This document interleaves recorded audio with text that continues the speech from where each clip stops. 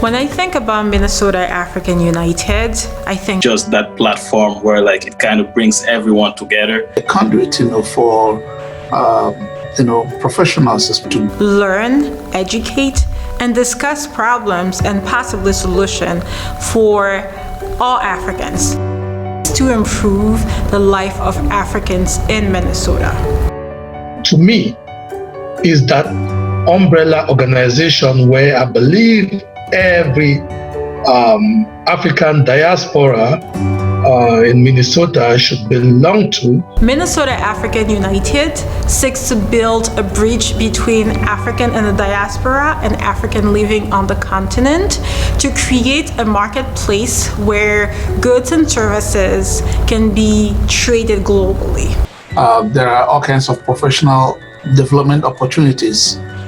African immigrants in the state of Minnesota are provided opportunity to be, players, in the economic activities of the state. If you have the commitment to empower your community, then this is a place for you.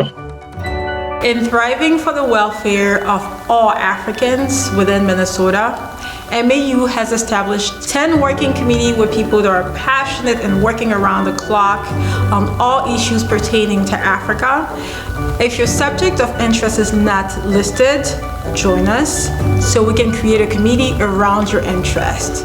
People like me and you trying to see how we can help and grow ourselves. Remember, if you're not at the table, you're in the menu. We can decolonize our mind, or at least get that opportunity to see one another not just as West African or East African or Southern Africa, but as African together, trying to solve problem with African solution. Like the African proverb goes, like you go farther together in order to empower like the whole community to basically rise up. Welcome, everyone.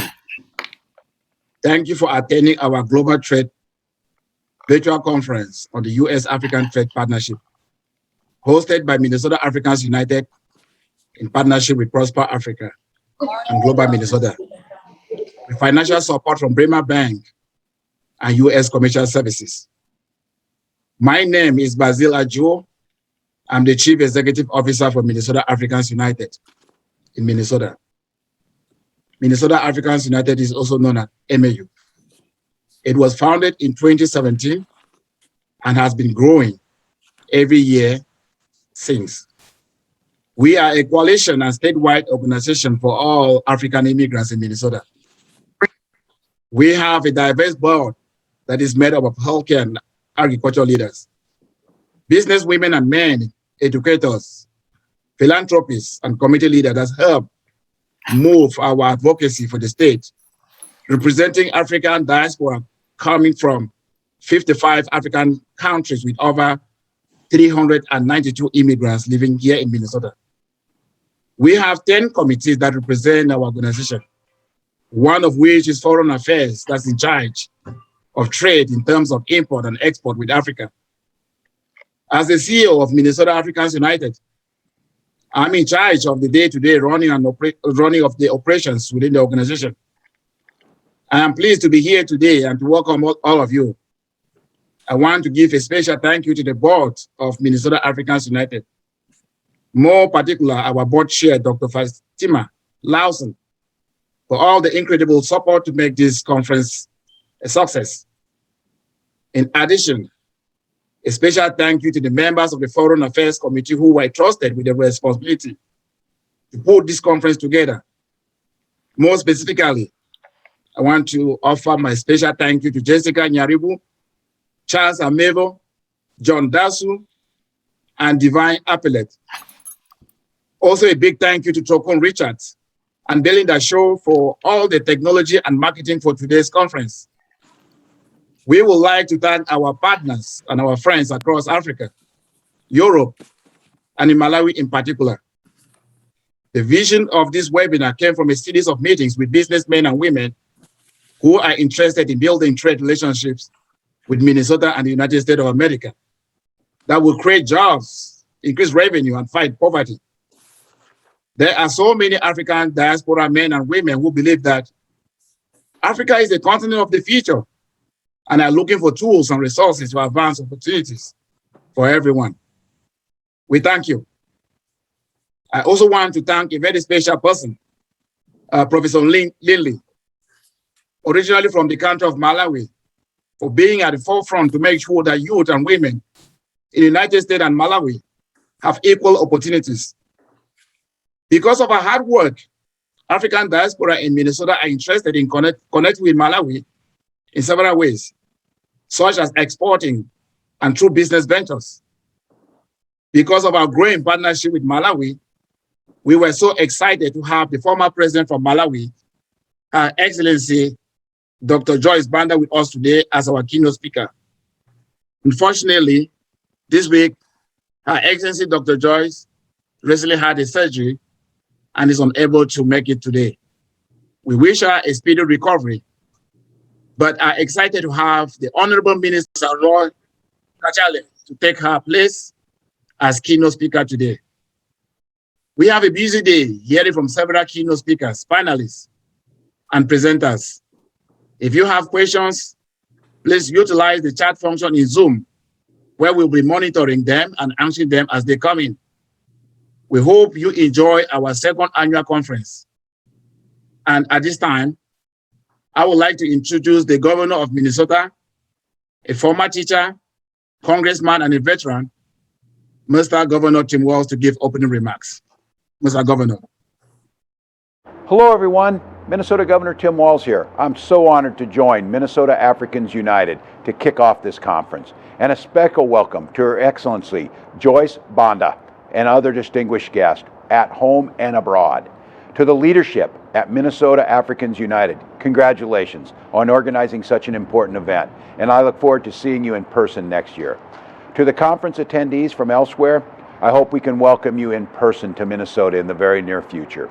If you aren't familiar with Minnesota, we boast a highly efficient, reliable, and diverse workforce, a top 5 business climate, and a legacy of innovation to solutions of some of the world's greatest challenges. Minnesota is home to 16 Fortune 500 companies and over 900 foreign-owned businesses. With so many Minnesotans with connections to Africa, and with Africa's growing and young population, we see limitless potential for economic relationships between Minnesota and our African nations. I'm excited to hear what comes from today's conference and encourage all of you to keep building networks between Minnesota and Africa. Thank you, and we are grateful for the friendship.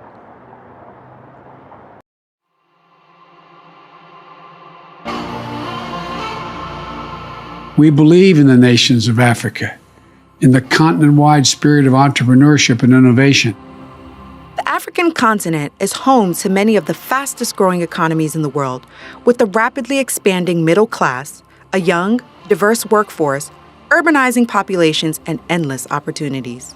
One of the most important elements of it to me is to shift the narrative in the way that the West engages with Africa writ large. For far too long, it has been seen as a region filled with problems and few opportunities. And I think that we should be shifting that to look at it as a region that does have challenges, but is also filled with opportunities. Prosper Africa brings together the power of 17 U.S. government agencies and market experts to identify investments, secure deals, and create new trade pathways between the nations of Africa and the United States. I'm a huge fan of Prosper Africa. I've seen what it can do and how it can help companies like Cisco and how engaged the people on the ground are. They also bring a very clear and objective view of what their role is going to be, what their expectations from Cisco are. We're a one-stop shop, so companies don't have to waste valuable resources navigating Washington to do business in the United States and across the African continent. Working with Prosper Africa is so easy because there's a deal room and we're able to present a pitch.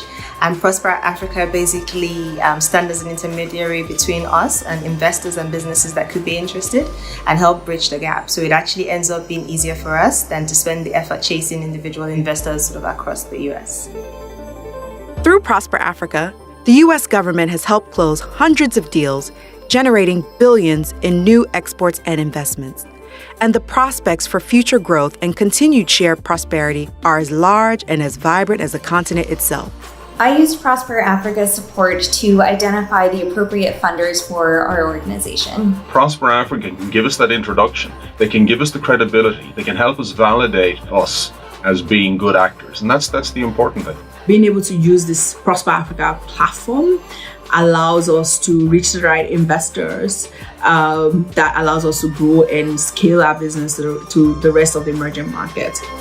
Working hand in hand with the private sector and African governments, Prosper Africa strengthens two-way trade and investment, supporting thousands of jobs for African and American workers. We must all work together to advance our shared vision of a better future, a future of growing trade and investment that advances prosperity for all our nations.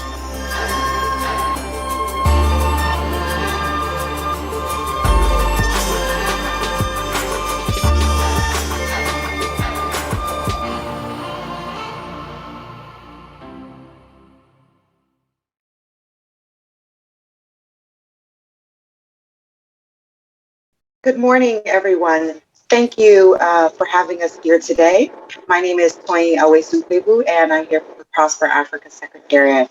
It is an honor to be here, and I would like to now introduce Travis Adkins, who serves as the Deputy Administrator in the Bureau of Africa for USAID. And just to give you a bit of background on your next speaker, Travis was previously a lecturer of African and Security Studies at the Walz School of Foreign Service at Georgetown University. He also taught in the Georgetown Prison Scholars Program as part of the university's Prison and Justice Initiative. As an international development leader, he has 2 decades of experience working in governance, civil society, and refugee and migration affairs in over 50 nations throughout Africa and the Middle East. This includes serving as staff director of the House Subcommittee on Africa, working with leading international NGOs and think tanks, as well as several branches of the United Nations system. He is an alumnus of the International Affairs Fellowship at the Council on Foreign Relations and a recipient of academic appointments from Carnegie Mellon and New York University. Mr. Adkins has served in numerous international election observation missions in Africa and the Middle East with the National Democratic Institute, and has been a regular contributor to national and international media outlets on African affairs, and is a life member of the Council on Foreign Relations. He is also a graduate of Fisk University, one of our nation's illustrious historically Black colleges and universities. So I will be turning this over now to Travis. Thank you, and we look forward to engaging you all more throughout the rest of today. Thank you so much for the wonderful introduction, Toyin. Good morning to those of you in the time zone where it is morning, and good afternoon, or perhaps even good evening to those of you joining us from various locations around the world. Allow me first, of course, to thank Basil, Ajuo, and the Minnesota Africans United for allowing me to join you today. Also, my acknowledgement to Governor Walz for his remarks and for this commitment that the state of Minnesota has to supporting trade and investment. The first thing I would also say is it's an honor always for me to be in the presence of the African diaspora, wherever they are, wherever I might find them, and to acknowledge the power and the beauty and the genius and the ingenuity that you bring, that we bring wherever we are. And so just it's an honor to be here in that regard. I'm looking forward to speaking to you all this morning about the U.S. government's commitment to trade and investment with African nations. And then it'll be my honor to have a discussion with the Honorable Roy Kachele Banda. Just to start with Prosper Africa itself, what it is and what it offers businesses like many of yours. Prosper Africa, of course, is a whole of government initiative seeking to increase two-way trade between America and the nations of Africa. That's trade and investment from Africa to the United States, and also from the United States to Africa. And so we're looking at this as a mutually beneficial initiative, both economically, but also culturally, diplomatic, and otherwise, to increase the strength of the partnerships between the United States and the nations on the African continent. From the USAID perspective, and all of the US government agencies involved that you'll hear from today, we do this work because it creates jobs on both sides of the Atlantic. because it builds new markets for American products, and because it drives billions of dollars of investment from the United States into the nation's communities and peoples and businesses on the African continent. Prosper Africa also offers businesses and investors a one-stop shop where you can connect to the full suite of U.S. government trade and investment services and resources. These include market insights, deal support, financing opportunities, and solutions to strengthen the business climates on the African continent. In fact, the U.S. government offers more than 75 different trade and investment tools, and we know this can be overwhelming to navigate. This is why we have established a team of Prosper Africa transaction advisors here in Washington, D.C., who work closely with our local U.S. Export Assistance Centers, or USAIDs, in Minnesota and across the nation. Our advisors also work hand in hand with our new deal teams at embassies across the African continent. Our advisors are standing by to work with you to develop a customized support package that connects you with the right tools to meet your particular business needs. Whether you reach out to Prosper Africa advisors, your local USAID advisors, or an embassy deal team, you can trust that we are all working closely together to provide you with a customized support package to grow and develop your business ideas or your businesses that are already in existence. And that we all share a deep commitment to supporting small and medium-sized businesses as well, which are the lifeblood of our economies. I'm pleased to share that we're delivering results now. Since launching Prosper Africa 2 years ago, the U.S. government has helped businesses and investors close more than 800 deals across 45 African countries for an estimated value of $50 billion in exports and investments. And I have just a few examples of this and how it looks in practice that I'll share with you this morning. First, there's the Prosper Africa Virtual Deal Room, which serves, of course, as an exciting new tool in the U.S. government's toolkit. This digital platform connects investors with businesses across the African continent who are actively raising capital. We're piloting this tool now with plans to scale it up in the near future. We already have about 30 deals featured and over 300 businesses and investors who are registered for this free service. One of the companies currently featured in the deal room is Life Bank. CEO Timmy Giwa-Tubosun shared with us that she gave birth to her first child in a Minnesota hospital. It was a complicated delivery, and the hospital might not have been able to save her life without the critical medical commodities they had in stock, including blood. After this experience, she decided to move back to Nigeria and launched Life Bank, a company that would help mothers in similar situations across the African continent. Today, Life Bank supplies more than 1,000 hospitals in Kenya, Nigeria, and Ethiopia with blood, oxygen, vaccines, and more. Through the Prosper Africa Deal Room, we are connecting investors with exciting opportunities like this one and working to provide innovators like Timmy with the support they need to grow. The second example and final example that I'd like to share is about a recent partnership we supported between Cisco Capital and Sebastian, a small diaspora-led startup company based in Washington, D.C. Together, they won a major cybersecurity contract with the government of Burkina Faso to upgrade its internet infrastructure. Sebastian's CEO, Wandji, who immigrated to the U.S. from Cameroon, combined technical expertise with current cultural fluency to both identify this opportunity and develop this proposal. A partnership with Cisco sealed the deal. Cisco's John Salman shared that when Prosper Africa advisors connected him with Sebastian, it enabled him and his team at Cisco to see firsthand opportunities in smaller African markets where they otherwise would not have been looking. And Thierry added that his expertise as a member of the African diaspora is precisely what enabled him to see this opportunity where other companies may have only seen risk, and to build the trust needed to see the deal through. And for me, these examples both kind of elucidate the fact that a cultural perspective and a cultural understanding, all of which the members of the African diaspora bring as it relates to Africa, is in fact a talent, is in fact a commodity, is in fact a marketable base of knowledge that gives you the advantages that these two examples make clear. We understand that businesses don't invest in what they can't see.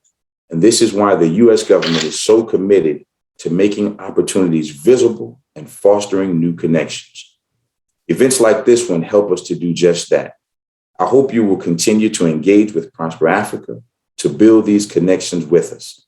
And I encourage you to reach out to our team of transaction advisors and check out our toolkit, Events Hub, and Virtual Deal Room at Prosper Africa.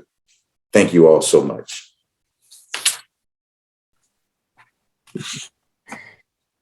Good morning, good afternoon, and good evening. Distinguished guests, ladies and gentlemen, all protocols observed. Thank you to each one of you for being here on our second annual conference hosted by the Minnesota Africans United Foreign Relations Committee. We are very pleased that you have taken time to be with us today. Before we officially get started with the exciting conference, I would like to express my sincere appreciation and acknowledgement to all that generously helped us make this event come together, and either financially or with their ideas and time. In no particular order, I would like to thank the team from Prosper Africa, the Department of Commerce from the state and federal level, Bremer Bank, Mark Ritchie from the President of Global Minnesota, the board members of Minnesota Africans United, and the committee members of the Committee of Foreign Relations, where I'm the chair, together with Dr. John Dasso, Mr. Charles Amivo, and CEO Basil Ajuo. This premier Global Trade Virtual Conference theme is Light Up Ahead, Burgeoning Opportunities of Trade in Africa. The focus for this virtual conference is to provide opportunity between the US and Africa to engage and learn more about trade in the areas of healthcare and agriculture, which play important roles in our lives. This is in line too with Minnesota Africans United vision to bring African voices closer to the government and promote allies that support the continent of Africa. Once again, a very warm welcome to each one of you. If you have any questions during the conference, please use the Q&A section to ask during the sessions. If you are interested in building an economic development story for our continent, please consider joining Minnesota Africans United Foreign Affairs Committee. For more information on how to join, please visit our website at www.mnafricansunited.org. Thank you very much for listening. At this time, I would like us to welcome Her Excellency, Ambassador Arikana Chiombori-Quoa. She is the founder and president of the African Diaspora Development Institute, ADDI, a former African Union ambassador to the United States. She's a medical doctor, having practiced medicine for over 25 years. She's a founder and owner of medical clinics. She's a diplomat, a public speaker, educator, and an entrepreneur. She's also an author of her recently published book, African One-on-One, The Wake-Up Call. It is a bestseller on Amazon. Please welcome Her Excellency Ambassador Arikana Chiombori-Quoa, MD. Thank you. My name is Ambassador Chiombori-Quoa. I'm the former African Union ambassador to the United States. Today, I have the privilege of bringing to you the Minister of Industry for the country of Malawi. His name is Honorable Roy Akajuwe Kachele Banda.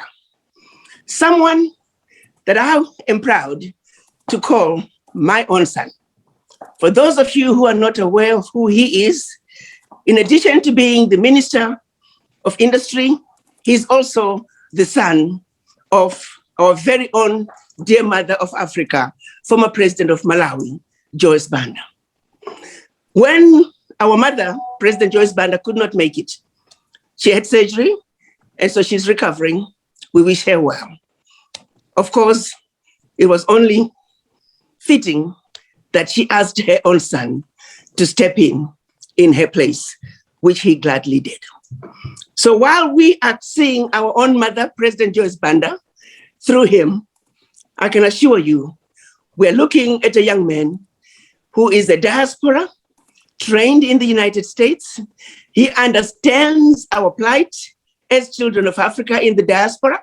He understands the importance of the unity between the United States and African countries. But more importantly, he has a burning desire to see the diaspora and Friends of Africa come back home to Malawi. My son, Roy, is one who I can tell all of you right now, if you ever think of going to Malawi, if you ever think of going to Africa, you have a friend in Roy Banda. Roy Banda is a Pan-Africanist. Roy Banda is a loving father, is a loving son, and a loving, very focused minister who's going to take Malawi through the industrial revolution that the country deserves. So yes, Madam President may not be with us today, but today she sent us someone who's going to show us and tell us what industrial development is all about, why Malawi needs all of you to come to Africa, because manufacturing and industrial revolutionizing Malawi is where it's at. So without further ado, ladies and gentlemen, allow me to introduce to you my son, our son, Roy Banda, the Minister of Industry for the beautiful country of Malawi. Thank you very much, Your Excellency, for the kind introduction. Good afternoon, good morning, good evening from wherever you are.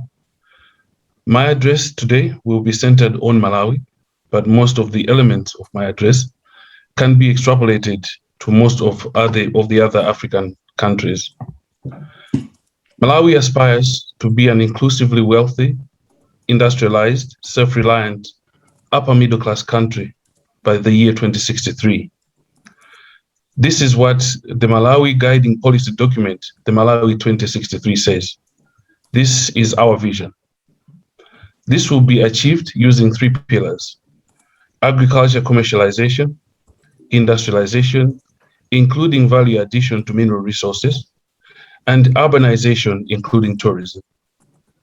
My ministry, the Ministry of Industry, is championing the 2nd pillar. How does a country move from being a low-income developing country to an inclusively wealthy, industrialized, self-reliant, upper middle-class country? Many people have suggested many solutions. In my most humble opinion, as Minister of Industry of Malawi, 2 things form a vicious cycle that refuses to allow the people to break the chains of poverty. These are access to capital and access to markets. Vicious cycle?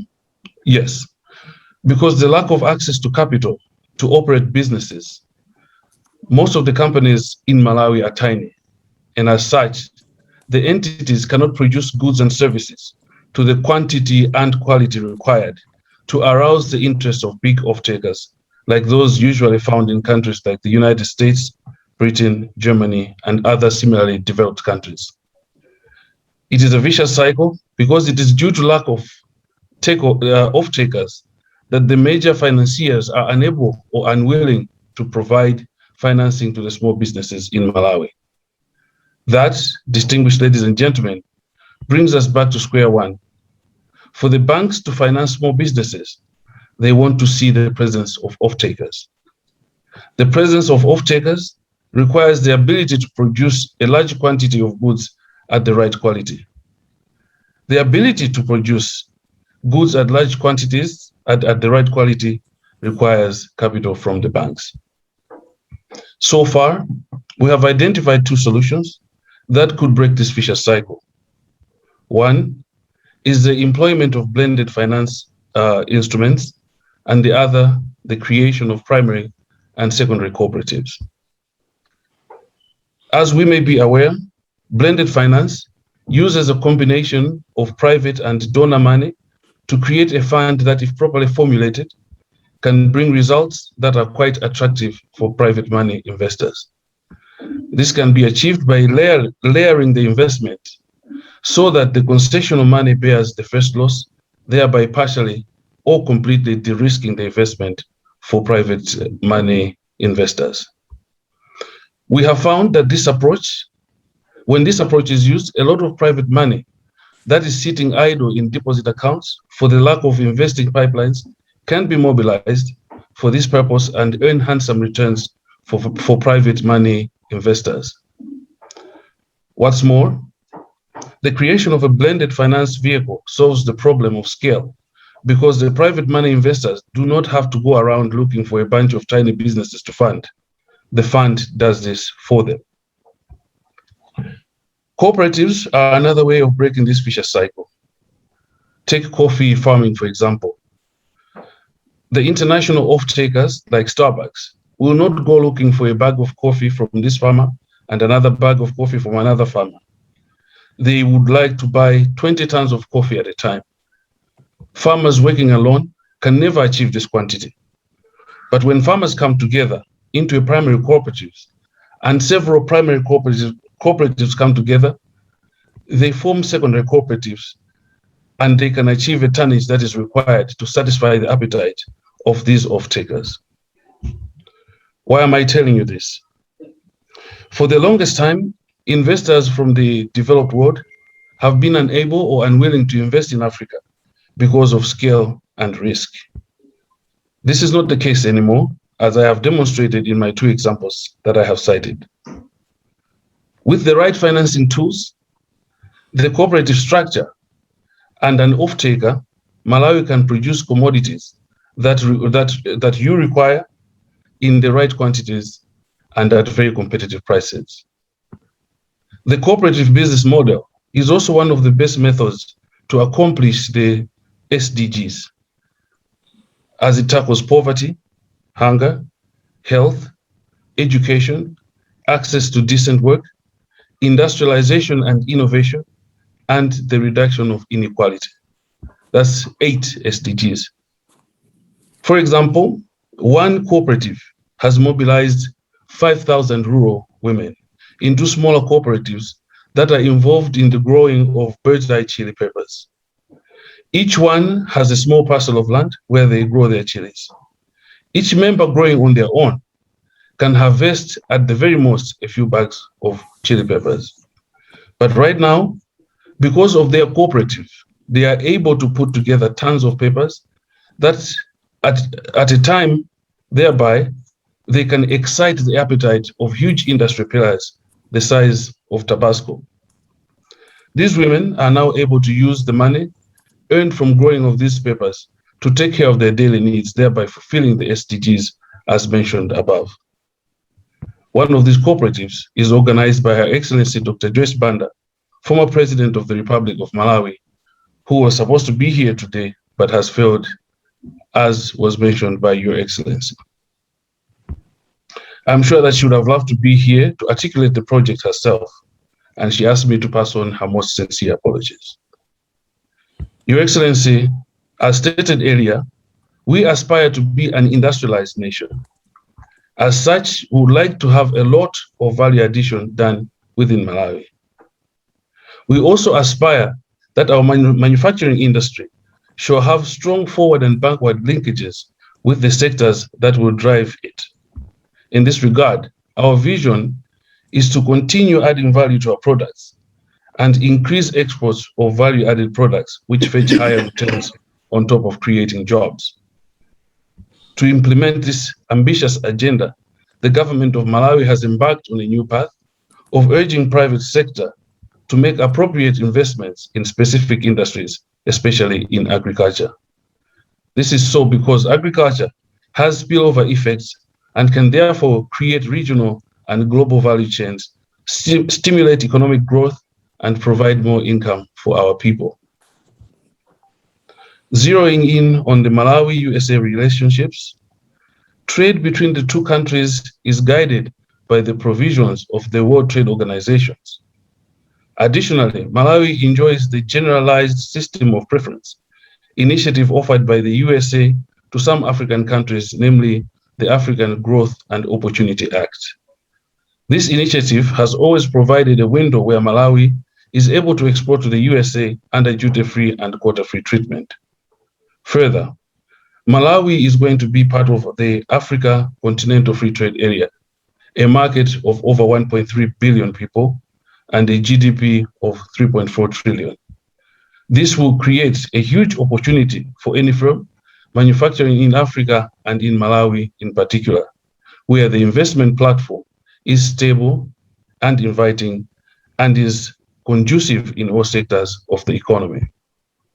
We therefore invite everyone to look into investing into agro-processing of cotton, tea, coffee, rice, soya beans, and other oil seeds such as sesame and groundnuts, chili peppers and other spices, meat and meat products, as well as rubber.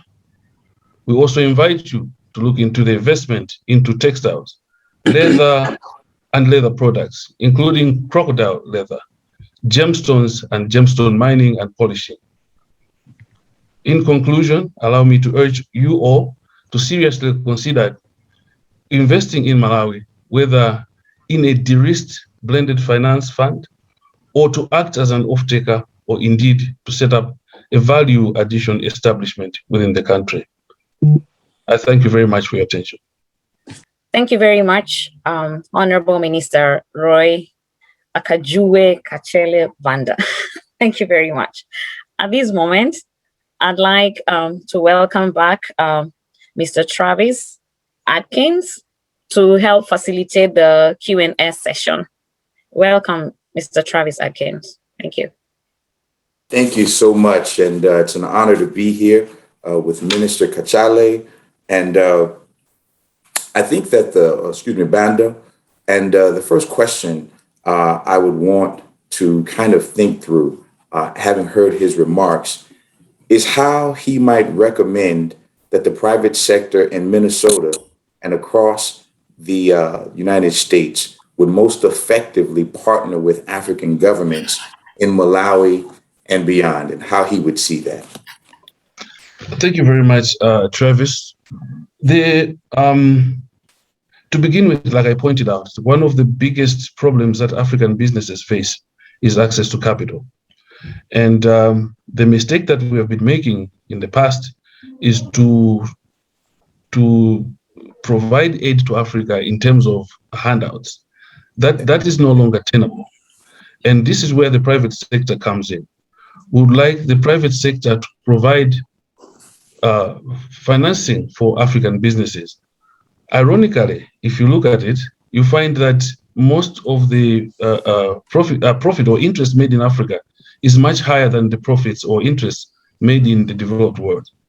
And as like I pointed out in my address, private sector money is welcome in Africa, where it is going to be earning double-digit interest, as opposed to having it sitting in United States banks where the interests are quite minimal. On top of that, there is the issue of skills transfer. There are a lot of manufacturing areas within the United States or within the developed world that have not yet reached Africa. For example, in the dairy products, most of the milk that is produced in Africa is consumed raw and not processed. Whereas in the United States, in Italy, in France, there are so many products that come out of milk, like cheese and yogurts and creams and butters and so on and so forth. We would like to have that skill transferred into Africa. And maybe with that skill transferred into Africa, we can have the private sector produce dairy products that are going to be for the consumption of Malawians, as well as I pointed out, the African Free Trade Area, which is going to be a trade area for the whole of Africa. Thank you.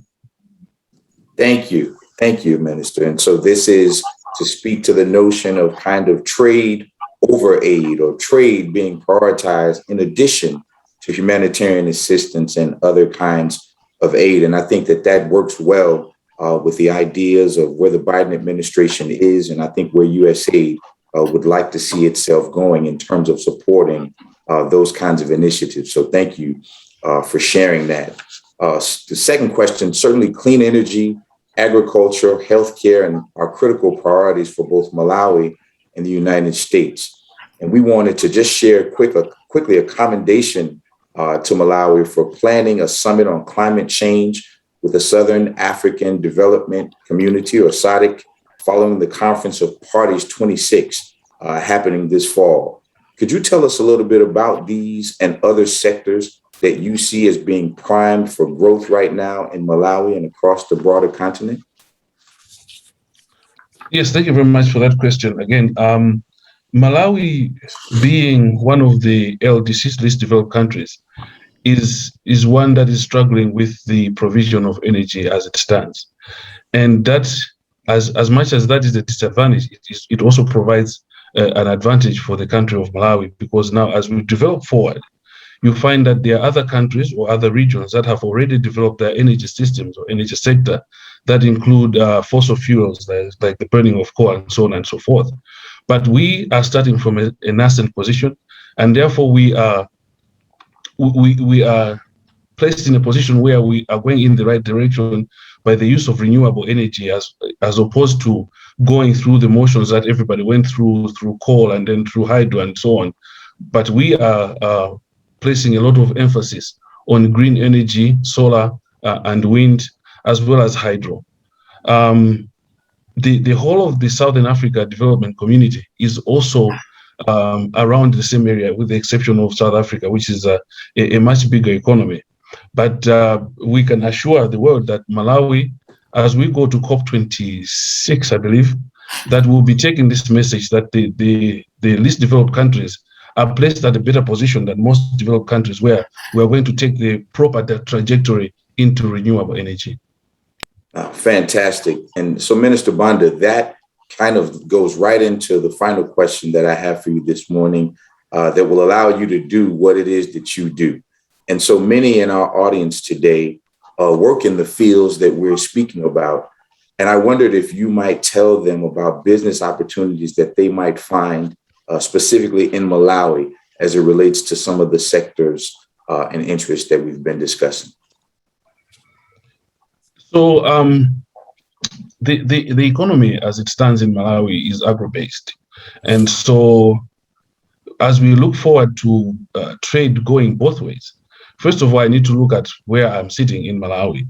Most of the products that we'll be offering would be agro-based.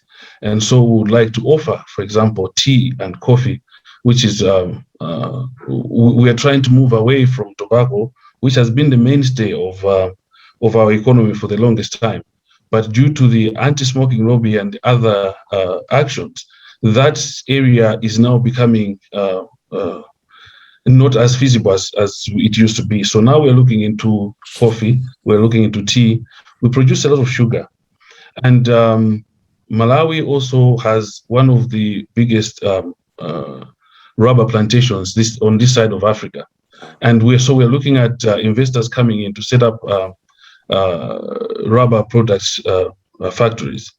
We are also looking at oil seeds, such as soybeans, which we produce but are unable to process to the extent that we want. And therefore, we would love to see American companies come over here and set up crushing factories that can extract that oil for the consumption of our own people, as well as for the consumption within the region. But when you look at trade coming the other way, from the Americas coming to Malawi, then we have fertilizers, which we do not produce, but we're having to import, and that drains a lot of foreign exchange. We would like to see expertise coming down to Malawi, where we can use some of the raw materials that are found on the ground, blended with any raw materials that we might import from other countries. We were also looking at machinery, like Your Excellency pointed out, that I studied in the United States, and therefore I understand the landscape there. I know that a lot of farming is mechanized as opposed to what we have here. And as the Minister of Industry, I would like to see some of that machinery come to Malawi, where it's going to alleviate some of the suffering of our people who, up to this day, use rudimentary methods of farming. And we expect that with this relationship comes a lot of also expertise on how to use those fertilizers, to use those machinery. Thank you very much. I hope that answers your question. Oh, more than answered it, Minister Banda. I want to thank you so much for the clarity of your insights, for the breadth of knowledge that you've shared with all of us this morning. Clearly, Malawi is in good hands with you on the job. And thank you so much. In closing, I just want to again thank everyone for joining us for this particular section of the program. There certainly, of course, are tremendous opportunities for U.S. businesses to enter and expand in Malawi, as the minister has just outlined, as well as other fast-growing markets across the African continent. The time has never been better. The time has never been more necessary. And so I hope that we will go together in that direction. Lastly, I would just close by saying that making sure that you all know that the U.S. government is committed to moving forward in full respect for the agency and the sovereignty of African nations, something which is also more than time for. Together, of course, we can strengthen our mutually beneficial partnerships across the Atlantic to make prosperous African nations as well as our own. Thank you all so much. This was a very informative session. Thank you to the Honorable Minister Banda, and thank you to Mr. Travis Adkins. This is such a great session whereby we've had information in relation to the opportunities that are there in Malawi. I'm so excited, especially about the clean energy options and Malawi being part of SADC and also joining the AFCTA. And apart from that, the resources that are available on the ground. And Mr. Travis mentioning the fact that the US is willing to work together with the country of Malawi because there are things that are in common and really looking at the cultural perspective and the angle, supporting with machinery for agriculture because Malawi is an agro economy. And as Africans, yes, we love our land. So we thank you very much for this session. So at the moment, we'd like to take a 15-minute break. As you can see, this is a very exciting webinar. So I'd like us to take a 15-minute break. So we'll be back at 10. That is Central Time. So at your time, just add 15 minutes. Here it's in the morning, so where you are in the afternoon. So we'll be back in 15 minutes. Thank you very much. And thank you very much to Ambassador Arikana for introducing the Honorable Minister. Thank you so much for your time and for your insight and your support. Really appreciate it. Yes. Thank you. Thank you so much, Honorable Minister, for the wonderful presentation. Like I told you, he is a diaspora. He's one of us. He understands our cries. He hears our voices because he is part of those voices. You have heard what Malawi has to offer. And now the challenge is now up to you, the businesses in Minnesota. Malawi is just one of many African countries that have opportunities galore. Every item that he has mentioned, what is needed is for us to organize ourselves and find out how we can begin to benefit from those opportunities. Malawi is part of the greater African Continental Free Trade Area. When we partner with the governments, particularly industry, manufacturing is one area that is so desperately in need of growth that you cannot lose. Agriculture alone, you pick up, for example, poultry farming, basic things that are multi-billion-dollar businesses. He has given you just the tip of the iceberg of the possibilities. So I would hope that the outcome out of this session would be organizing a trade mission to Malawi, maybe even a trade fair to Malawi, where the minister will arrange putting you in front of the Malawian opportunities from the market woman with an idea that could be grown into a multi-million-dollar business to a young youth with an idea that could be grown into a multi-million-dollar business. Let's have a conclusion, an outcome out of today, that we will go to Malawi. Let's have a trade fair. Let's have the minister bring to us put us in front of those people who can be our partners as we move forward in Malawi. Everybody will win. So let's continue the conversation. On my end, I'm definitely going to be engaging the minister and trying to see how we can take this conversation to the next level. But Minnesota, Malawi is calling, and I hope you'll answer that call. Thank you so much. Thank you very much, Ambassador Arikana. That was very apt to mention the importance of Minnesota standing up and being available so that we are there to be able to go to Malawi to see the opportunities that are there, together with Prosper Africa, I believe, and Bountiful, and the state of Minnesota and the Africans in the diaspora. I think we can be able to plan that together with your support. Thank you. I have to say, the state of Minnesota, and I'm not saying this because I'm on this platform, but I mean it very sincerely. The state of Minnesota has done something extremely exceptional when it comes to how they have welcomed the African immigrants. I am saying this, Governor of Minnesota, please, shout out to you for what you have done. The mayor of Minneapolis and St. Paul as well. You all have gone all out to engage and make the African immigrants feel at home. For that, I'm very grateful. Now, what a way to pay back.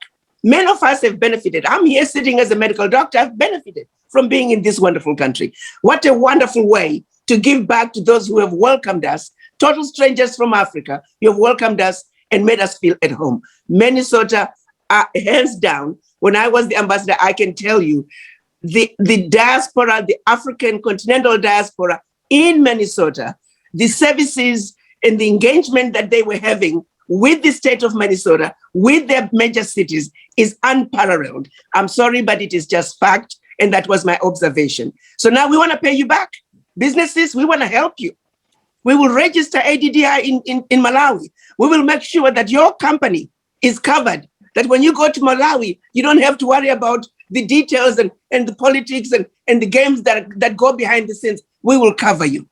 We're already doing it in Ghana. We're going to be doing it in Malawi as well.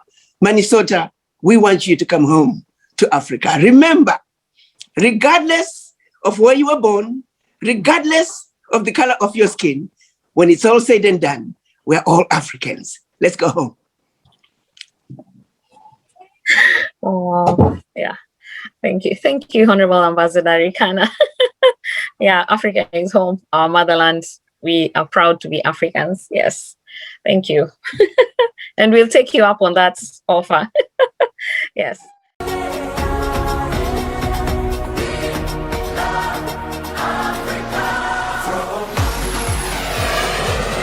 Welcome to Africa, a continent that once upon a time was the center of the world.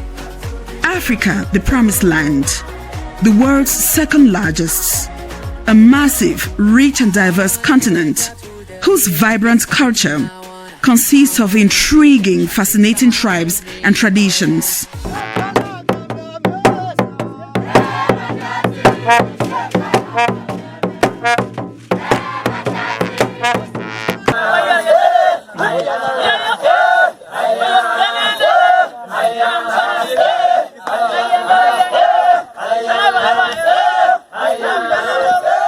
Do meet an extraordinary people from 3,000 diverse tribes and be blessed by their grace, candor, and legendary hospitality. The melting pot of cultures stands out as the continent with the most fascinating attires, dance, traditions and customs, and an array of languages spoken by its close to 1.4 billion people.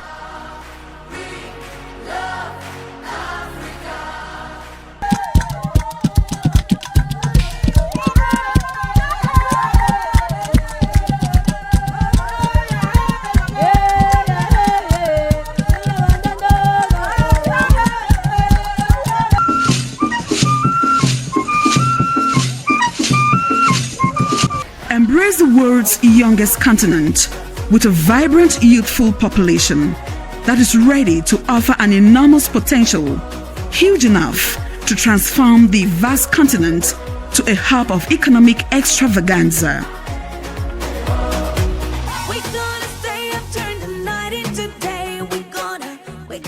Mother Africa, the cradle of our forefathers, is also an abode to the most spectacular wildlife viewing on the planet.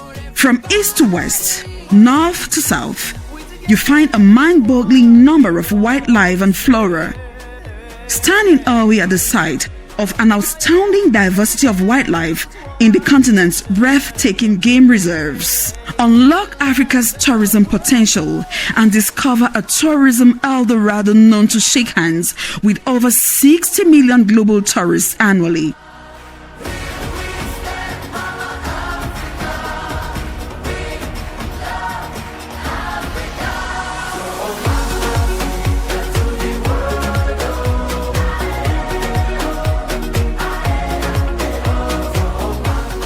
Mother Africa is arising as her children from afar light up ahead, burgeoning the opportunities of trade in their enduring continent. We love Africa. Here we stand, Mama Africa. We love Africa. Here we are, Mama Africa. We love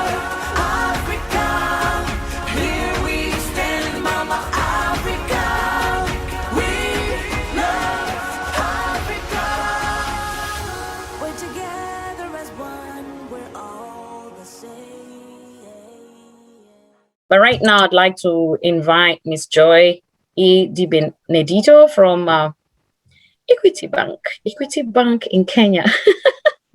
I'm so happy because I'm originally from Kenya. So Joy E. DiBenedette is a group director, communications, Equity Group Holdings. She holds a bachelor's degree in speech pathology and audiology from Marymount Manhattan College in New York City. She's an award-winning entrepreneurial communications professional, a veteran journalist and media executive whose focus has always been global. She's the founder of the international content and information company, HUM, Human Unlimited Media, akahamnews.com, and has covered major international events from the studio and in the field as a storyteller, producer, and diplomat for more than 25 years. A founding partner in the C5 Collective, she has maximized the impact and brand awareness of social innovators, corporations, NGOs, media, academia, and service organizations worldwide. She is the immediate past president and CEO of the Nobel Peace Prize nominated Friendship Force International, and was previously the global vice president of network, booking, and research for CNN worldwide, starting her career in corporate finance with Turner Broadcasting. Her career squarely spans the media industry as well as humanitarian interests, and always builds on the intersection of both for the greatest social impact. Please help me welcome Joy DiBenedette. Welcome, Joy. Jessica, thank you so much for that very, very kind introduction. And it's truly an honor to be here and to follow such esteemed representation from the African continent, such as the ambassador and the minister. As you said, my name is Joy DiBenedette, and I'm currently the group director for communications for Equity Group Holdings, which is the largest financial services institution in East and Central Africa. And I've spent the better part of the last 3 years living in East and Central Africa, but based in Kenya. And I wanted to share with my fellow Americans and the diaspora what I've learned and what the investment landscape currently looks like in the regions that I operate in, that Equity Bank operates in. So I wanted to share a small presentation if I could. So I'm going to share my screen. So we started 40 years ago as a bank to really address the bottom of the pyramid because at the time, many foreign banks were here and they were not servicing the needs of the local people. And so we started as a way to actually address the bottom of the pyramid by de-risking our clients, teaching them how to be better clients, giving them financial literacy training, education. And today, as you can see, we're the largest bank in East and Central Africa with a footprint in Kenya, Ethiopia, Uganda, Tanzania, Rwanda, the DRC, and South Sudan. And we still today carry forward that promise of addressing the unbanked and really bringing people into financial inclusion. But I wanted to share a bit about what I've learned in the last 3 years working here on the continent. And again, it mirrors some of what my esteemed fellow speakers have been talking about. Even before the COVID-19 pandemic, Africa was already a continent that was ready for funding and investment opportunities. And personally, as an American, I'm on a mission to really tell that story to the American population and the diaspora, because I do see many other countries from around the world aggressively investing on the continent, where I don't see so much of that coming from the United States, to be honest with you, but I'm very excited about Prosper Africa. So today I want to talk to you about what these opportunities are, what the modalities are, how to support the continent's recovery and growth, and how growing Africa can lead to sustainable development in line with the SDGs. Africa, particularly East and Central Africa, provides huge economic growth opportunities, but of course, you always have to be considerate of the social development that is needed as well. And so here's a problem statement. Social development in Africa, of course, remains low, and it requires policy reforms and a catalyst to redirect funding and to crowd in impactful investment. Public goods require investment. These are just examples. Public goods require investment. There are low literacy rates as well. These need interventions, and social constraints inhibiting labor are also a constraint to productivity. This is a risk to economic recovery, and it poses considerations that will likely increase income inequality further. Due to COVID-19, income inequality is at risk of rising and adversely impacting gains that have been made in the past 20 years or so in education and health. Global education losses due to COVID, especially here on the continent. Children in Kenya especially were out of school for almost a year due to COVID-19. And there has been definitely a percentage of reduction in combined income for middle and upper middle classes that had made gains in the last 20 years. The COVID impacts, again, continue to really impact the continent.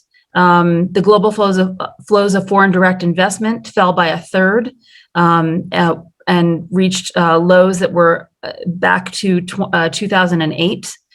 Greenfield investments in industrial projects stalled, and we need increasing investment to support inclusive recovery here on the continent. Here you can see more about the FDI inflows by region. You can see here in Africa, we're about in the middle, but things have definitely decreased in the past 2 years in terms of foreign direct investment due to COVID-19.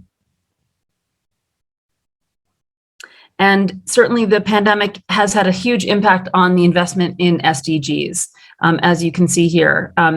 All the indicators are lower in terms of infrastructure, renewable energy, sanitary, water and sanitation to industry and households, investment in health infrastructure, investment in food and agriculture, and education. All of the indicators in the last 2 years have come down due to COVID-19.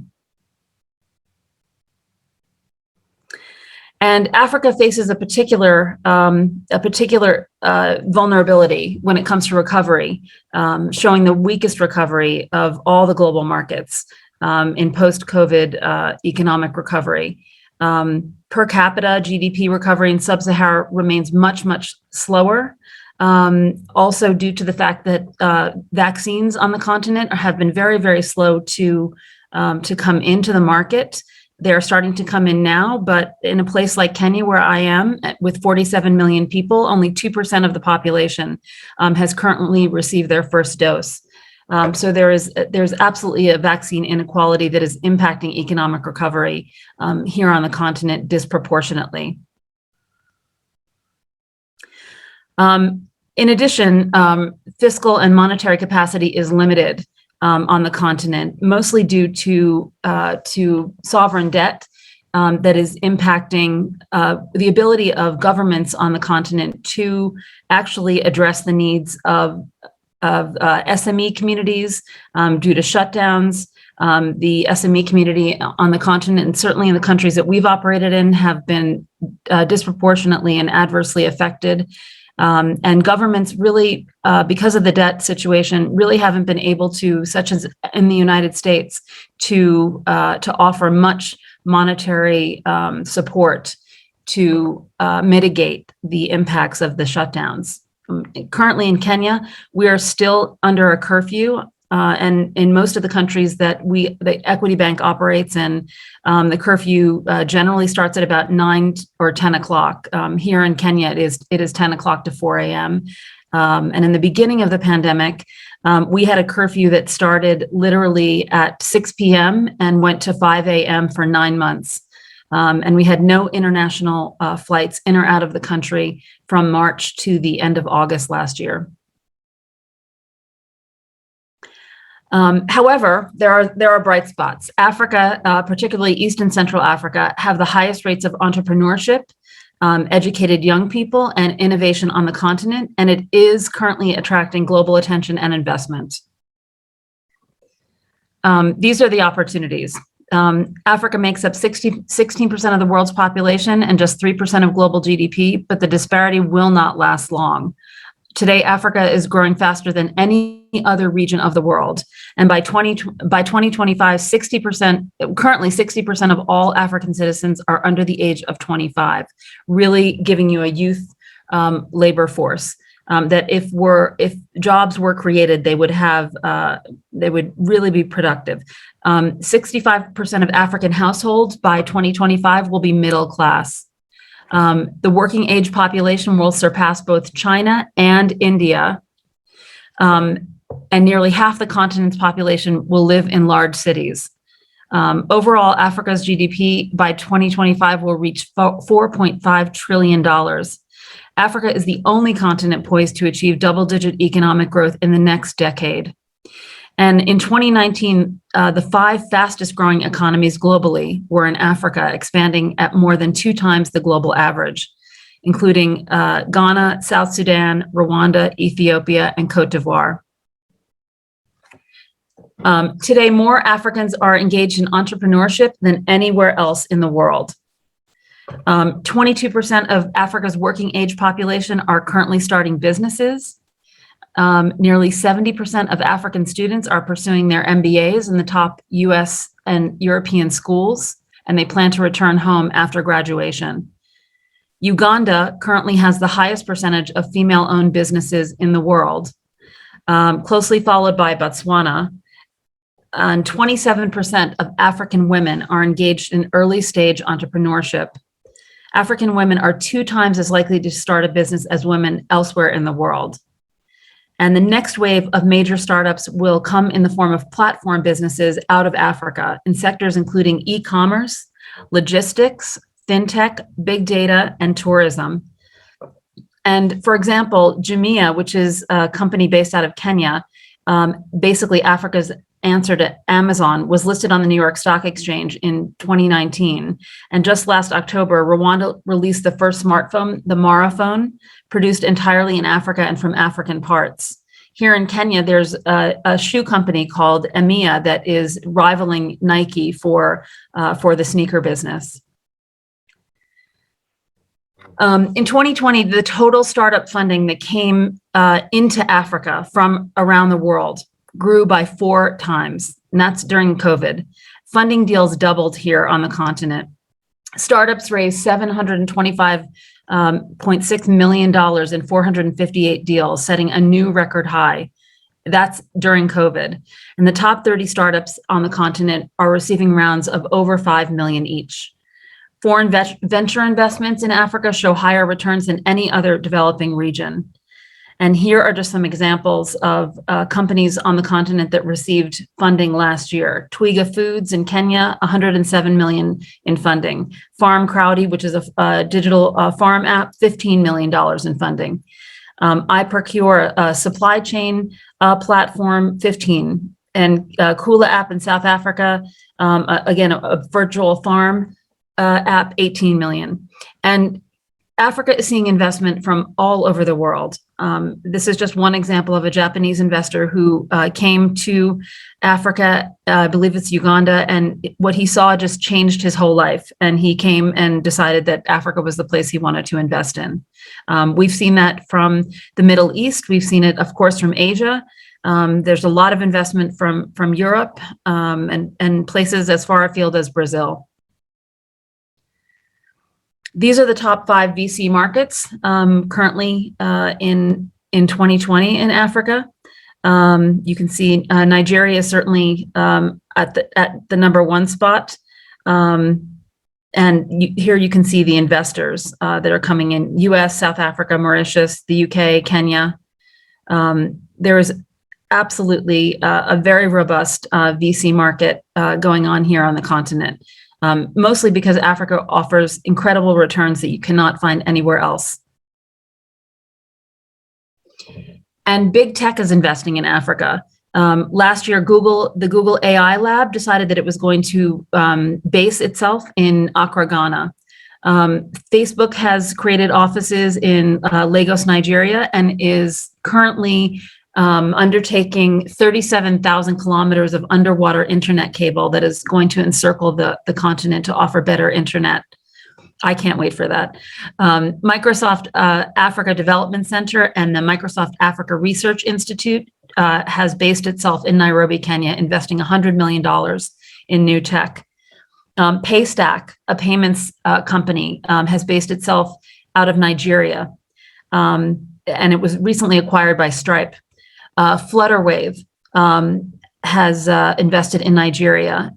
It's a fintech company who's put $170 million into the Nigerian market.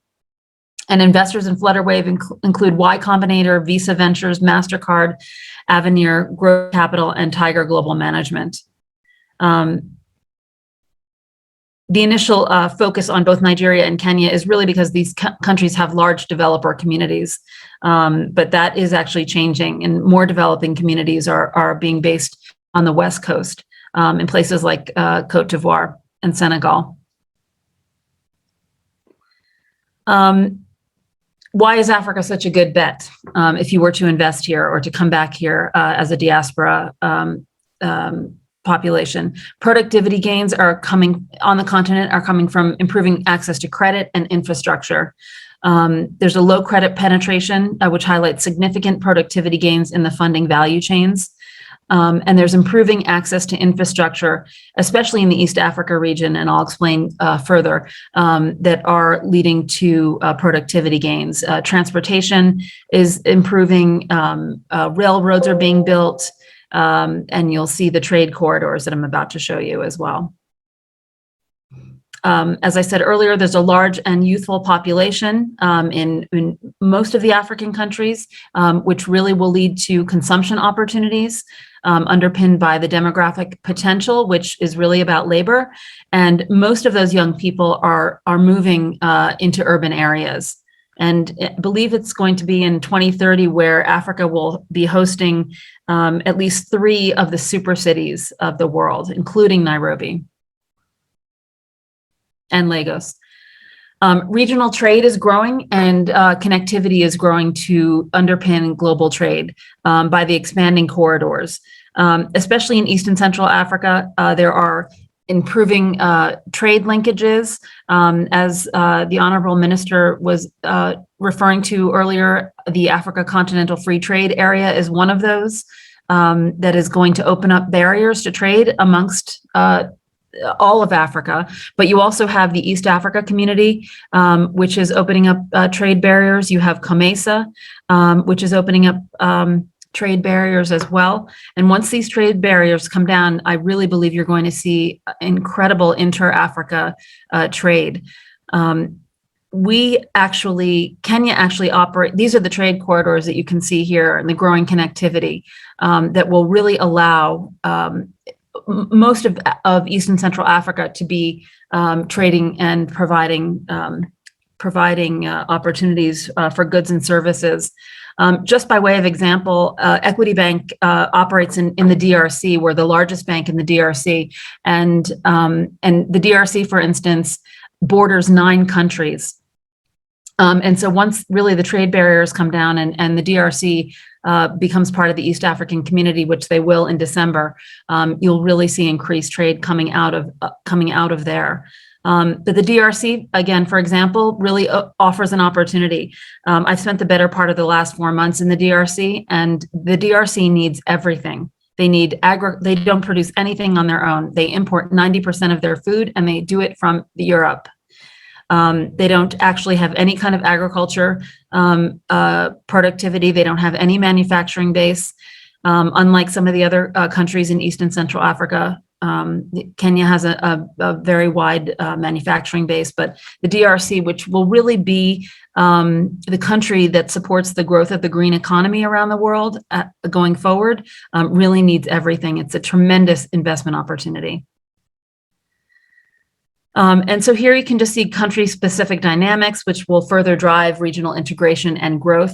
For instance, Uganda is now building the largest oil and gas pipeline that will connect energy opportunities in East and Central Africa. In Rwanda, the ease of doing business ranks amongst the highest in the world. Tanzania has a new government, of course, and the government the new president is very business focused and is working really in close collaboration with the private sector on improving the business community, the business opportunities there. And Kenya's business value chains are deepening. And Kenya is really working as a big brother in some ways to the other countries, really creating linkages. Again, I want to really highlight the DRC because the economic potential in the DRC is absolutely tremendous. They need everything. The DRC has 88 million hectares of arable land that has never been tapped for agriculture development. They need manufacturing, they need energy. They have diamond and cobalt and lithium reserves that are really the minerals needed for green vehicles, for everything that we're going to need in the green economy. And it's an opportunity for anyone who wants to come and invest there. So just to sort of wrap up the core industries and opportunities that we see at Equity that exist are, of course, agriculture, as was mentioned previously. 60% of the world's arable land is in Africa, yet currently sub-Saharan Africa imports $15 billion in crops every year. There's an opportunity to really base agriculture development here and then use it as an export really to the rest of the world. With investment, yields could triple if we just focus on infrastructure, off growers, as was mentioned previously. And currently up to 12% of harvests are lost, largely due to poor storage conditions and transport conditions. Manufacturing was previously mentioned by the ambassador. It's one of the vehicles that will absolutely propel development in Africa, is a robust manufacturing sector. It is widely lacking on the continent, but experts project that the sector could hit $666 billion by 2030 with investment.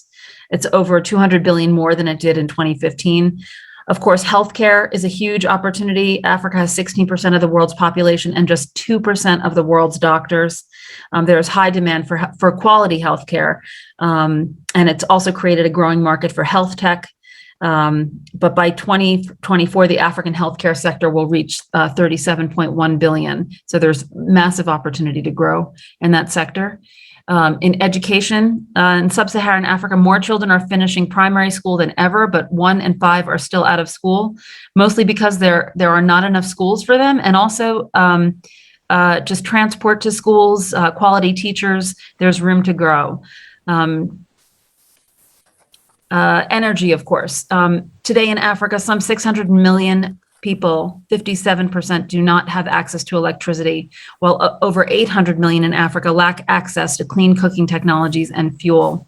This really hinders the economic development of the continent's progress and prevents it from reaching its potential. 90% of the continent's economically feasible hydropower potential remains unexploited.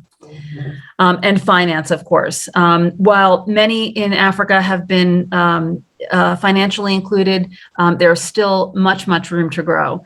And it's really financial inclusion is really being worked on on mobile. You can see 80% of Africans currently have access to a mobile phone. In 2019, mobile transactions in sub-Saharan Africa valued at $456 billion.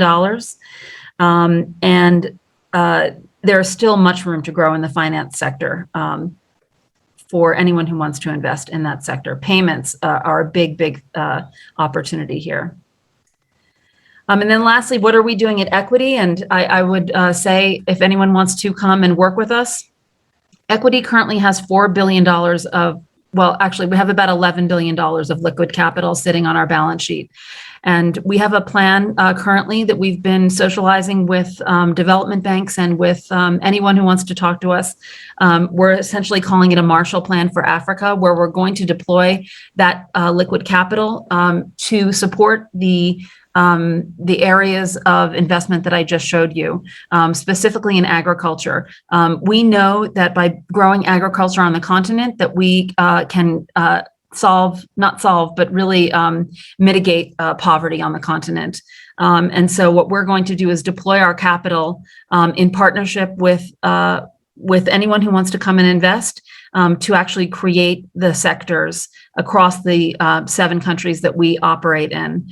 And we believe that by doing that, by deploying our capital that we have, and by lending as well to 5 million businesses who will ultimately create 25 million jobs, that we can actually stem some of the unemployment on the continent and accelerate development. And lastly, I'll just say, everything that we do currently at Equity, and certainly you cannot come to Africa without considering the development objectives. Everything that we do and anything that anyone does on the continent should be tied to the development of the continent and the SDGs, because we are far behind. So we always consider education and leadership development. We consider health. We consider food and agriculture, energy and the environment, enterprise development and financial inclusion, and social protections. Equity currently is working, this is probably a longer story, but Equity is currently working, we're banking refugees in all the refugee camps in the countries that we operate in. And there's a huge opportunity to support investment, frankly, in refugee and host communities. There's tremendous economies there. I was just in Kakuma for a week in Kenya, and in the host community, $56 billion flows through the host community every year due to the economy of the refugees in the host community. So I also want to highlight that as an opportunity. And then I'll leave these resources for you in the chat that can give you an opportunity to look up more resources. And I just want to thank you for your time.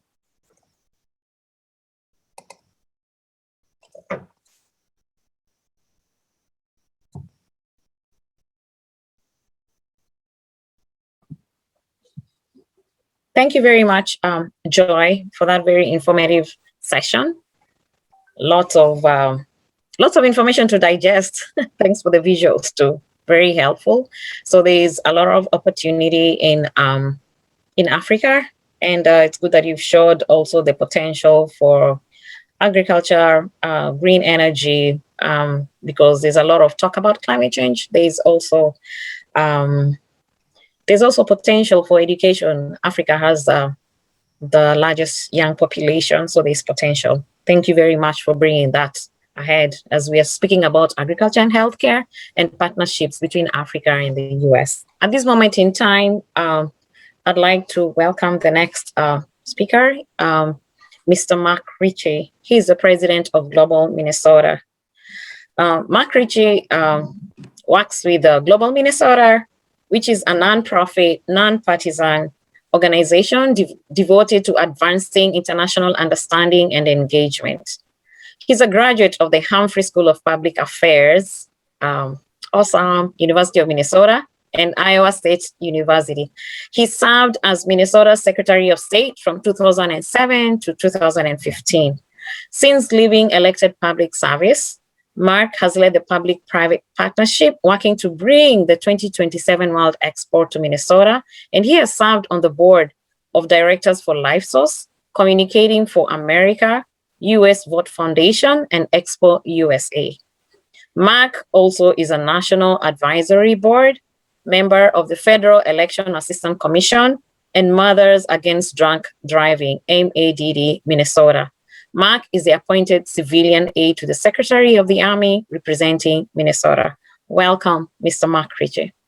Thank you so much for that warm introduction, and congratulations to everybody for this fantastic day.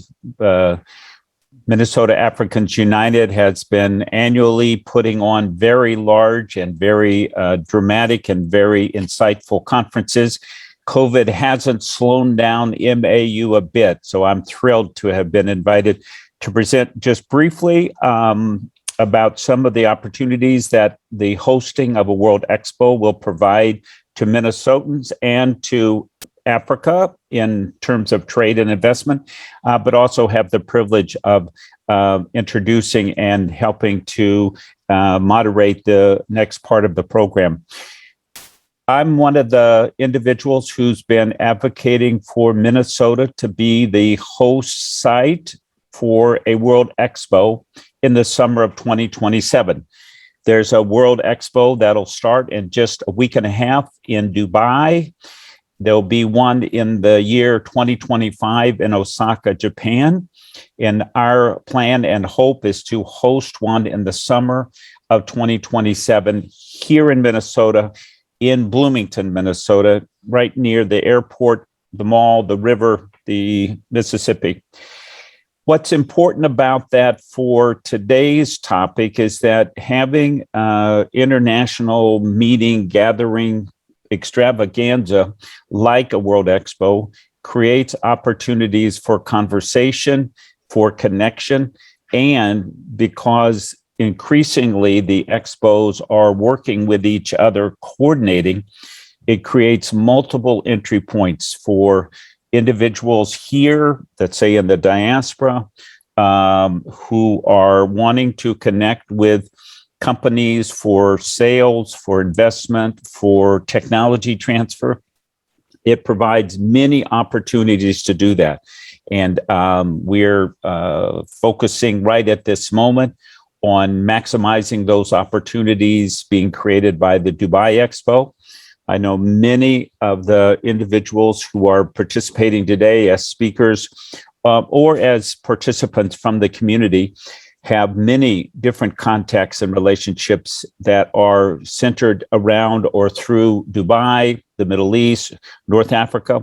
And so that particular expo opportunity is right now, and it's right in front of us. But looking ahead, especially at the summer of 2027, there will be 100 or more countries, companies from the planet, and the focus of that expo will be on health and wellness. And so for many of the individuals who've been building out relationships, there's Liberian nurses in Minnesota with a telemedicine connection back to home country in Liberia. Some of the other ways that expos can be of service is that they tend to attract media attention and they generate publicity and understanding. I think it's fair to say that people don't often know that, Minnesota has very large and vibrant and very economically successful diaspora communities from all over Africa, but especially East and West Africa. Just the explanation that we just saw from Joy from Equity Bank, their interest in our state, in our region, comes because of the success of the diaspora community here in creating business links and relationships. And so the hosting of a World Expo here in Minnesota is kind of like a big canvas that all of us get to paint on. And we can paint our own story, and we can paint other stories, and we can paint connecting stories, but it will be an opportunity that Minnesota Africans United will be involved in directly and already has been. And I know that our partnership as Global Minnesota partnering with MAU on this event today, but on many other things, we will continue to work together. We'll continue to make that expo the economic engine, the economic driver for the kind of future connections. Many speakers today have been talking about Africa as the region of the future. I'd like to turn that just a little tiny bit and say Africa is the future of now. And somebody who has made that message very, very strong is the person that I'm fortunate enough to be able to introduce to this audience in just a few moments.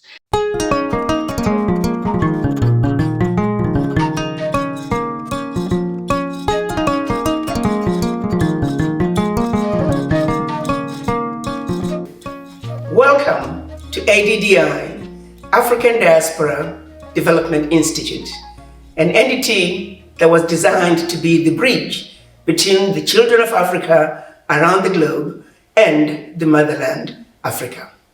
For centuries, the children of Africa have been divided. For centuries, we were intentionally put in a program to see to it that Africa and her children are forever defeated and dominated.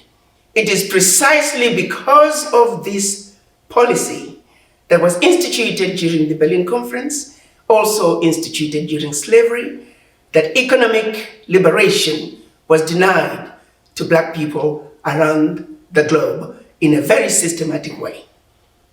ADDI is saying, no more shall we continue to be divided as Black people. The African Continental Free Trade Area is a decision that is monumental in the history of the continent. For the first time in the history of Africa, African countries are going to go to the world market as one customs union. That is huge. Let's seize the moment.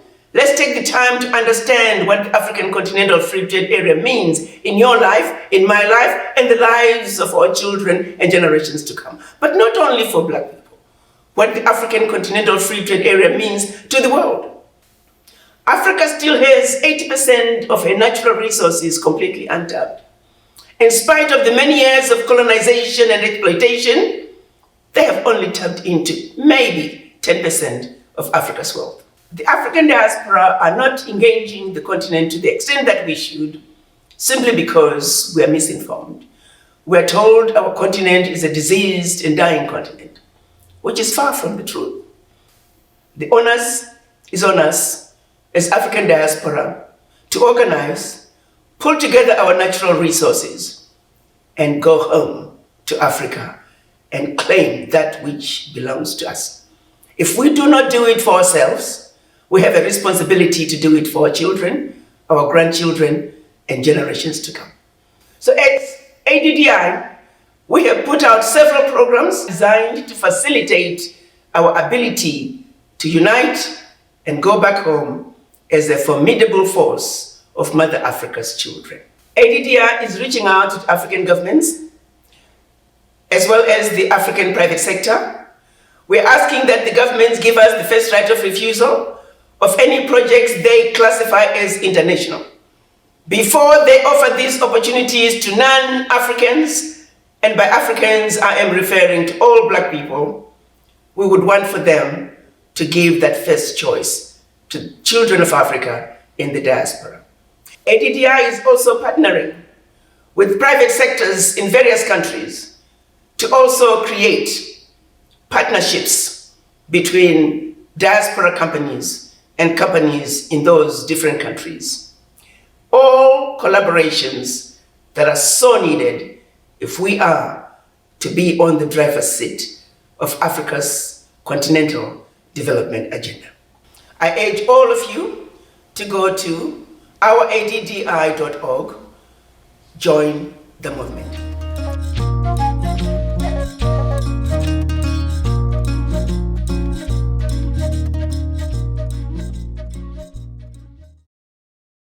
I'm thrilled that today we're joined by that formidable force that created ADDI, Your Excellency, Ambassador Dr. Arikana Chiombori-Quoa. Welcome to our program today. Thank you for taking time and for bringing us your vision of the future of healthcare in Africa. I'm handing the microphone over to you. Thank you again and welcome, Your Excellency. Thank you, my brother, Mike Ritchie. So good to see you again.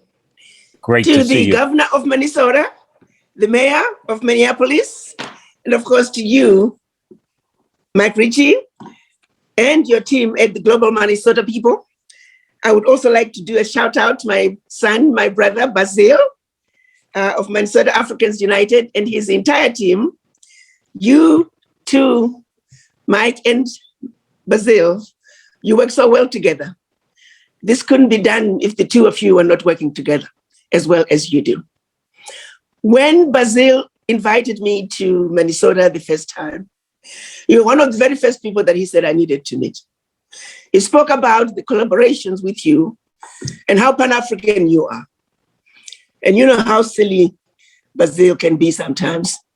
He says in his funny French accent, I'm gonna work on that accent so he can have a more African accent. He says, Mommy, forget his color. He's African, just forget his color, he's African. And he was not lying. When I met you, you see, Kwame Nkrumah said, you're not African because you were born in Africa, but rather you're African because Africa is born in you. When I first met you, Mike, and I don't say this lightly, and I don't say it to too many people, I saw what Kwame Nkrumah spoke about. You are an African. You see, being an African is a spirit. It's something that if you don't have it and you've never seen it and you've never experienced it, you'll never quite understand what it's like. But when I met you and we spoke, and the various times that we have spoken, I see that spirit in you. And that's why I'm privileged today to share this platform with you so we can continue the conversations that we have had in the past, the conversations pertaining to how we as humanity can come together and go to Africa. How the businesses in Minnesota, under your leadership, under the Global Minnesota in Minnesota, how we can unite with the African diaspora. I've shared with you how I'm so proud of the state of Minnesota and the programs that have been laid out of the city of Minneapolis and St. Paul, the programs that I've seen the diaspora, African continental diaspora are involved in.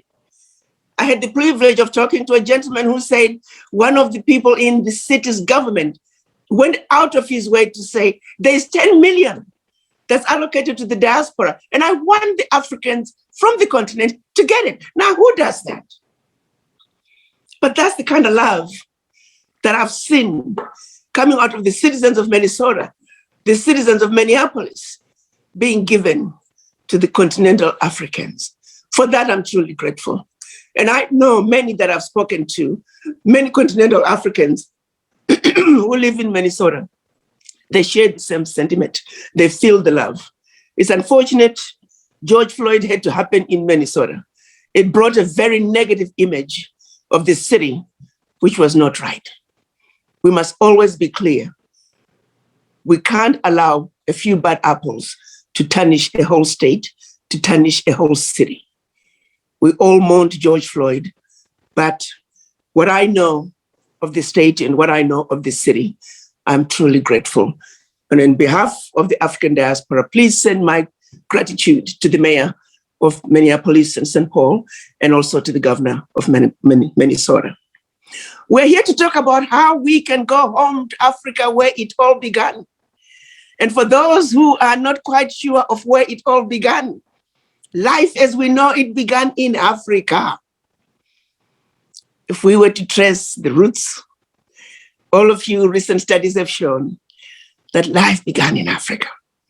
So it doesn't matter what the color of your skin is. It doesn't matter where you were born. When it's all said and done, for every one of us, real home is Africa. So the conversation today is about how we go home. How we go home by understanding what is going on at home. What is going on at home today, this conversation about going home, about investing, about developing our continent, starts with understanding the African Continental Free Trade Area. Most people are not aware of it. It is an amazing, monumental opportunity that has been put in front of us, not only as Africans, not only as Black people, but as humanity. For the first time in the history of the continent is going to be going to the world stage as one customs union. For the first time in the history of the continent is going to be looking at how do we move the agenda of developing Africa? How do we integrate the continent? Just to give you an idea of the opportunities, and it is important to me that American businesses understand the African Continental Free Trade Area, because the United States is being left out. Africa's biggest partner is not in the game. Africa's biggest partner is not in the game simply because the businesses do not know. The people do not know. They're still believing in the Africa of yesteryear. The Africa that the media told them it was a diseased and dying continent, do not go there. Well, guess what? Wake up. It's a new day in Africa. Let me give an example of one item that I want you to follow. What's going to happen to that item being grown all the way till it ends in somebody's kitchen on somebody else's table. And everything I'm getting ready to show you right now, nothing is available to track this item. I am from a village called Kivu in Zimbabwe. Picture a woman who wants to farm and grow potatoes. What is needed is that everyone in Zimbabwe, all the way to the Secretariat for the African Continental Free Trade Area in Ghana, and all the customs unions throughout the continent, they must be able to identify this potato from my village, regardless of where it ends up. So starting with the government, what has happened is the Secretariat has come up with protocols on how every product should be manufactured, labeled, transported. Because remember, now as an African, you can take your potato and sell it in Egypt, duty-free. All you need to do is grow your potato, and you take your potato to Egypt, no duty. So now we are open. The market is open. 90% of the products are going across Africa duty-free. So my cousin is growing a potato in Chifu. She has to work with the Ministry of Agriculture. The Ministry of Agriculture must have all the protocols from the Secretariat saying exactly how this potato must be labeled. What kind of soil must this potato be grown in? Is it an organic potato? Is it a regular potato with all kinds of additives? If it is an organic potato, the government, Ministry of Agriculture, must be prepared to send people to your land, test your soils. Your soil is going to be quantitated in terms of, is this soil good enough for organic farming? Check, you are passed. And ever so often, if it's a potato, how many times do we have to do the soil sample? All the way to the harvesting. After you harvest it, what kind of storage conditions do you have? And then the labeling of that potato. All those check marks must be put in place, and you must communicate with the Ministry of Agriculture. The Ministry of Agriculture must communicate that information back to the Secretariat and to all the other ports. So by the time you finally get your potato harvested, finally packaged, finally picked up, Even the tractor trailer that's picking up your potato. We have to know what kind of conditions. Is this refrigerated? Are the conditions properly done? And then at the same time, you get a checkoff from the Minister of Agriculture of Zimbabwe. When you finish being checked off by the Minister of Agriculture in Zimbabwe, the other ministries, including the border, as this truck is going through each border in order to take this potato to a kitchen in Egypt, that information about your potato must be available at every border because they have to clear your potato. They know exactly what potato it is, that this beautiful woman in Chivu grew this potato, these were the conditions, everything is fine. It is a truly organic. From Zambia to DRC border, to Rwanda border, to Sudan border, all the way to Egypt. And when it gets into Egypt, it goes through the same processing. Where did it come from? What grocery store did it go to? You can track that potato from beginning to end. I am stressing this because I want all of you to understand the monstrosity that is the African Continental Free Trade Area. Everything that I have described to you is not, it's there on paper, but there is no implementation. There is no implementation. And this is where you all come in. Think about the opportunities in the implementation of the AFCFTA, where help is needed. Help is needed at the secretariat level, help is needed at the country level, and help is needed in the integration of these logistics on a continental level. I need all of you to keep your eyes open. Africa is the next frontier. And as all this growth is taking place, we need roads, we need railway lines, we need airports. Commerce is going to be booming. The people are just not there. The companies are not there.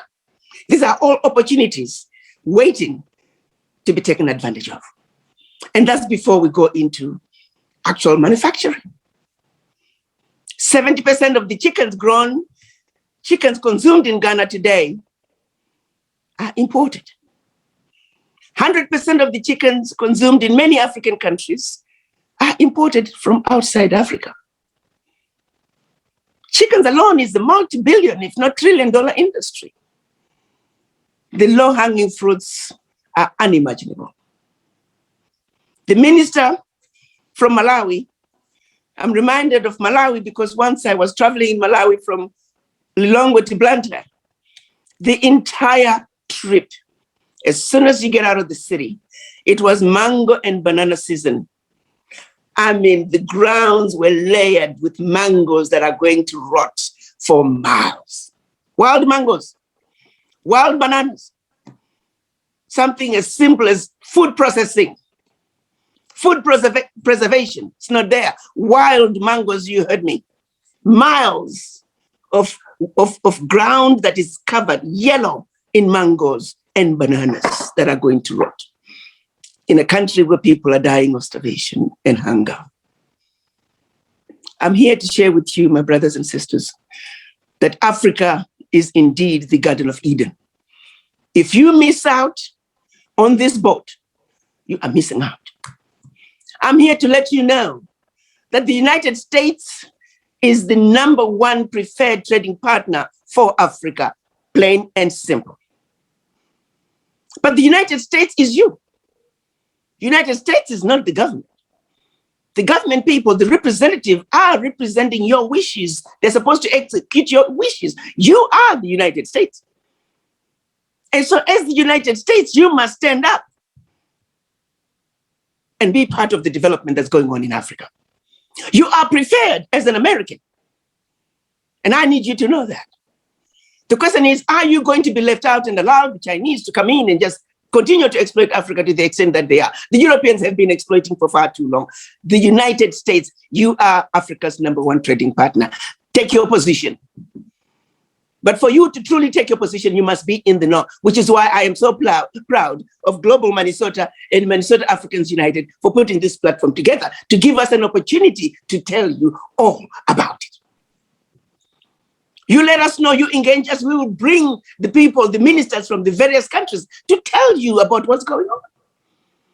So as African Diaspora Development Institute, we understand the challenges that businesses have faced as they try to go to Africa. Now, let's not underestimate and understate those issues. The issues are there, but issues are there to be handled. Issues are there to be addressed. So as ADDI, understanding the challenges, we now are going to embark on a process where we will be opening what we are calling Wakanda One Cities of Return. We understand that Africa alone, as we stand today, we do not have the capacity needed to develop the Africa that we want. If I may use the example of healthcare alone, today, as we speak, Africa needs about 1.3, 1.4 million doctors. I don't think we even have a third of that. So how then do we improve healthcare if there are no doctors? I often use an example of President Nanado. He thought to improve healthcare, he was going to build more hospitals, more upgrade the older ones, only to find that half of the facilities are sitting empty. Not because there are no patients, but because there are no doctors. There are more Ghanaian doctors in New York City than in the entire country of Ghana. There are more Nigerian doctors in in Los Angeles than in the entire country of Nigeria. The reality is what Africa needs today is capacity building. Capacity building is where it's at. And repatriation of Africa's capacity that's in the diaspora. That is a fact, and the heads of states all know that. So what we have done as diaspora is to say, we're going to Africa not as individual Africans from various countries, but we're going to Africa as Africans. We will be building the Wakanda One Cities of Return, which are going to be basically growth points for the Africa that we want. December 2nd to December 13, we will be in Ghana, Cape Coast area. The Kingdom of Asebu has given us 5,000 acres to build the beginnings of what is going to be the Wakanda City of Return.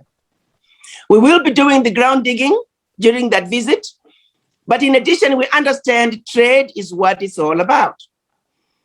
Once again, ADDI, we are saying, the children of Africa in the diaspora, and I'm one who can stand up tall and tell you that I am so grateful to this wonderful United States of America for what this country has done for me. And all of us, I'm sure continental Africans, you would agree with me that we do owe some gratitude for having been in this country. And as such, we have a responsibility to take our friends that we have made over the years. Let's join hands with our friends.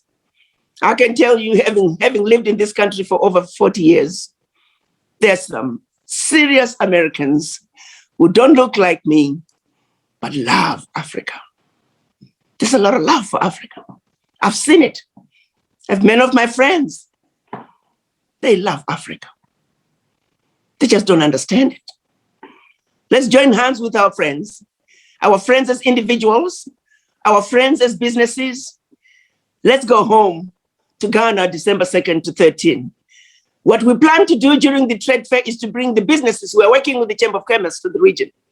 We're going to bring the businesses to you. All we are asking is, we want you to come to Africa with an open mind. We want you to delete everything that you have ever been told about Africa, because it is not true for the most part. Come to Africa with an open mind. Let us show you the opportunities that are there for you. Let us show you what President Trump meant when he was addressing the African heads of states in 2017. He said, quote, I don't know why you people are poor. My friends go to Africa poor and they come back rich. Well, we want to show you how you can go to Africa and become rich. But as you get rich as well, you are also enriching those on the continent that you leave behind.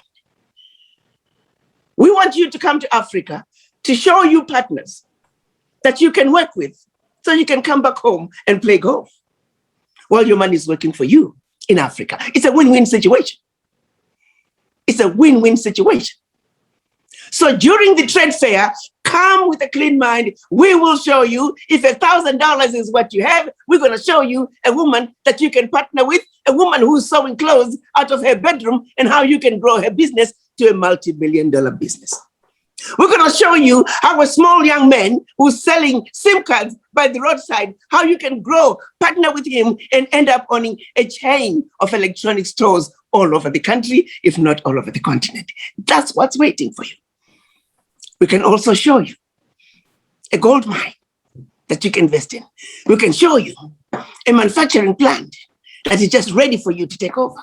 We can show you many opportunities that are needed, that are a slam dunk, that are a low-hanging fruit. That's what's going to happen at the trade fair. And if you find somebody that you want to partner with, we already have an office in Cape Coast. We have lawyers and accountants who are ready to register your business. If you go to Africa with enough time, and if you can stay a couple of days later, you will leave with your company already registered. We intend to take care of you. The opportunities and the doors that we're going to open, if you are a company, this is something that would cost you hundreds of thousands of dollars. But we're giving you that access for free because we believe in what we can do when we come together.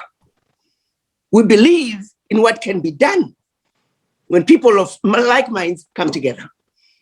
But for me, on a selfish level, I just want to see American businesses come to Africa. I just want to see America take your place. You're being bulldozed out of Africa. You're preferred as the United States by the Africans. And as Africans, continental Africans, we have a responsibility to tell you all about Africa, because quite often you don't know. We have a responsibility to demystify those issues that you are afraid of. The fears the companies have.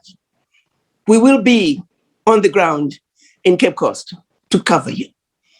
If you establish your business, if you ever have any issues, all you got to do is go to the ADDI office. We got you covered. Because we know what has been going on that has kept people, certainly I can speak for the Americans, from going to Africa and succeeding, from going to Africa and staying. This is what ADDI is all about. It's about saying we have lived in faraway lands. It's time for us to take our friends home. You have shown us your country, the United States. Now it's our turn to take you to Africa and show you our Africa. So we look forward to all of you companies. Please, we urge you to partner with us, be a co-sponsor of the ADDI Trade Fair that's coming up. Joining is easy. If you want to go as an individual, just go to our website, ouraddi.org. For $250, you can just register. If you have connections in Ghana, show up, we meet you in Cape Coast. But the program begins in Accra. You got to pay for your own accommodation and all that. For $2,400, you can get your own ticket. We meet you in Accra. We'll pick you up from the airport. Accommodation, food, transport is covered until you come back. And for $4,000, we'll get you your economy ticket and everything is covered for the time that you are with us. We intend to showcase our Africa. We intend to show you the other side of Africa. And I know all of you, when you come back, it will be a life-changing trip. You will see the other side of Africa that you've never seen before. And that's what we intend to do. I hope all of you can join us by going to ouraddi.org. As an individual, become a member. And as a business, you can also become a member. But more importantly, join us, support the movement and partner with us and be part of a sponsor. Be one of the many sponsors that are slowly joining us so we can go home as humanity united. Humanity that's saying this world is ours. Politics has messed us up.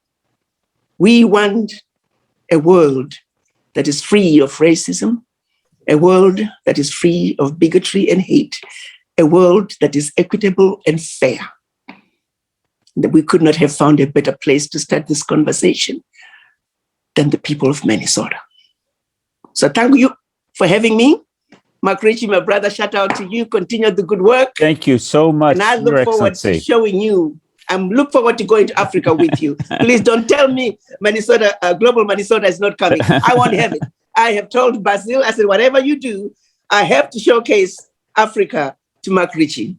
So he might kidnap you if you decide not to come. Well, and I won't be guilty of that. This is going to be our big year, making our place in the world together. And your message in the video, but just now, gives all of us the kind of energy and the perspective. And you answered the one question that was there: how do people join the pilgrimage? You've given us the details, and I know on Basil's on the website for MAU and for ADDI, lots of other information. And we are excited that our partnership is growing, but I feel the most hopeful because I know the consciousness of all of us is growing.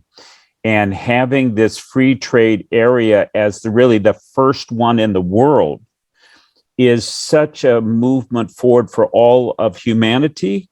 We need to showcase these ways that Africa is leading us to the future, and that the future is now in Africa. Thank you again for joining us this morning and for your powerful message. Thank you.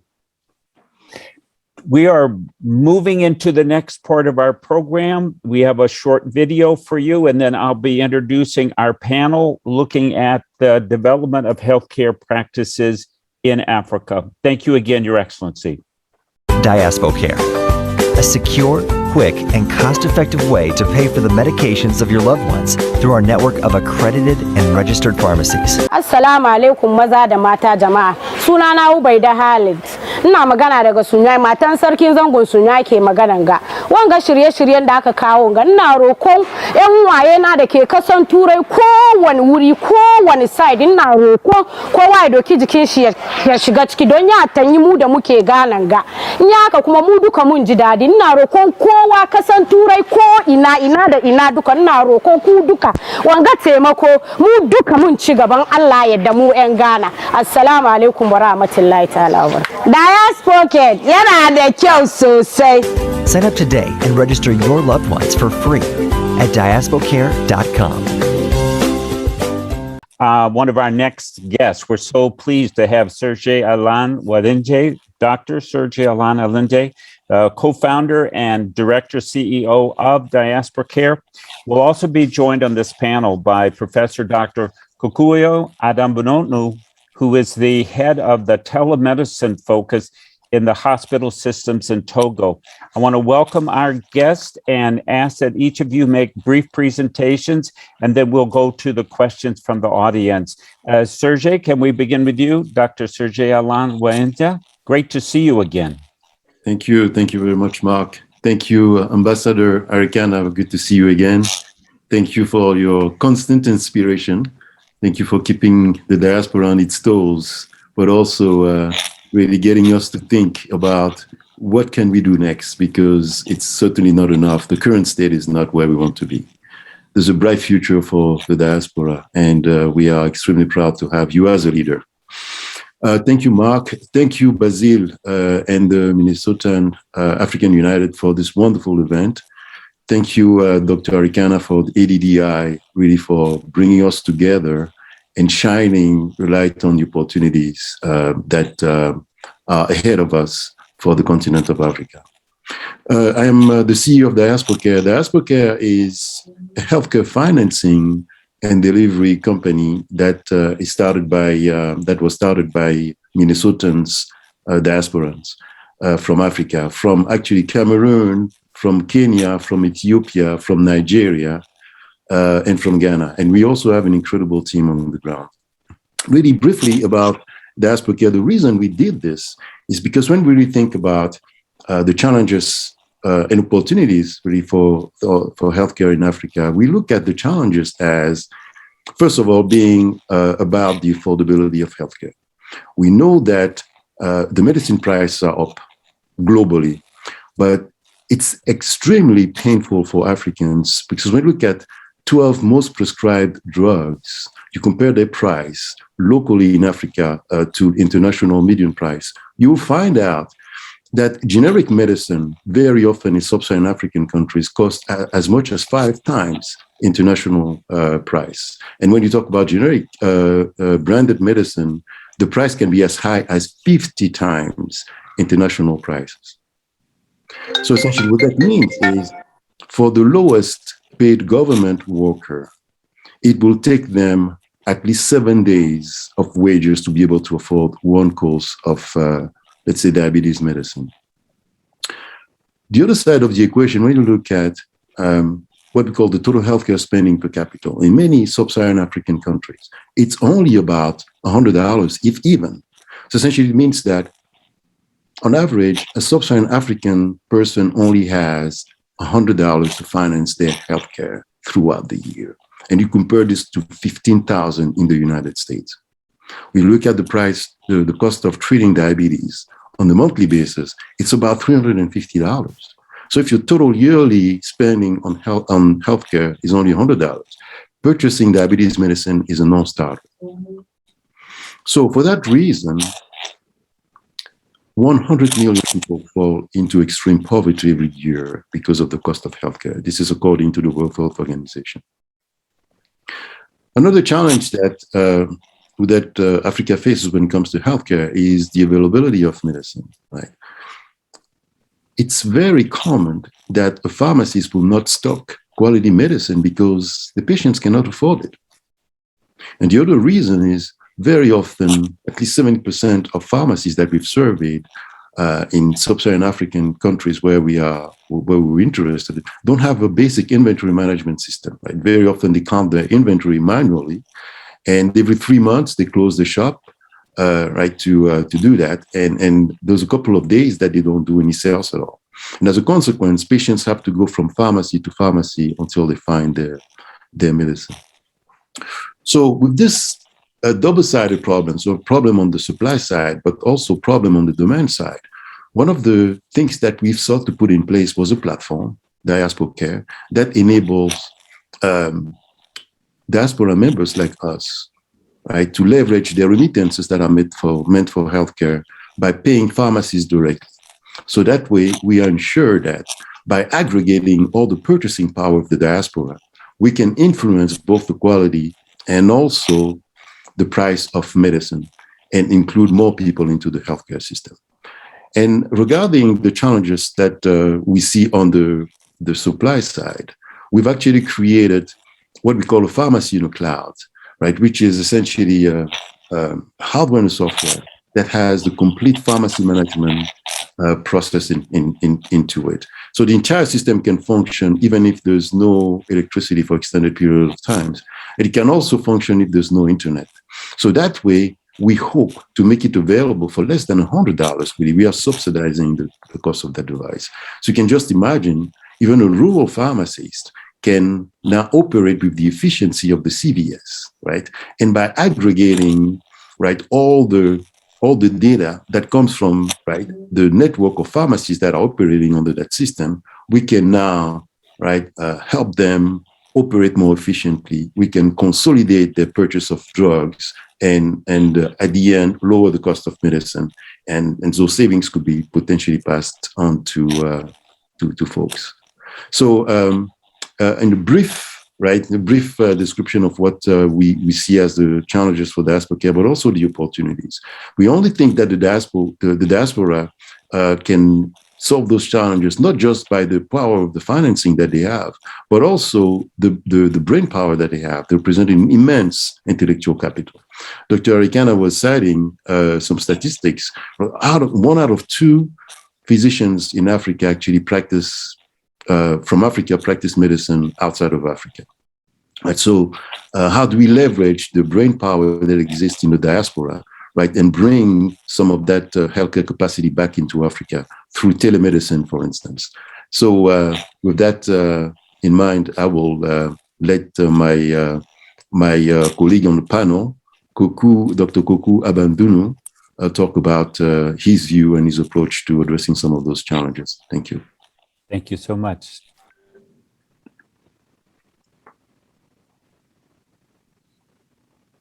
Alors, bonjour tout le monde.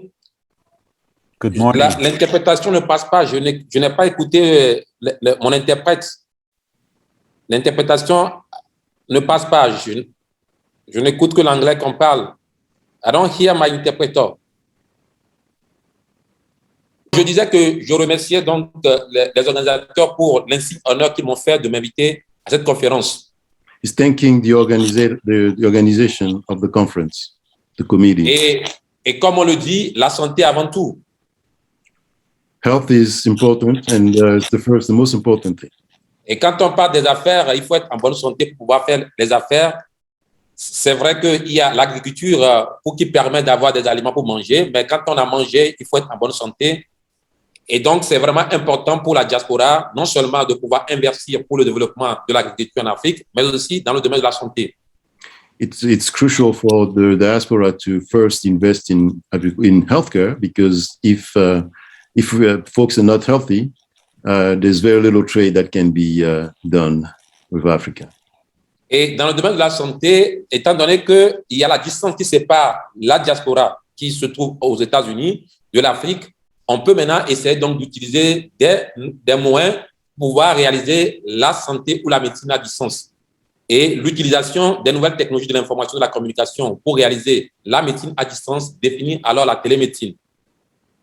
So with globalization now, a good opportunity is to be able to leverage technologies such as telemedicine to be able to bring back some of the knowledge that exists outside of Africa into the continent. Nous savons que la plupart donc de nos compatriotes qui se trouvent aux États-Unis se soucient du bien-être donc de leurs parents qui sont restés en Afrique. And we know that African physicians who operate in the Western world do care a lot about the health of their loved ones back home. Il serait donc salutaire que dans leurs efforts pour d'aider l'Afrique, qu'ils puissent donc utiliser donc la télémédecine pour pouvoir contribuer à la résolution des problèmes de santé dans nos pays africains. So the use of telemedicine platforms will be a crucial way for them to bring their knowledge back into the continent efficiently.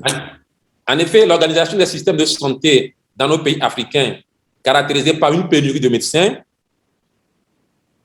une inégale répartition des médecins. Vous savez, en Afrique, vous avez une pénurie de médecins et les médecins qui existent sont inégalement répartis. Elles sont concentrées dans les capitales, alors que dans les zones rurales, on a une pénurie. Ce qui fait que les patients, les populations des zones rurales ont une difficulté pour accéder aux soins de santé. There's a shortage of physicians generally in Africa, but that shortage is even more pronounced in rural areas. Physicians tend to be more concentrated in urban areas, so which means that there's a discrepancy in access of care between urban sites and rural areas. Et la télémédecine donc est une solution donc pour permettre une accessibilité et une équité des soins de santé des patients ou qui se trouvent dans les pays africains ou qui se trouvent dans les pays africains. And telemedicine enables essentially to reduce that disparity between rural and urban area when it comes to access to healthcare. Une des caractéristiques, c'est que nous avions une forte diaspora d'Africains qui sont des médecins qui exercent en Afrique. Ces médecins qui sont dans la diaspora, aussi bien africains qu'européennes, peuvent rester dans les pays africains et européens et aider leurs compatriotes du pays par les moyens des techniques de télémédecine. The telemedicine will definitely enable African physicians who practice specialties in the Western world to practice from a distance and bring those skills back home without moving. Et nous avons par exemple aux États-Unis, c'est sûr que dans la diaspora africaine aux États-Unis, nous avons donc des médecins africains qui ont fait des spécialités qui n'existent pas en Afrique. Ils peuvent donc, à partir donc de la télémédecine, en restant donc aux États-Unis, faire consulter leurs compatriotes qui sont restés en Afrique. This is even more important when you consider that some of the specialties, some of those specialists in the diaspora actually are practicing in fields of medicine that do not exist in Africa. So that those types of specializations are really crucial to bring back home. Et c'est ce qu'on appelle la téléconsultation, c'est-à-dire que le médecin va rester à distance et va consulter donc un patient aussi qui est à distance. Un médecin de la diaspora américaine aux États-Unis peut donc, avec les nouvelles technologies de l'information et de la communication, consulter directement des patients qui sont en Afrique. So this can be provided through teleconsulting. L'autre aspect, c'est que les médecins, nous médecins qui sommes restés donc en Afrique, nous avions des fois des compétences limitées et nous avions donc nos frères qui sont donc dans la diaspora aussi bien américaine qu'européenne, qui sont plus spécialisés dans certains domaines. Nous pouvons donc avoir donc leur avis par les moyens de la télémédecine et ça s'appelle la téléexpertise. La téléexpertise va donc mettre en communication deux médecins dont l'un est supposé plus expert dans un domaine donné. So besides the opportunity for specialists in the diaspora to consult directly with patients, there's also the tele-expertise that enable physician-to-physician consultation between specialists in the diaspora and local physicians in Africa. Donc, vous voyez que comme il est difficile, va être difficile pour à nos frères et sœurs qui sont dans la diaspora de venir rester donc dans nos pays africains et pratiquer la médecine au quotidien, ils peuvent donc s'investir, la diaspora s'investit donc dans les technologies de la télémédecine. On peut donc profiter donc de nos frères et sœurs qui sont dans le domaine médical aux États-Unis en restant donc en Afrique sans qu'ils ne se déplacent pour venir en Afrique. So essentially, this represents a unique opportunity because now African physicians in the diaspora do not need to come back to bring their practice necessarily back to Africa. If they wish to continue to practice in the Western world, they can do so and still bring their expertise back home through telemedicine. Et la télémédecine peut également réduire les évacuations, certaines évacuations que nous faisons. Nous puissions donc éviter la télémédecine si nous utilisons la téléexpertise ou la téléconsultation. There's everybody's aware that there's a lot of evacuation. So the Africans who are going to seek care in the Western world because those specialties do not exist. So through teleconsultations and tele-expertise, right, we can actually reduce the number of those types of travels. La pandémie à la COVID-19 a montré l'importance de la télémédecine parce qu'actuellement, on parle de télétravail. Il faut travailler à distance. Et donc, la pandémie à la COVID-19 montre combien il est important également de pouvoir réaliser des actes de médecine à distance. And the COVID pandemic has shown that it actually increased the acceptability of telemedicine. Really has shown that it is possible to practice medicine from a distance. Donc, vous voyez bien que donc il y a vraiment une opportunité pour la diaspora de pouvoir s'investir donc dans les plateformes de télémédecine pour non seulement permettre l'accessibilité et l'équilibre des soins de santé pour les patients africains, mais aussi de pouvoir apporter directement leur expertise et leur savoir-faire depuis les États-Unis. So there's truly an opportunity for the diaspora to broadly embrace telemedicine and tele-expertise to bring their expertise back home. Et nous avions eu à faire beaucoup donc d'expériences donc au Togo. Nous avions donc conçu des plateformes et nous avions pu donc depuis la France pour réaliser des actes de télémédecine sur des patients donc à Lomé dans les hôpitaux régionaux, dans les hôpitaux ruraux. They've been able to conduct some very successful pilots between Togo and France using telemedicine. Nous avions donc eu à faire des expériences donc de téléconsultation, de téléexpertise, de télédermatologie, de télééchographie, de téléradiologie. Et nous avions donc expérimenté ça entre donc, le CHU Campus, qui est l'hôpital central de Lomé, avec des hôpitaux périphériques du Togo. Et l'expert se trouvait au CHU Campus ou au CHU de Tours en France. So they were able to consult through telemedicine, tele-expertise to conduct, to look at some cases in dermatology, in cardiology, in radiology, and essentially to establish to offer the telemedicine services from one center in France to several centers in Togo. Et l'un des freins pour le développement de la télémédecine en Afrique, c'est le coût des technologies. Et dans nos travaux de recherche, nous avions eu à concevoir donc des plateformes moins de coûts pour les pays en développement qui ont fait l'objet des publications scientifiques. Ces plateformes ont tenu compte des réalités africaines. One of the challenges to embracing telemedicine has been the cost. through their innovation, they were able to significantly reduce the cost of implementing telemedicine in Africa compared to developing worlds. And those research, the results of those experiments have been, of those innovations have been published in scientific papers and have received very good reviews in Europe.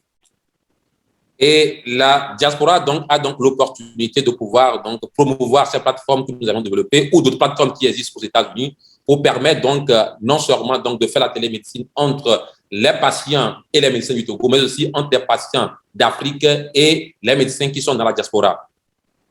So this essentially means that there's very little excuse now for the diaspora not to embrace right, those low-cost telemedicine options that they have made available. Et l'un des problèmes qui empêche les choses à la télémédecine dans les pays africains, c'est l'accessibilité de la connexion Internet. Internet connection is certainly a barrier. Et nos pays, nos gouvernements n'investissent pas suffisamment de moyens pour pouvoir vulgariser donc cette connexion Internet même dans les zones rurales. Et donc la diaspora, donc avec les moyens, donc peut pouvoir aujourd'hui de plus en plus, il existe des solutions de connexion Internet comme étant bas prix. Et la diaspora donc peut donc investir, peut contribuer donc à pouvoir développer donc ces solutions de connexion Internet mobile dans les zones rurales pour permettre donc de pouvoir aux patients des zones rurales de pouvoir profiter de l'expertise donc des médecins qui sont à la capitale, mais aussi des médecins qui sont dans la diaspora, aussi bien africaine et américaine qu'européenne. So government has not invested a lot in internet connectivity across, especially in rural areas. So this represents an opportunity for the diaspora to invest in mobile technologies that could bring internet in rural areas and enable those rural areas to participate in telemedicine. Donc, le défi pour nous, le défi pour l'association, le Minnesota Association Africa United, c'est de pouvoir investir donc dans la promotion, donc dans la vulgarisation des plateformes de télémédecine dans les pays africains, mais également de pouvoir créer des réseaux entre les médecins de la diaspora et les médecins africains pour qu'ensemble, nous puissions donc, même en restant loin de nos compatriotes, contribuer donc à l'amélioration des problèmes de santé qui sont nombreux en Afrique. So this is an invitation to Minnesota and African United to help advance telemedicine by bringing the expertise of African diasporan physicians, not just in the state of Minnesota, but also really across the United States, you know, to participate in telemedicine exchange with local physicians, but also to consider investing in improving internet connectivity. Et nous pouvons également mettre à contribution donc les spécialistes, les ingénieurs en informatique de la diaspora qui vont essayer donc de pouvoir concevoir des plateformes qui sont adaptées à nos réalités. Et donc ces plateformes, une fois conçues, peuvent être vulgarisées. Dans un premier temps, on peut donc les utiliser donc de façon expérimentale. Mais après la vulgarisation, ça peut être donc des sources de revenus. Donc, il est important aussi que de créer un réseau entre les médecins et les informaticiens, aussi bien d'Afrique que de la diaspora africaine, pour qu'ensemble, nous puissions mettre donc des plateformes qui soient adaptées aux réalités africaines. So this is also an opportunity for engineers, African engineers in the diaspora to collaborate, right, with the physicians, both in the diaspora and locally, but also with local engineers in Africa to really co-create efficient solutions for telemedicine. Donc, je lance un appel donc, à nos compatriotes de la diaspora, qu'ils soient médecins, qu'ils soient ingénieurs, qu'ils soient des industriels qui ont les moyens, de pouvoir donc mettre en place donc, un réseau pour essayer donc, de développer la télémédecine qui, comme on le sait, est vraiment important pour pouvoir régler un temps peu les énormes problèmes de santé qui se posent donc, aux patients dans nos pays en développement. So this is a call to action for African physicians in the diaspora and equally to African engineers in the diaspora to work together to create something that will advance telemedicine across the globe, from the West to Africa. Voilà donc ce que j'avais à dire. Je ne sais pas s'il y a des questions à poser. Je serai prêt donc à répondre donc aux questions donc des membres du panéliste pour pouvoir apporter plus d'éclaircissements sur le rôle capital que pourrait jouer la télémédecine donc, dans la résolution des problèmes de santé dans nos pays africains.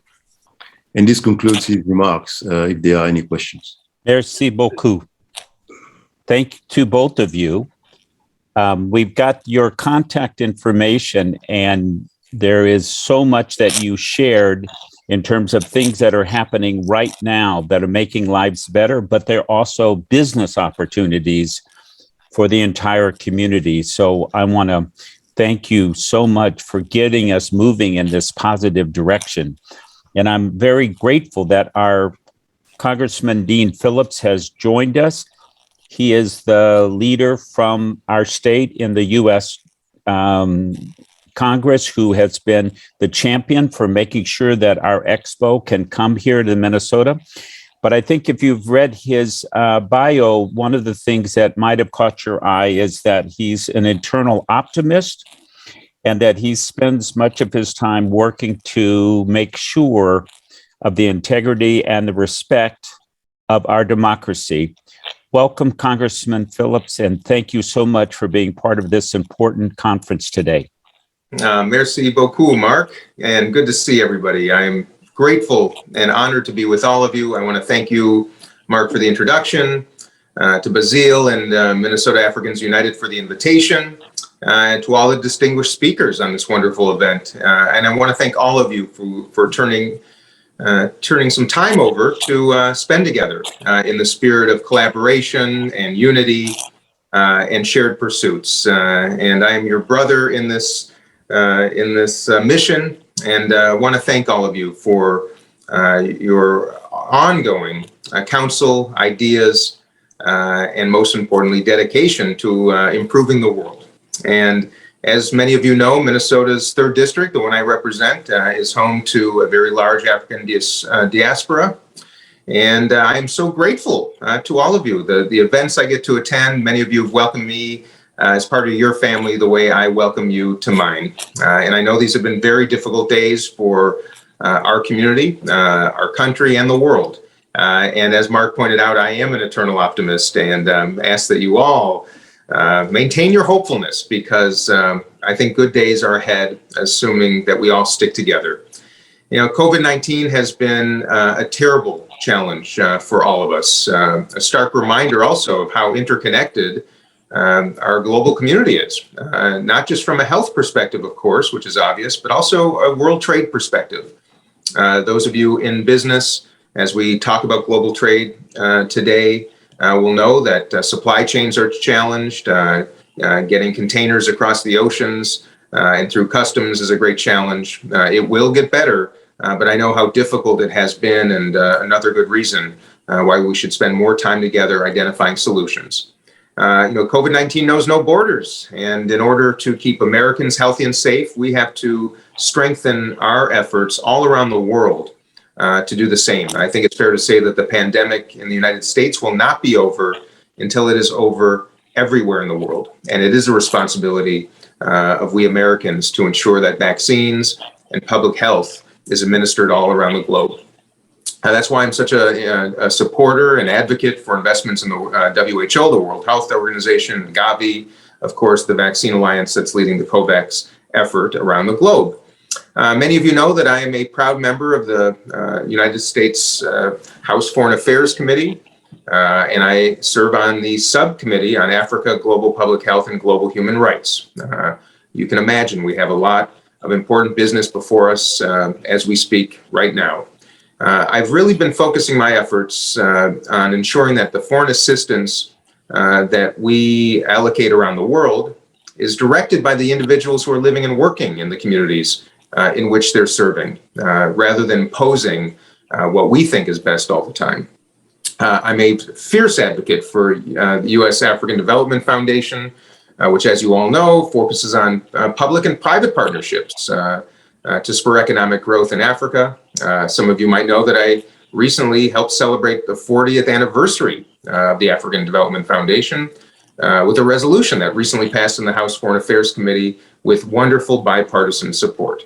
I think USAID is a perfect model about how American foreign assistance programs should function by leveraging the private sector, both human resources and financial resources, and working with local partners in Africa to develop important initiatives and, most importantly, implement them together. I've also worked with my friend Mark Ritchie to bring the World Expo to Minnesota's 3rd District. I hope some of you might know that President Biden recently selected Bloomington, our own Bloomington, Minnesota, to compete for the World Expo. And we have worked to ensure that resources through the State Department are allocated to support a U.S. pavilion in Osaka at the 2025 World Expo so that we can bring it to Minnesota soon thereafter to showcase so many of the wonderful businesses, people, and initiatives in the United States and build more global connections for everybody. So with all that said, I just want to say thank you for your invitation today, for your wonderful investments in our community and love for the world. Legislators and Congresses and parliaments can't legislate decency and love and respect and optimism. That comes from all of us.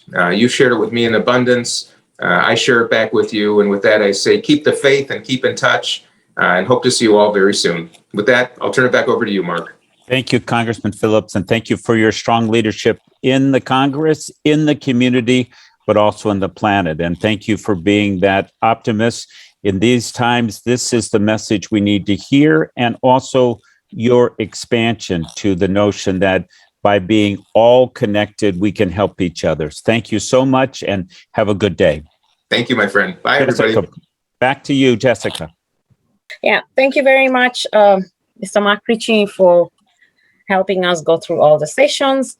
I'd like to thank all the speakers, starting with Her Excellency Ambassador Arikana Chiombori, together with Dr. Serge, Alain, Wandji, and Professor Kokou Adambounou for helping us, for having that discussion when it was in French. I know some few people understood the French. So at this moment in time, I'd like us to take a lunch break. I'll ask Mr. Trocon to play the videos in the background so you can go have your bathroom break, go have some lunch, and then we'll come back for some further engaging conversation, especially with the Prosper Africa team. Thank you very much.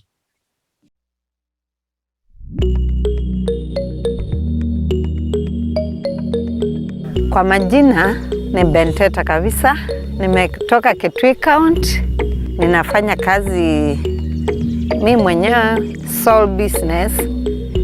Sasa kuna partner tulikuwa tunafanya na yeye hapo mbele, alikuwa anaitwa Smart Logistics. Huyo ndiye aliniambia mambo ya Bodyfield na kama wanapea vikundi ama individuals machine za kuthresh. Wakasema watanipatia, but they have to link me to another group, CGA. Sasa au CGA wachukue kwa sababu Bodyfield wanalipa 50%. Sasa hao wachukue ndio wanipatie, mimi nilipe hao na wao wanilipie hiyo 50%. Ninaona itafanya more kama ile ingine tulikuwa tuna thrash 20 bags per day. Hii kulingana na vile nimeassess itafanya 40 per day. Na ile mafuta haijaribika, itakula mafuta kidogo. So itani save, ni mapato iongezeke. Hii machine ni movable. Unaweka kwa mota, unaenda kwa shamba ya mkulima. Hapa nitakuwa kwanza ninadili na mkulima karibu na direct kwake. Nitamfanyia haraka, tuta save time kwa sababu inafanya haraka. Na ninaona vile nilikuwa sasa nafanyia kama wakulima 200. Kwa saa hii niko na 300 farmers. Na still kuna community wale not members. Lakini unaona katika community kuna mkulima mwingine yuko kwa kikundi lakini analima. Kwa hivyo hata yeye naona nitamfikia. Kwa ajili hii itafanya haraka na nitafikia watu wengi. Mimi ningeomba wale hawajafikia waingie kwa hii mradi ya mafuno ya Bodyfield. Ndio nao wasaidike. Kwa sababu wakiwa kando hawatapata, lakini wakiingia kwa hii mradi watafaidika, tena watapata mashine. Mimi peke yangu siwezi, wakulima ni wengi na kazi ni nyingi, na wao wakiwa na hii mbaya inaharibika hatutatoboa, lakini wakiwa nayo wapate, tutasaidiana hii kazi.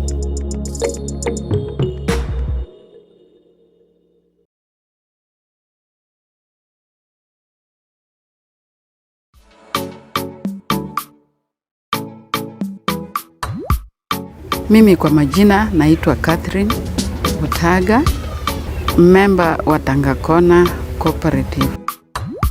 So hapa hivi tukinunua mihogo kwa wakulima, wanaleta hapa, tunapima kwa kilo, alafu tunaanza process ya kutengeneza hiyo mihogo.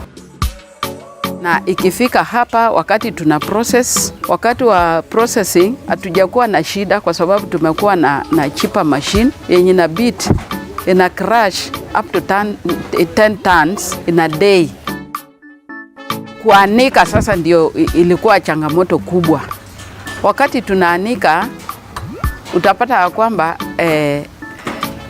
wakati wa weather challenges utapata kuona ya kwamba tumekuwa na changamoto kwa sababu ya dryer, namna ya kudry. Saa zingine tunataka kudry mingi, lakini utapata namna ya kukausha hiyo mingi inakuwa changamoto. Bondfield International ambao ndio imetuletea hii dryer ya kisasa ilikuja hapa kwa ground, ilitutembelea kwa hiyo ofisi yetu, ikatupata, ikaongea na sisi na ikataka kujua sana the challenges we are having on the ground. Ndio tukasema mojawapo ni kukausha mihogo. Hapo zamani tulikuwa tunakausha tani moja kwa siku 3. Hii dryer ya kisasa ambao ni ya kiteknolojia mpya itakausha 1 ton of fresh cassava in 3 hours time. So in a day it can dry 3 tons.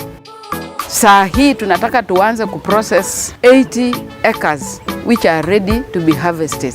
Na wanapanda in bits. So kuna yenye natakani ianze kuharvestiwa saa hii, ikiendelea na ikiendelea na ikiendelea. Na hiyo data yote tuko nayo. So we shall harvest cassava and dry it continuous. Hii dryer ya kisasa kwa kuona kwangu inaenda kutupatia malipo vizuri. At the end of the year naamini sisi kama wafanyakazi tunaenda kupata bonus ama dividends. Inaenda kutuongezea mapato sana kwa sababu ya kukausha mihogo haraka.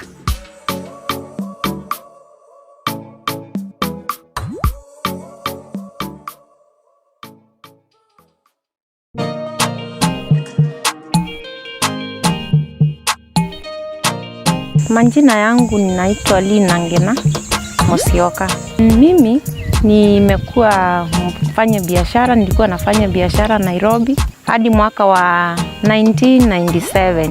Katika ile harakati ya kutafuta shamba ya kununua, ndio nilikutana na mama huyu anaitwa Mbenteta.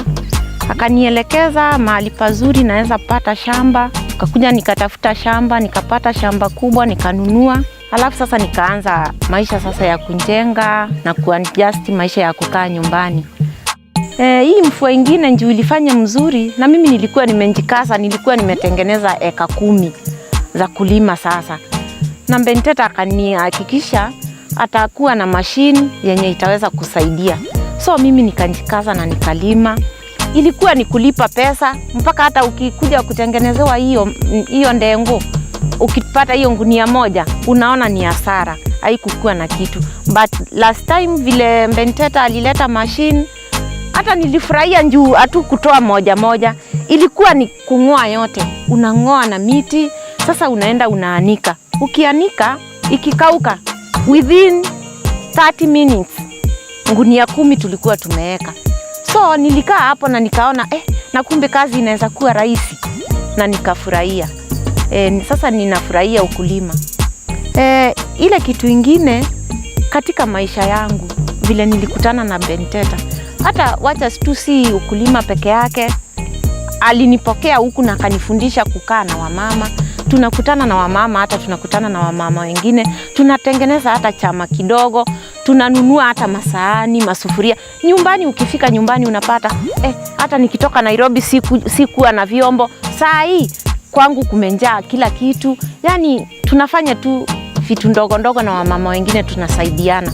Benteta ameniinua sana kimaisha.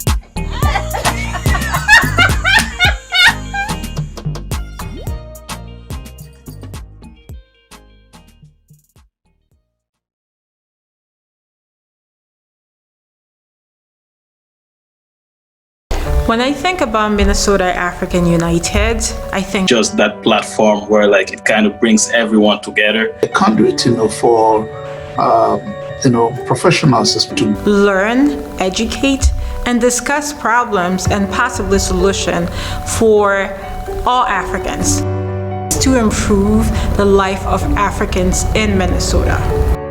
To me, is that umbrella organization where I believe every African diaspora in Minnesota should belong to. Minnesota African United seeks to build a bridge between African and the diaspora and African living on the continent to create a marketplace where goods and services can be traded globally. There are all kinds of professional development opportunities. African immigrants in the state of Minnesota, are provided opportunity to be, players, in the economic activities of the state. If you have the commitment to empower your community, then this is a place for you. In thriving for the welfare of all Africans within Minnesota, MAU has established 10 working committees with people that are passionate and working around the clock on all issues pertaining to Africa. If your subject of interest is not listed, join us so we can create a committee around your interest. People like me and you trying to see how we can help and grow ourselves. Remember, if you're not at the table, you're in the menu. We can decolonize our mind, or at least get that opportunity to see one another not just as West African or East African or Southern Africa, but as African together, trying to solve problem with African solution. Like the African proverb goes, like you go farther together in order to empower like the whole community to basically rise up.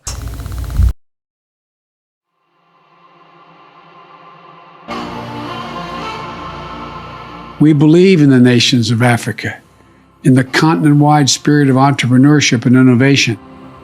The African continent is home to many of the fastest-growing economies in the world, with the rapidly expanding middle class, a young, diverse workforce, urbanizing populations, and endless opportunities.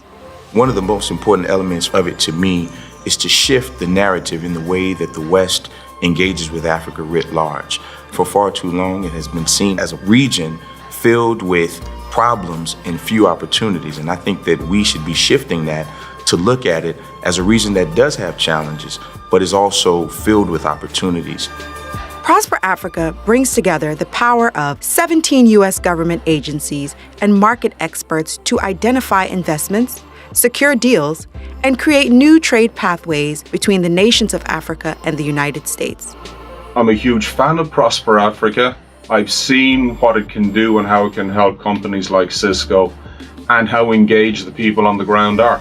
They also bring a very clear and objective view of what their role is going to be, what their expectations from Cisco are. We're a one-stop shop, so companies don't have to waste valuable resources navigating Washington to do business in the United States and across the African continent.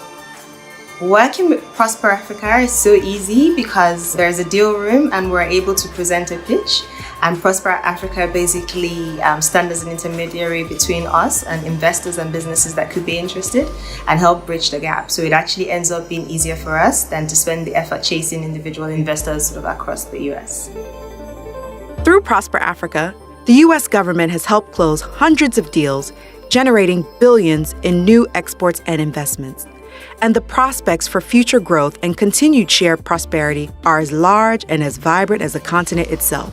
I used Prosper Africa's support to identify the appropriate funders for our organization. Prosper Africa can give us that introduction. They can give us the credibility. They can help us validate us as being good actors. And that's the important thing. Being able to use this Prosper Africa platform allows us to reach the right investors, that allows us to grow and scale our business to the rest of the emerging markets. Working hand in hand with the private sector and African governments, Prosper Africa strengthens two-way trade and investment, supporting thousands of jobs for African and American workers. We must all work together to advance our shared vision of a better future, a future of growing trade and investment that advances prosperity for all our nations.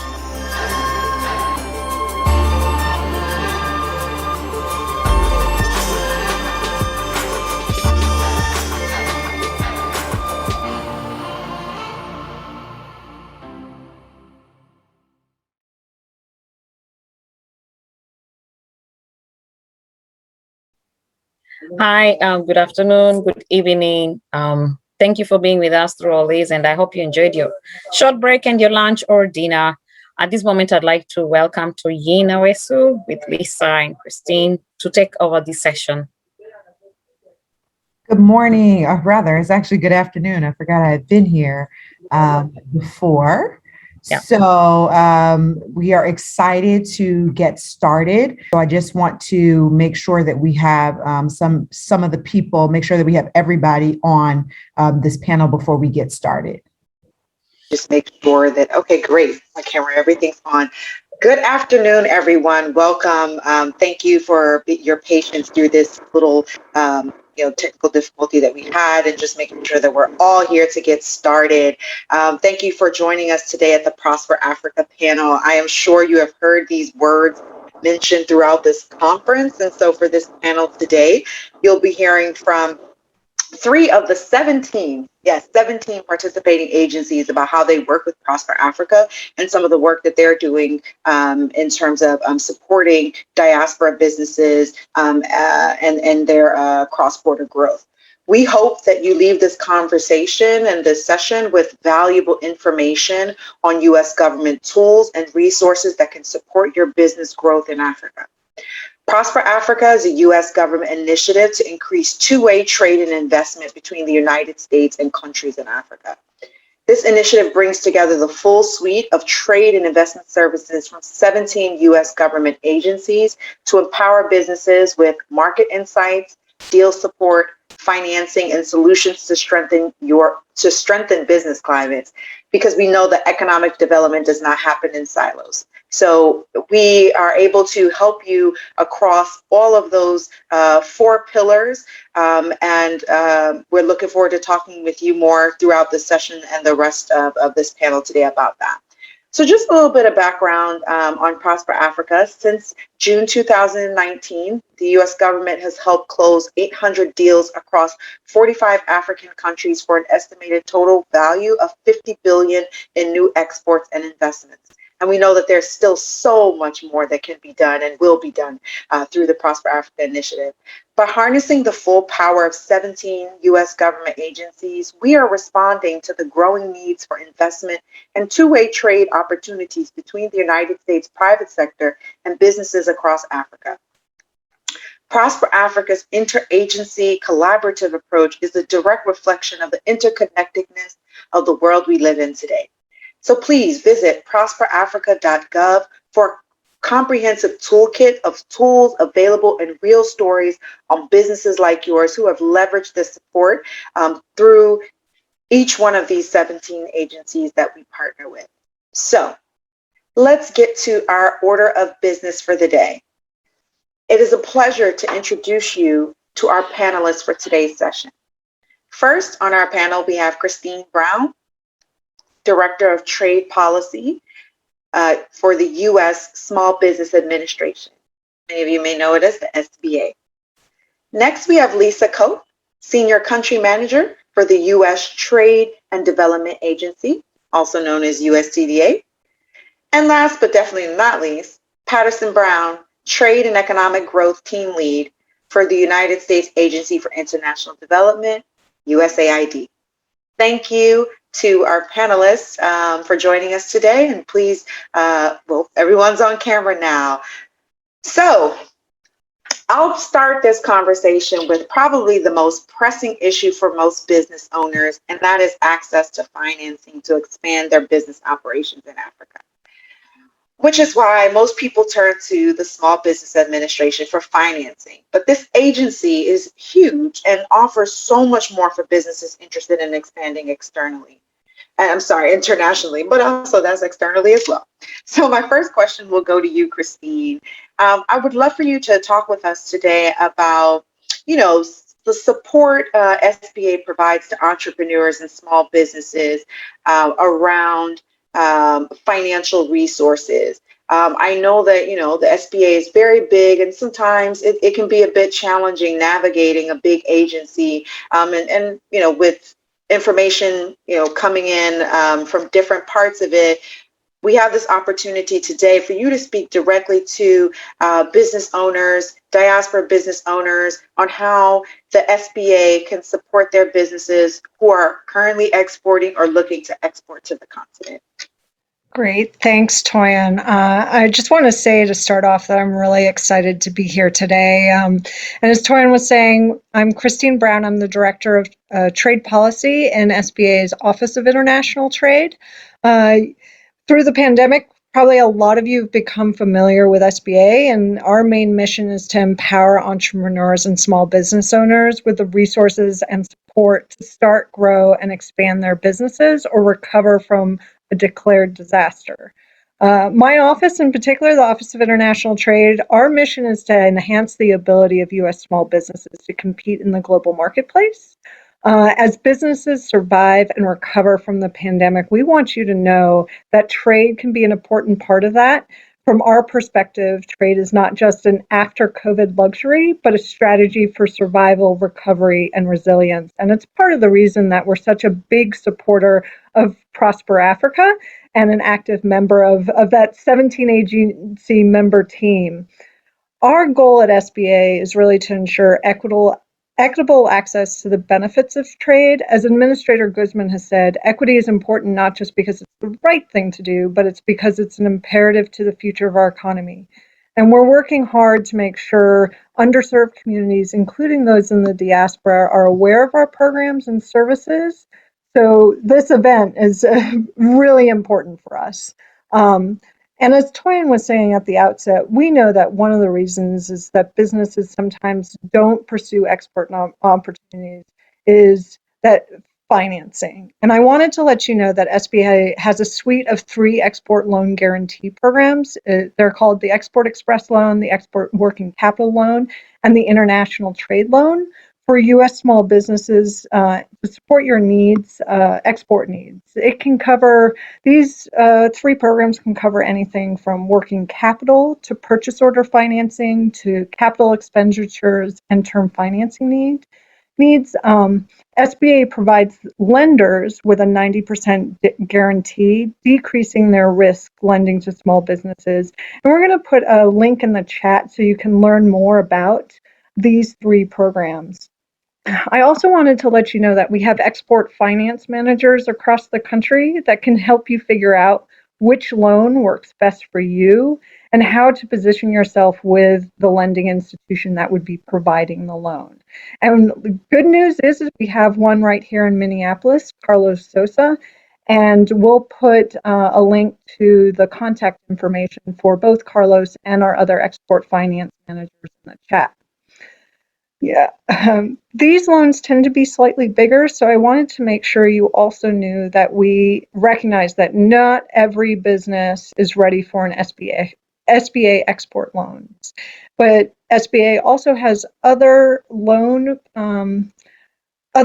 programs that are for maybe smaller needs, and we partner with community development financial institutions, minority depository institutions, certified development companies, and microloan intermediaries to provide these other programs. So if you're starting out as a new business, a microloan might actually be the right place for you to start and can also be used for trade.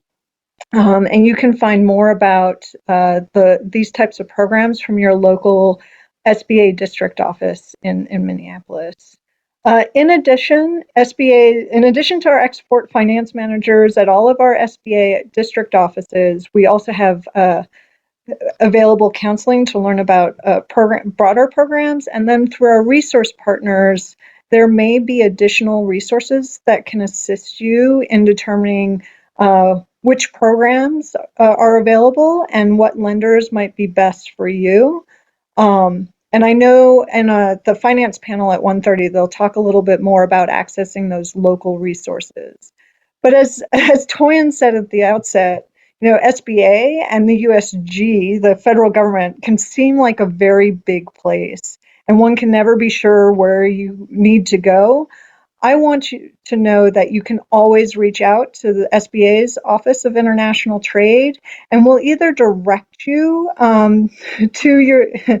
to the right agency if maybe you're not it's not right for one of our programs. I think one of the real benefits of Prosper Africa, as Toyin was mentioning, is how it brings together these 17 agencies. And Toyin and the team at Prosper Africa are really leading that coordination. But one of the benefits is there doesn't have to be a wrong door to accessing the U.S. government's resources.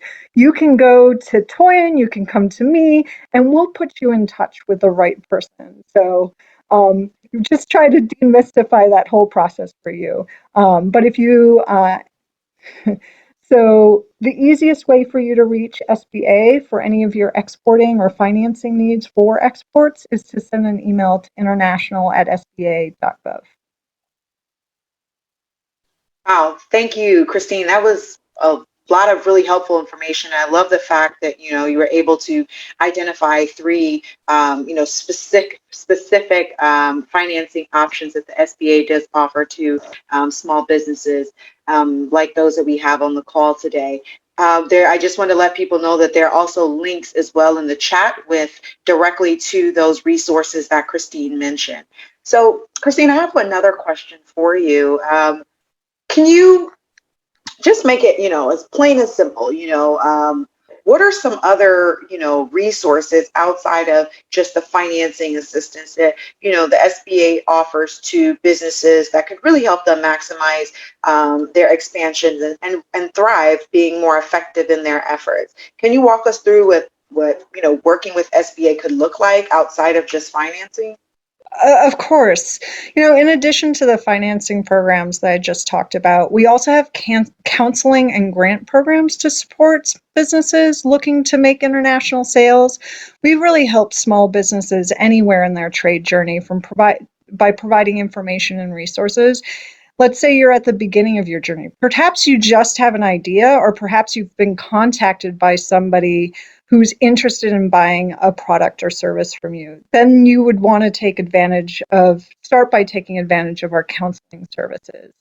We have a website that provides a lot of these information resources, which you can connect to from the Prosper Africa website, but it's what we call our flagship trade tools website. It's www.sba.gov/trade tools, and we're putting that link into the chat. It's really a one-stop shop for small businesses interested in exporting as well as importing. Our website includes information on resources on how to develop an export plan, how to research and identify foreign markets, steps that you can take to protect your intellectual property, how to learn about regulatory and customs requirements, as well as other considerations in your trade journey. We recently created a new page on our website dedicated to international trade as a strategy for COVID recovery. In addition, we have an international trade hotline that you can call with questions or inquiries. You can reach us toll-free or by email to get answers and guidance. We'll put the contact information for that hotline in the chat. And either we'll have a resource to help you, or it'll be somebody else at the federal level, or we can also connect you to state and local resources, including our SBA partners. SBA services are available to all small businesses and entrepreneurs across the United States through an extensive network of SBA field offices and our resource partners. Our resource partners include small business development centers, women's business centers, veterans business outreach centers, as well as mentors through the SCORE program. And through those, you can receive free counseling and mentoring and low-cost training in developing and expanding your business, as well as related to trade. And each state has counselors in the small business development centers that are certified in international trade. We'll put, I think Jeremy already put a link in the chat for how to look up your local center by zip code. But I can tell you that Minnesota has a large network of small business development centers, including 9 sort of hubs and then many satellite centers to assist you. In addition, we have grants through the State Trade Expansion Program, and we're going to put a link in the chat for overall information on the STEP grant.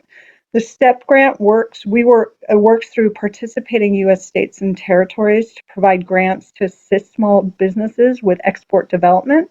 These grants can be used to help reimburse certain expenses associated with your international trade journey, including finding international buyers, attending trade shows and missions, entering new markets, and internationalizing your website, or even translating documents for use in a market. And that's just a few of them. They can also be used to cover the fees associated with other federal export programs, including the Commerce Department's commercial service products.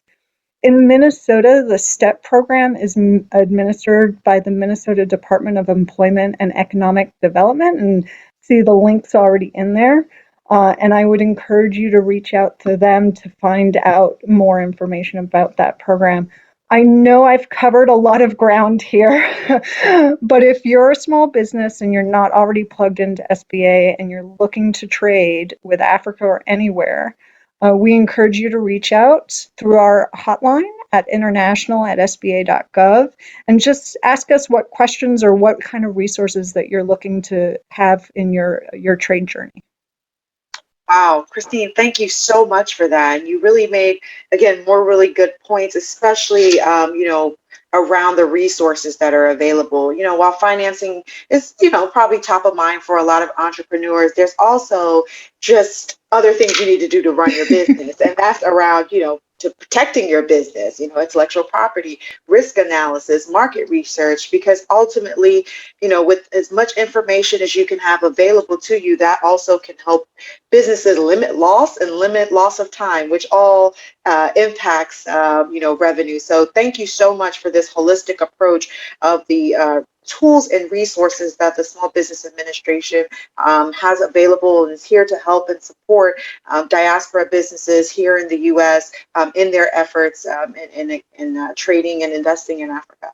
So I'm going to go next to my next panelist, Lisa Cope from USTDA. I'm hoping that many of you on this session are familiar with USTDA, but I'm sure once you're done, with this session, you'll be even really more excited about the great work that they're doing over there today. So, Lisa, thank you for being here. I want you to just talk with us today about how USTDA supports feasibility studies to support private sector projects in Africa. So I actually heard someone talk about this this week, and it was just like, oh, the feasibility studies, but it plays a very critical role to, looking at the opportunities and on the continent. So can you talk to us today about what the feasibility studies do, and how a business here can submit maybe their new and exciting project idea for USTDA funding for a feasibility study?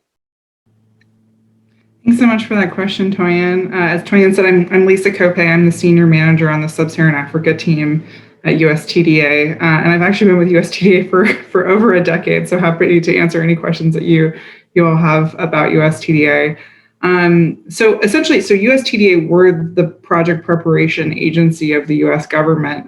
You can sort of think of us that way. And we're focused on helping create US jobs through the export of US goods and services to emerging markets.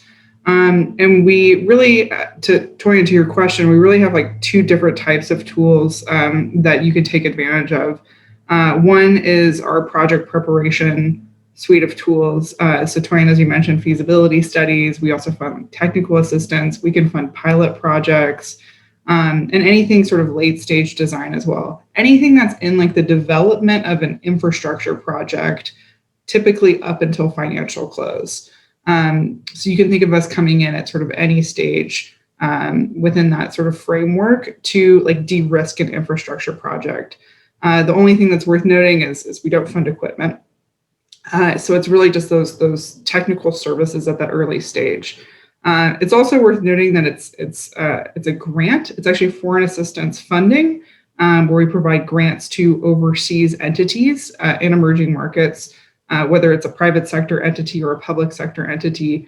And we work globally, but in the context of sub-Saharan Africa, it can be either of those. And US companies perform the work that we fund. But it's a little bit of a unique structure where we pay US companies directly as they're performing this project preparation work. So we work with really two stakeholders in that respect, where we have sort of like an African anchor partner, and as well as a US company doing that work. As a US company, you can bring projects to us with African partners, again, whether it's private sector or public sector. And you can sort of bring those deals to us and say, hey, we need support at this early stage, for this particular infrastructure project. Can you help us? So that's a key area to work with us. I would like to know, and I'll put a link to this too as well on our website. We've really tried to simplify like the proposal process. So if you have a concept in mind, you can go to a section of our website where it says propose a project, and I'll put that in the chat in just a minute. And you just sort of like fill out the details of your project, and then the submissions will come to us and we'll respond to you. So that's sort of like one like arm of business that we do. The second arm is focused really on partnership building between overseas partners and US companies to really help facilitate sales of US goods and services, and like technology transfer of like US technology to overseas partners. We do this through multiple ways. One of the key ways is reverse trade missions, where we bring over delegates from overseas to the United States. I was lucky enough to go to Minnesota on a healthcare reverse trade mission a few years ago, where we had delegates from Kenya and Nigeria. And ultimately that led to success, actually, and sales between US companies and our partners in Kenya and Nigeria. I think post-COVID, we'll be looking to do more of those in person, but we have a number of events coming up that I will also link to in the chat in case you're interested. So for example, we have in October, we have a satellite technologies event where you can come and meet delegates from Nigeria. We have a workshop that's focused on energy storage standards that will be for Southern Africa, where you can meet representatives there who are doing energy storage work. And then we also have later in the fall, in late October, we have a digitally focused event where we will have delegates from South Africa and Kenya virtually. This is all virtual at the moment, where you'll have opportunities to meet them as US companies, or talk to them about their opportunities. I should just mention really quick, there are a couple key sectors that we work in. I keep saying infrastructure, but sort of key sectors within infrastructure would be clean energy. We've done quite a bit of work in that space in partnership with Power Africa and Prosper Africa and others. So anything sort of within that framework. ICT, I think, is really a growing sector for us, just like in the digital area. We have our own initiative at USTDA called Access Africa, where we partner with US industry to like understand what are the priority projects in the digital space in Africa. So if you have ideas in either of those sectors, please bring them to us. Transportation is another area of focus, and we actually have had export success and supported Minnesota companies make sales in the transportation area. So I think there's a lot of opportunity to work together there. And then agriculture and healthcare are other areas that we also work in. But I would say those are newer sectors, and so we're still kind of, learning a bit more about how to engage. But if you have projects in any of those areas, I think we're really keen on understanding, how we can support you. Just a couple key things to note. When bringing a project to us, one of the main questions that we'll ask is, what will the implementation look like after US TDA engagement? And so we'll want to kind of know what your vision is for that and how we can support you. And just to give you a sense of as I mentioned, our goal is to help US companies and US sales. We like to support projects where there's a strong likelihood of US exports. And so understanding what that looks like, if there's a proposed dollar value of what you want to sell as a result of US TDA engagement, that would be helpful to know.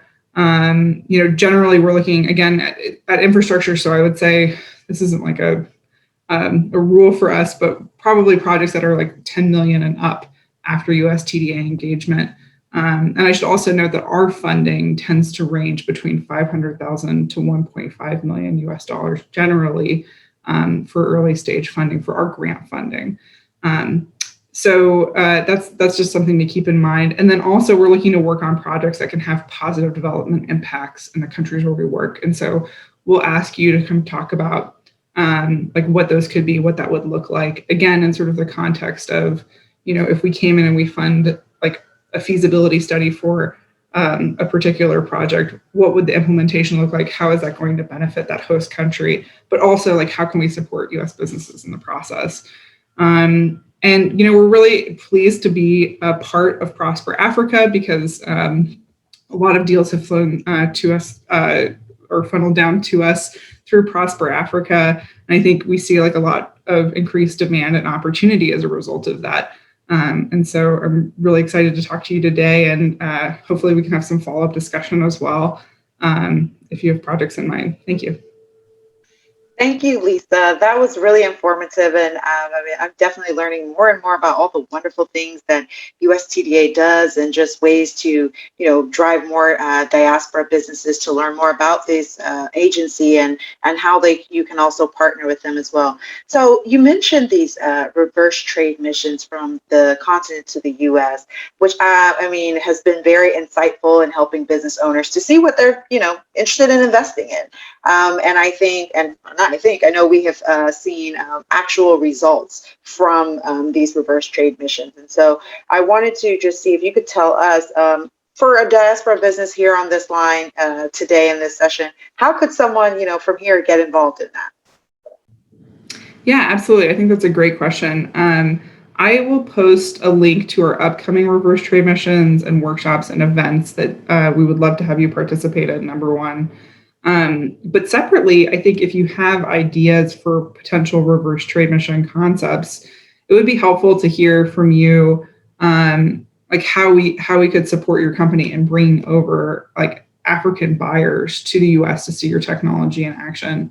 As I mentioned, we've brought delegations to Minnesota in the past, and I had the pleasure of being a part of a healthcare reverse trade mission where delegates were able to see firsthand some of your healthcare technology. And I think that really is, it's exciting for our partners overseas to sort of see U.S.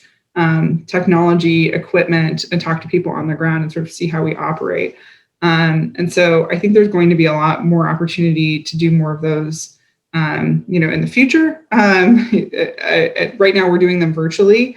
And I think if you have concepts for those or ideas where we could benefit or support your company and other U.S. companies as well, we generally try to, get the most bang for our buck when we do those and help as many U.S. companies as possible. So ideally, if you would like us to do another reverse trade mission in healthcare, for example, or want to focus on clean energy or bridging the digital divide to support increased access in sub-Saharan Africa, topics like that. I'm always open to hearing any of those concepts or ideas. But yeah, I think what we would look for in that is what U.S. companies could we benefit, where are they located, what would site visits look like, et cetera. So would love to hear ideas from you on that, and feel free to reach out to me directly for that. Thank you, Lisa.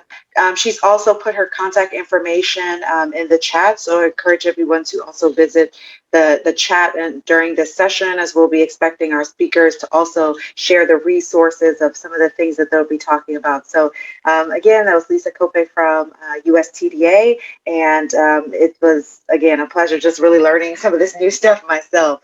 So now I'm going to turn this over to our next speaker, Patterson Brown from USAID. And so I really am looking forward to this conversation with you, Patterson, because when most people think of USAID, it's usually from the lens of humanitarian support or aid funding. But the trade hubs have been very successful in strengthening two-way trade between the United States and countries in Africa. So I'd love for you to talk to us today about the trade hubs and how a business here can get connected to maybe identify partners in Southern or West Africa.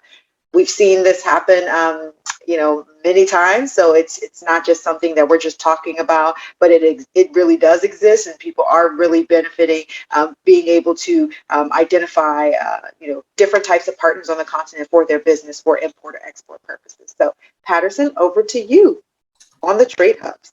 Yeah, thank you so much. I appreciate that, and I appreciate the question. And I think you're right, Toyin. I mean, a lot of times when people think USAID, it is around the humanitarian assistance side, and certainly that's, continues to be a big part of our work. I think the other piece of it is a sort of quote unquote development side, where, we're really working with our partners in Africa and certainly in the United States, as you pointed out, to lower poverty and hunger. And, those are some of our primary objectives. And, I think it's just important to recognize that one of the key ways to do that is through economic growth, through market development. And we see trade and investment as critical drivers, frankly, of economic growth and poverty reduction. And so that's sort of our starting point. And I think, when you look at as you say, Toyin,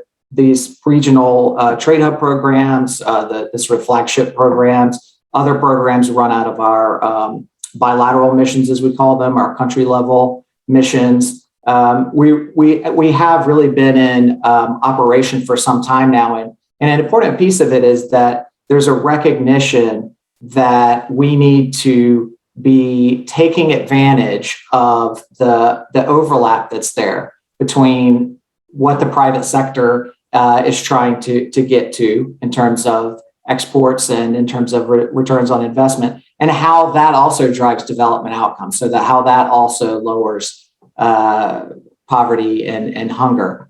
And, we have a number of sort of ways that we get at some of this. You mentioned the regional trade hub programs, which are certainly well known to a number of folks. And really through those programs, we're providing sort of entry points, if you will, for African businesses looking to make the connection with the U.S. market, get into, getting the beneficial access that comes from the African Growth and Opportunity Act, getting, counseling and help on the regulatory requirements. There's a number of things, as anybody that's been active in that space knows. And so those are the types of things that we really aim to help with. And I think, the other part of it is the recognition of the benefit of U.S. investment in Africa and of investment more broadly, and how much that drives not only growth, but also trade activity as well. And so we're really excited to be part of the broader Prosper Africa initiative, recognizing the importance of two-way trade and investment. And I think really, recognizing that we can use this sort of, jigsaw, if you will, the different pieces that we have across the U.S. government, and really bringing those together and really making that connection, even, of course, at state level through the USAID all the way to, our embassy and mission out in country. So, I was going to, it could, of course, continue on down that road, but I thought maybe I would just give a couple of examples and that, that highlight a bit about how we can be involved in the work that we're doing. For example, a palm oil business in Ghana that's under the Tahara and Sons that sought out our assistance, our technical assistance for exporting products to get AGOA benefits, again, African Growth and Opportunity Act, and also to get our assistance with meeting the regulatory requirements that are necessary for Food and Drug Administration, for clearing those hurdles and really getting past some of those logistical barriers, because there was demand in the U.S. and we needed to get those through, and we were able to. And I know there's already been a shipment, in fact, over to the wholesaler in Maryland. Another example, and to your point, Toyin, in terms of the importance of finance and access to finance, working with Ethical Apparel Africa in Ghana, and being able to bring in a grant that allowed for the access to the factory space, to the equipment that was needed to be able to reach the level, quality, et cetera, of production that was needed to close on some of the potential purchase orders that were in the U.S. And I know in that case, there were around 800 new jobs created, for example, expectation of around 20 million in exports. So that's another example of the types of work that we're doing through our programs on the ground. So hopefully that gives you a good flavor. I'm happy to discuss a little more. Great. And if anyone wants to also learn more about the trade hubs, you can also reach out to us at Prosper Africa. There are 2 trade hubs. I'm sure you may have mentioned it. There's the West Africa and Southern Africa trade hub. So please reach out to Prosper Africa. You can visit the website and we can help you through that process as well. So I have another question for you, which I know there's been some questions around this summit, around this conference, and everybody wants to know about USAID's new Africa Trade and Investment Program, which really signifies a major commitment by the U.S. government to growing economies through trade and investment. So that other side, that economic development side, connecting with some of the other work that USAID is doing.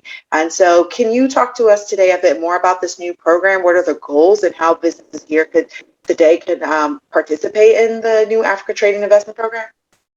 Yeah, thank you, Toyin. I really appreciate it, and thanks for bringing that up. And we do have a new initiative that will certainly be a key driver of reaching, our overarching Prosper Africa objectives. And really, it's a sort of continuation of, you mentioned the West Africa, the Southern Africa Trade Hub programs, and it's sort of a recognition that we needed to move those programs into a space and really to be more agile to respond to private sector demands and opportunities, to fill some of the gaps as it relates to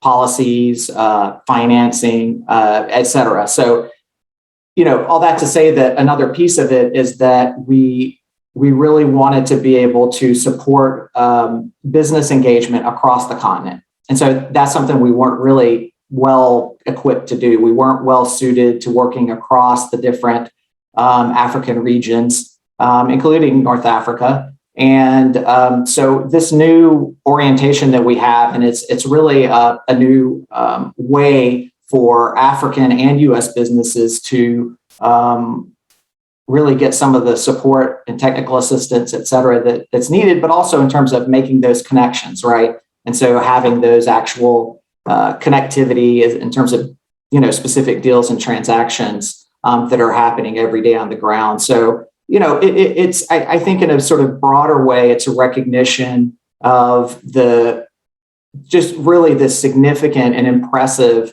African trade agenda writ large. And you can see it through the continental free trade area. There's other efforts as well, but I think that recognizing that there really is a lot of momentum, there really is a lot of activity in African markets, and it's just a great time to be engaging. So again, we wanted to be able to really be in a position to support private sector engagement in African markets. Thank you. And as I mentioned, this program was just announced, so just continue to follow USAID, follow Prosper Africa. I'm sure you'll be seeing more information about the different initiatives and opportunities for getting involved. So I want to let everyone know that the Q&A session is coming up, but before we get started there, we'll be have one question to all of our panelists. If you have a question, I encourage you to use the Q&A button here at the bottom. You can type your question in and we'll be taking questions from there. So if there was something specific you may want to ask, or if there was something that you were still unclear about, feel free to ask your question here in the Q&A session. So my last question for our panelists today is, what sectors or markets are you seeing new opportunities for trade and investment in Africa? So I'm just going to ask you all, you get to choose one thing. It would be very interesting to see if you all say the same thing, but I figured, hey, you all are, working on Africa trade and policy and initiatives all day, every day. You're looking at new markets. You're looking at ways to better support businesses here in the U.S. to expand on the continent. So I'd love to hear from you all today what you think are what you either think is a new sector or emerging sector or a market that you're seeing new opportunities for U.S. businesses. So I'm going to start with Patterson because you were the last. So I'll go to Patterson and then Lisa and then Christine. Wow. You're really just right back putting me on the spot. Yeah. Really and truly, I think that, the new continental program and outlook that we have is not sector specific, and it's not, country or market specific or region specific. And one of the reasons is because, we really want to go where there's the private sector demand, and we want that to lead us much more than it has in the past. And so we don't want to cut off any opportunities that might come down the line as a result of that. I can tell you that we are certainly working a lot, and as a government, certainly want to recognize the digital and e-trade and e-commerce and those spaces. We're doing a lot of work as it relates to some of the services related to climate and environment. So, those are a couple of things certainly that are active. Just to say that, again, I think we want to make sure that we have as much openness across the board to all sectors. So people and businesses out there can certainly reach out to us from any sector. So thanks. Thank you. Lisa? Okay, so we tend to focus our work across 5 sectors. So that would be energy, ICT, transportation, agribusiness, and healthcare. But I would say I've just over the past year had a lot of exciting projects come to me in the healthcare space, and there's a lot of innovation going on there, and also in the tech space and digital. I think those are just really exciting growth sectors, just from my personal opinion. All of these sectors are great to work in. But I think, digital, I think especially on the tech side, there's a lot of cross-cutting things really across all of those infrastructure sectors.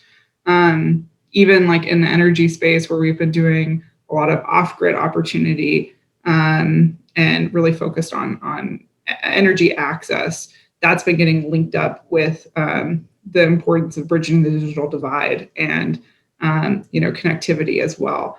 And so I think there's just a lot of opportunities to marry these sectors, and I think there's exciting innovation and really cool entrepreneurship going on in sub-Saharan Africa, and like new companies popping up that are good partners. The number one thing I look for when projects come to me is like, who are we working with? It's very like KYC, know your customer, and like understanding like who are the partners and stakeholders in this project that are needed to move this forward. And so I think there's just like a lot of great partners on both like the US side and the African side in these sectors that are emerging. And it makes me really excited about those opportunities. Thank you. So Christine, Yeah. how are you?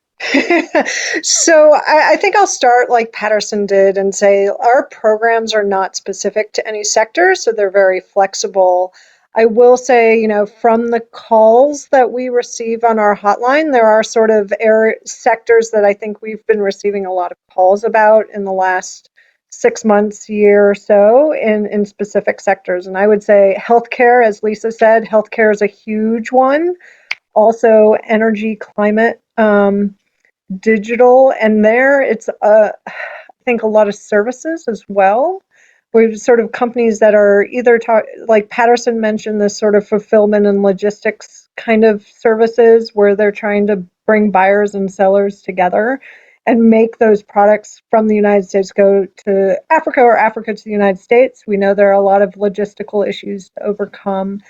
And then also educational and health services. So not just on the good sides, but on the services side as well, and agriculture. Those are probably the sectors that we hear most about on our hotline. That was very interesting. So I think we can all agree that there are definitely some priority sectors that we're seeing that either our agencies are interested in, but also we're basing some of the feedback on what we've also seen the market demand to be, what we're seeing the private sector say, hey, they're looking at the continent and looking at markets in the continent in these particular sectors. So if there are no additional questions from the audience, I would love to thank you all for joining our panel discussion today. And I just wanted to let you know that there will be another panel later today that takes a deeper dive into financing solutions with Prosper Africa's very own Bill Fanjoy. And I would also encourage you all to visit prosperafrica.gov to browse the full suite of USG tools. So that's a lot of the stuff that was discussed here today and even more. And also to access Prosper Africa's virtual deal room. You can take a look at that as well and connect with our advisors. So thank you again for this opportunity to speak to you all, members of the diaspora, and we look forward to supporting your businesses as much as we can. Jessica, I'm turning this over to you. Oh, thank you very much, Toyin, Awesu. That was a very informative session. And feedback from Christine, Patterson, and Lisa. Very good questions on resources available for the Africans in the diaspora, and also like in Africa, and also benefiting businesses here in the US. My name is Giwa-Tubosun. I'm the founder and CEO of LifeBank. LifeBank is a supply chain company operating in 3 countries in Africa. We deliver critical resources, critical commodities like blood, oxygen, vaccines, the works, to busy hospitals in emerging markets.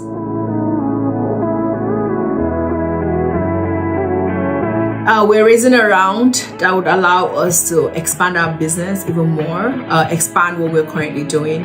And by being listed at the Prosper Africa deal room, we think that we'll have a capacity to meet the right investor. I like to think of myself as having this dual, place in the world. I'm Nigerian, basically African and American. And I think for me, what I see is opportunity to, drive impact in people's lives on the continent, the opportunity to, invest and actually have returns right? I think for me, what is really incredible about operating in Africa is that, it's like greenfield, right? There's so many opportunities here on the continent to do two critical things. For me, it is impact, actually have an impact on human life, impact that you can count, that you can see.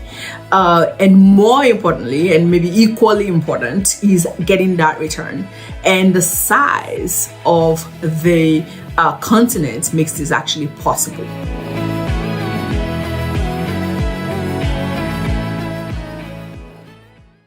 At this point in time, I would like to welcome Emil Lyons.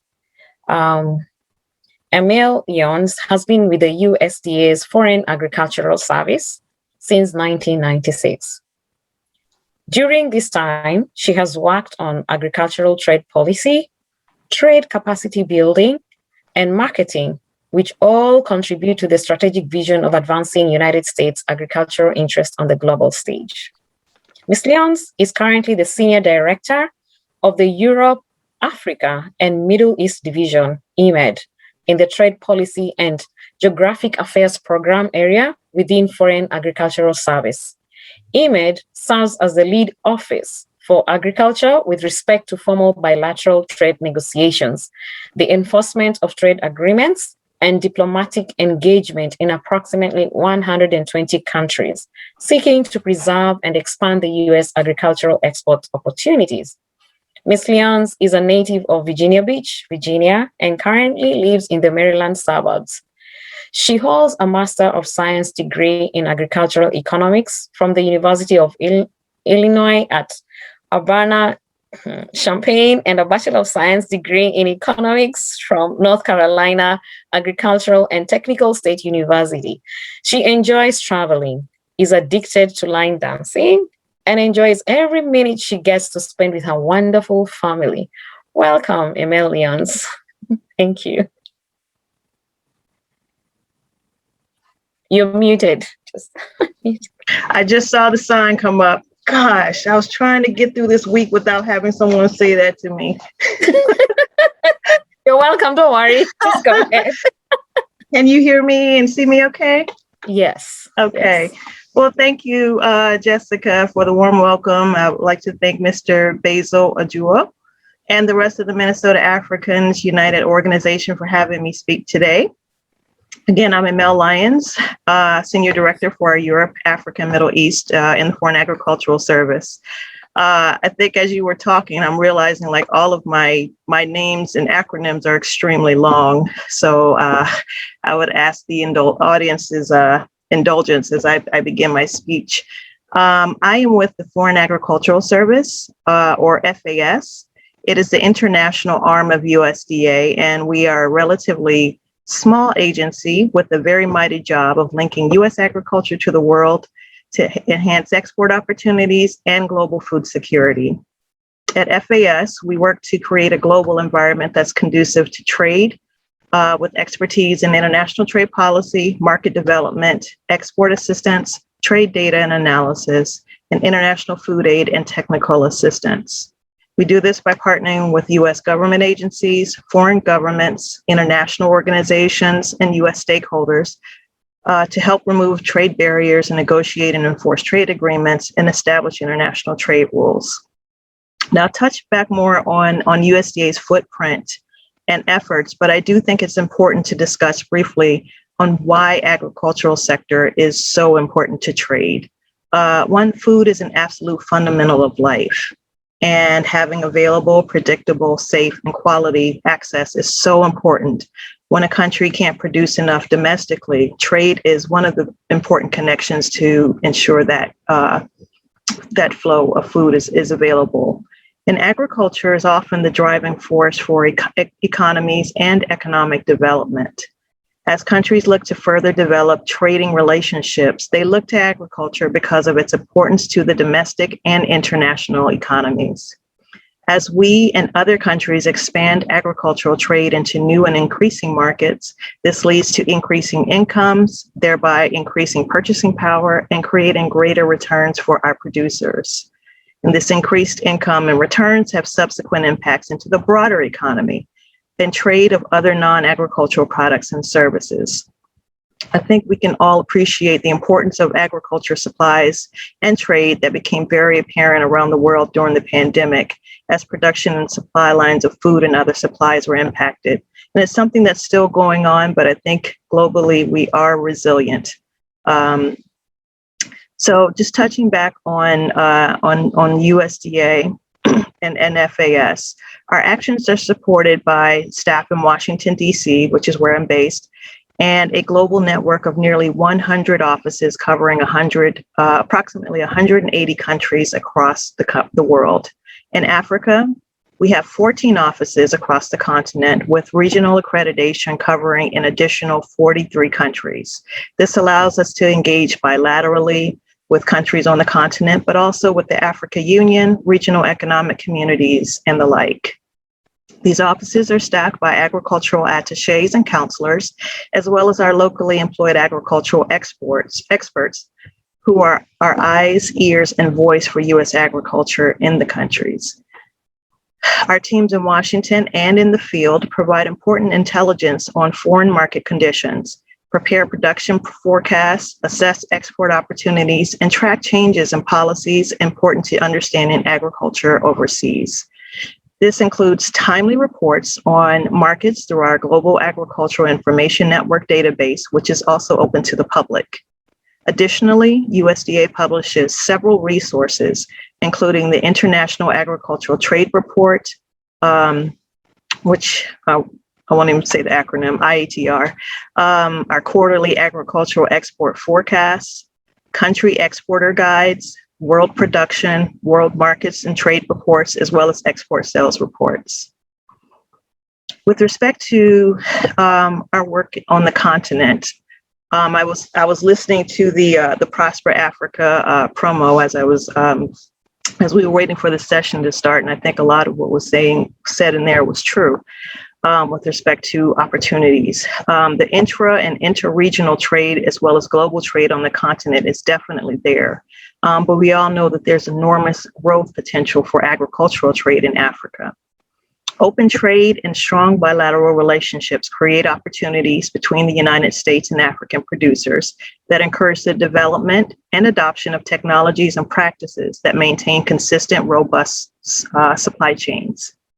USDA, we aim to increase U.S. agricultural cooperation by developing effective partnerships between the U.S. public and private sector stakeholders and their African counterparts, and establish the U.S. as Africa's partner of choice.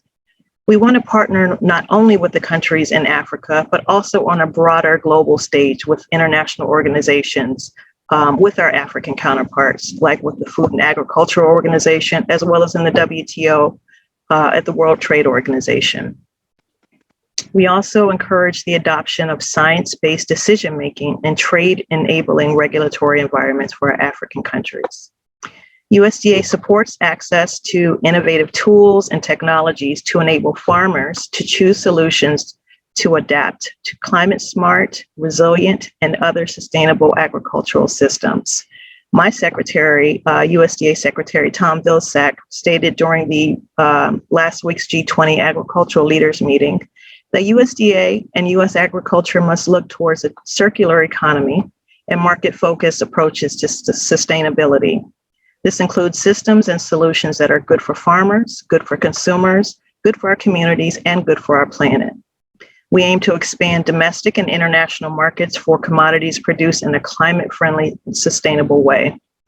And from just those few quotes, one of my many takeaways from that speech was that technology, innovation, and partnership, these are all key to trade. Many of our agriculture goals to promote open, safe, and sustainable trade align with a key development in Africa, key trade development, which was the Africa Continental Free Trade Agreement, or AFCFTA. Trade under AFCFTA started at the beginning of this year, and upon entry into force, became one of the largest trading blocs in the world. I believe it's the second behind the WTO in terms of numbers of countries that are included as a part of that preferential agreement. And even though it's a work in progress and as it continues to get off the ground, there's so much to be proud for even getting to this point. But the AFCFTA aims to create a continental market for goods and services with a harmonized trade facilitation regime. USDA shares many of AFCFTA's objectives, including lowering barriers to trade and diversifying trade. And we will watch its progress to see how the U.S. agriculture can support and participate in the growth that it offers. Now, I'd like to share a bit about USDA's programs. Within USDA and FAS in particular, we have numerous resources to help producers and others across agricultural value chain find and develop those opportunities in Africa and achieve our shared goals. We believe you, as part of the diaspora community, are in a unique position to understand the strengths of U.S. agricultural products and production methods and can link the needs of buyers and partners in Africa. And we definitely recognize the importance of connecting with diaspora communities to better support you through our available programs. So I'll first discuss a few of our marketing and trade assistance programs, starting with our cooperator programs. What these do are support U.S. producers by assisting their organizations in developing new foreign market opportunities. USDA works closely with the national and regional agricultural trade associations, cooperatives, and state regional trade groups. For Minnesota, that would be the Food Export Association of the Midwest. And what we do is work with them on the development of annual marketing plans that promote and seek to increase U.S. agricultural exports. For example, under these programs, USDA assisted the U.S. Grains Council to work with West African poultry producers to develop future markets and exchange best practices. The approach highlights how U.S. corn producers and West African poultry producers who are looking to improve their stock work together to help provide the West African producers with reliable sources of feed, improve their stock, and also U.S. producers were able to identify a new market for their products. We also have credit guarantee programs, and these are financial credit programs to encourage exports to buyers in countries where credit is necessary to maintain or increase U.S. sales, but where financing may not be available or difficult to obtain. These programs can be critical to bridging the gap between the demand for U.S. agricultural products and the ability to finance imports overseas. And we implement two programs. The first is our USDA Export Credit Guarantee Program, also known as GSM 102. And this supports a sustainable agribusiness environment by facilitating U.S. exports of agricultural products through the issuance of credit guarantees to approved banks to financially back and reduce risk for imports of U.S. products. Under this program, importers can reliably and predictably source U.S. commodities to enhance food and feed availability, leading to more predictable outcomes, especially in the poultry and livestock sectors as demand for protein is growing. Over the past 3 years, between FY 2018 and FY 2020 fiscal year, GSM 102 supported nearly $600 million in U.S. agricultural exports to African countries, including for soybeans, soybean meal, wheat, corn, distillers' dry grains with solubles, and live cattle. And through June of this year, GSM 102 supported nearly $30 million in U.S. exports of corn and soybeans. The second program I wanted to touch on is the Facility Guarantee Program, which also assists exporters through a selective credit guarantee program. It's a mechanism to establish and improve agriculture-related facilities in countries where the demand for U.S. ag products are there, but may not have the adequate facilities or infrastructure. And this is one of the few programs where we do have some engagement with actual infrastructure development. So that includes things like agriculture-related storage, processing, handling, distribution facilities, and the like in emerging countries. To further highlight the need to connect high-quality U.S. products to growing demand in Africa is the Quality Samples Program. It's a great tool for small and medium businesses that are starting out and may not want to ship like a full container or even a consolidated container of products. The program focuses on processors and manufacturers to provide samples to foreign buyers to help develop new markets and new uses for U.S. products where they may not have been available otherwise. With the intent that these samples will benefit an entire industry or commodity, USDA is able to offset these costs of procuring, transporting samples. I'll now discuss some of our trade events. Another vital part of our role to connect U.S. suppliers and buyers are trade promotional events around the continent. And these events highlight specific commodities and products so that buyers learn more about U.S. products and conduct business-to-business meetings arranged by our teams. Of course, traditionally, these are done in person via trade shows or agricultural trade missions, but like many, we've had to turn to virtual events over the past year and a half, and we were able to at least host 2 events this year focused in Africa. In March 2021, USDA hosted a U.S. Sips and Snacks virtual trade event to showcase American exports of processed products, food ingredients, wine, spirits, craft beers to buyers in a few sub-Saharan African countries, including Ghana, Kenya, Nigeria, and South Africa.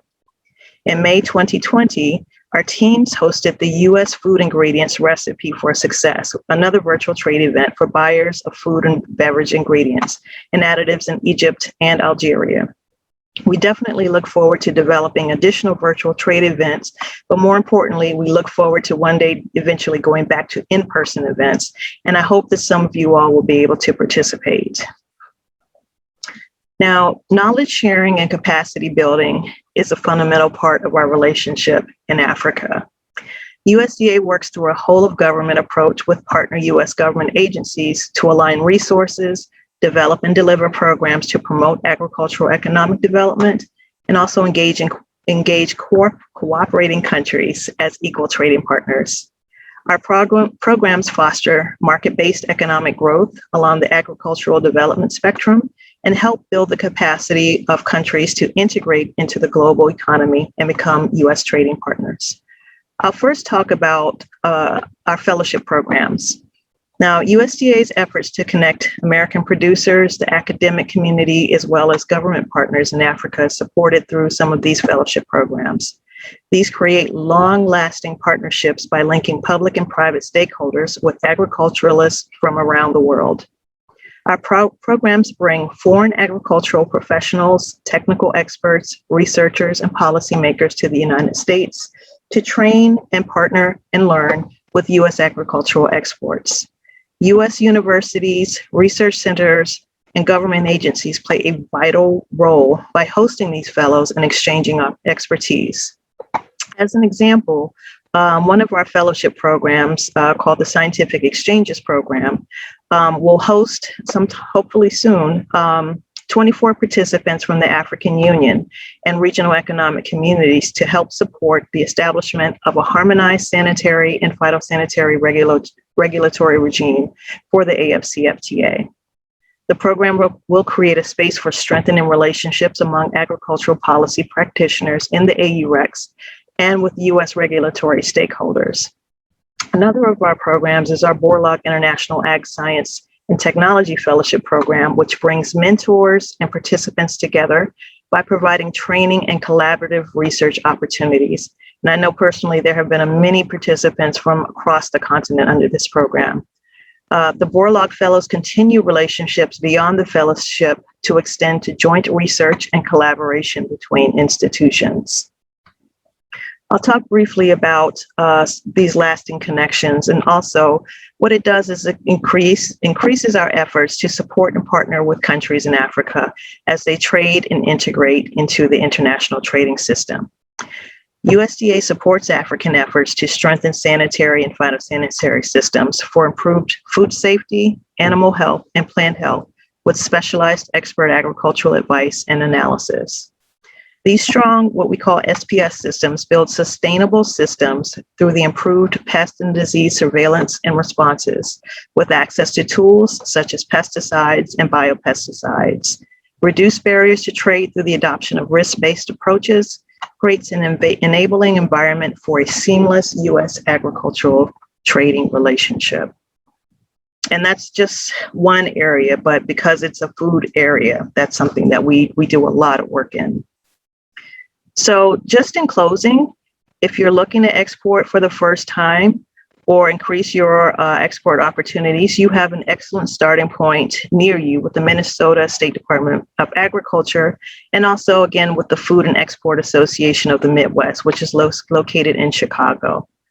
I will put several links in the chat if I'm able to, which will provide access to more information.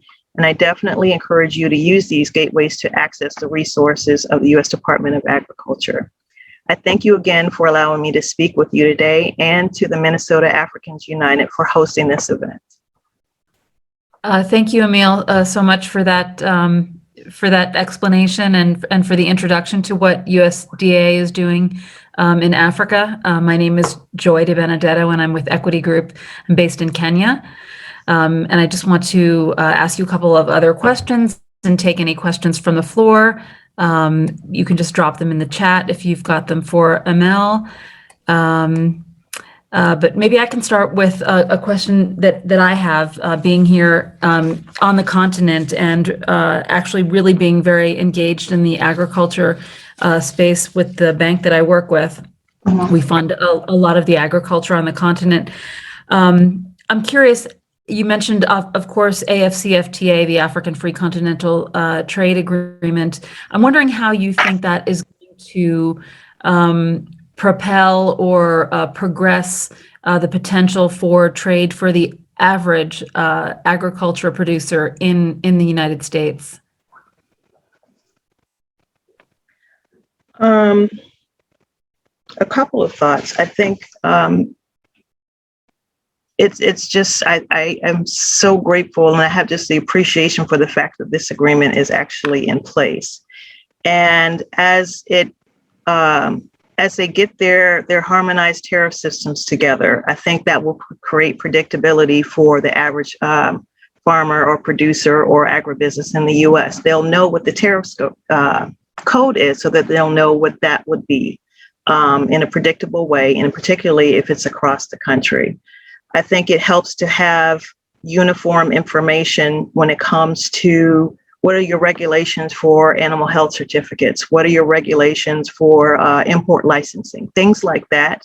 Having it at a broad scale level, like I said, this is, I think, the second largest trading bloc, as far as the number of countries, is very fundamental. And so having some place to have a consistent,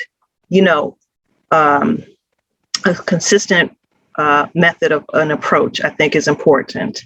The diversity on the continent is huge. I mean, when people call Africa a country, that's bad enough in itself. But just to recognize the richness of the differences in the cultures, there's different currencies, all of that stuff, hopefully, as the agreement develops and gets into force, I think that will be very helpful for the U.S. agricultural producer or agribusiness.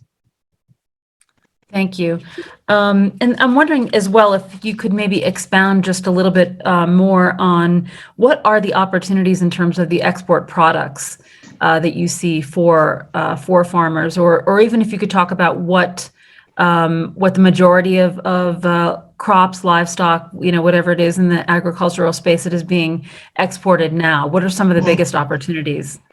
The major exports from the United States to Africa are more in the bulk commodity space right now. So that's soybeans, that's wheat, some meat and poultry products, of course, corn, meal, tree nuts, vegetable oils, dairy products, and grain. But I'm hoping, I guess this is me being aspirational,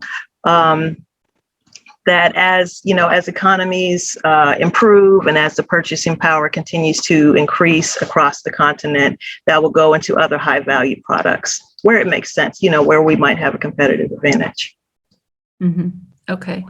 And obviously we're talking about Prosper Africa during this webinar. Can you tell us a little bit about how you think USDA fits into the Prosper Africa, efforts and agenda? Mm-hmm.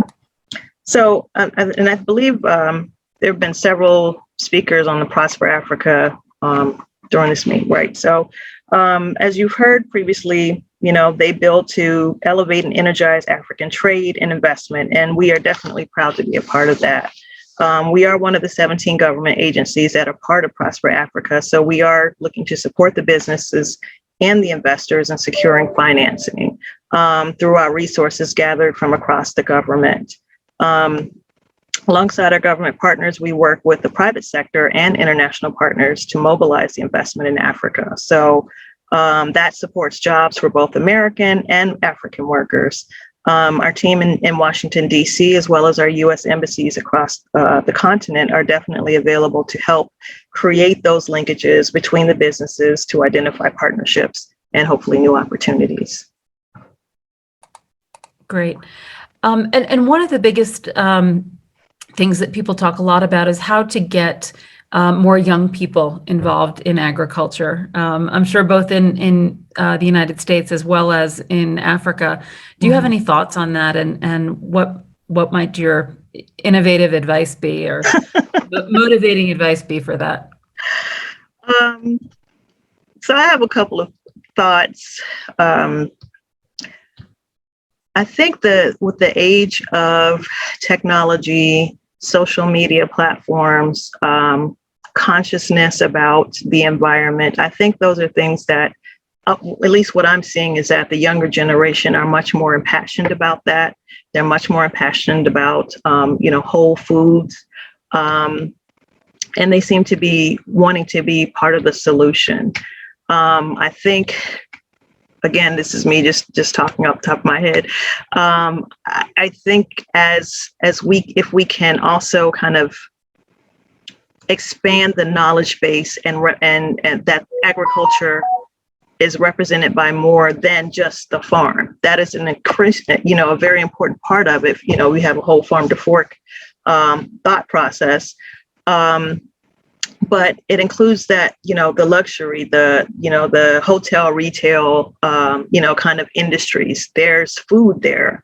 There's glamour in it. There's manpower in it. So, it's so diverse. And I think a lot of people really don't think about the opportunities in agriculture unless you're, a hardcore farmer, or, growing organic products or something to that effect. But there's so much diversity to it. And I think we as the, I won't say older generation, as we talk to folks, we need to explain the diversity and the opportunities that are with agriculture. Great. And similar along those lines, we have a question from the floor. Joy Sens asks, we know women are leading in agribusiness. So how are you supporting them, especially the informal farmers? Through, I think, a lot of what we do with our fellowship programs, I'm not going to say we fully target women, but we do have a number of women that are represented. Women in agriculture is a very big effort. It's something I can tell you that my secretary is very focused on, is diversity in agriculture, period. I think in developing countries, many of the women are the ones that are running the farms. Many of the women are the ones that are running the cooperatives. And so some of the programs that we work with our African partners on do have that dynamic. There's efforts, Women in Africa, that many of my colleagues are very heavily involved in. Are there any special programs that you would point to that women farmers might take advantage of? I might have to get back to you or to the organizers on that, because I know there are some. I'm just kind of drawing a blank right now. I'm sorry. No, that's fine. That would be great if you could. Okay. We have another question from the floor, Dr. Botanga. She's asking, what are opportunities for exports from the African market that could be of value to the United States? Well, our partners, our exports right now from Africa are really targeted in the space of cocoa beans, coffee, tree nuts, vanilla, some processed products, and olive oil. So those are like the top products that we're importing right now. So I think some of it is also, when I was mentioning about the trade events, the putting the buyers and sellers together, seeing what's available, seeing what the interests are. I think those are ways that you can kind of find maybe new niche opportunities or niche areas to, kind of creatively identify your products. And I'll stop there. Okay. And then lastly, I guess I would just ask, recently, and I know in Kenya, the AGRA forum took place, and there was a lot of discussion around how the West could support traditional cultural farming on the continent. I wonder if you have any thoughts about that. Yeah, I have a story to tell. I think that would demonstrate that we are definitely open to that. I was thinking about it from one of my previous positions. One of USDA's, a sister agency of ours, is the National Institute of Food and Agriculture program, which does a lot of work with land-grant universities, because land-grant universities are part of USDA. And one of the exchanges was bringing together a group of Malian farmers with some Amish farmers. And so the opportunity to exchange views on, when we talk about sometimes technology and innovation, it doesn't have to always be expensive. And so the way, the thought, is to share information about, this is culturally how we do it. These are ways that we're benefiting from using, maybe something a little bit more simplified, but it's cost effective and it does produce results. So I think I use that as an example is because it's a way to demonstrate that we can all learn from each other. There's a lot of, just culture just across the continent, period. If you go from the eastern side to the western side, from the southern side to the north, there's going to be differences. And I think, if you're looking at promoting and marketing your products, I think building on that creates some of those niche opportunities to say, this is why this is a great product. And telling stories behind it sometimes help too. Great. Okay. Well, thank you very much, Amel. Is there anything that you want to add that hasn't been asked yet? No, I thank you for the opportunity. I do want to put the link in the chat, and I'm hoping, please, no, that's not it.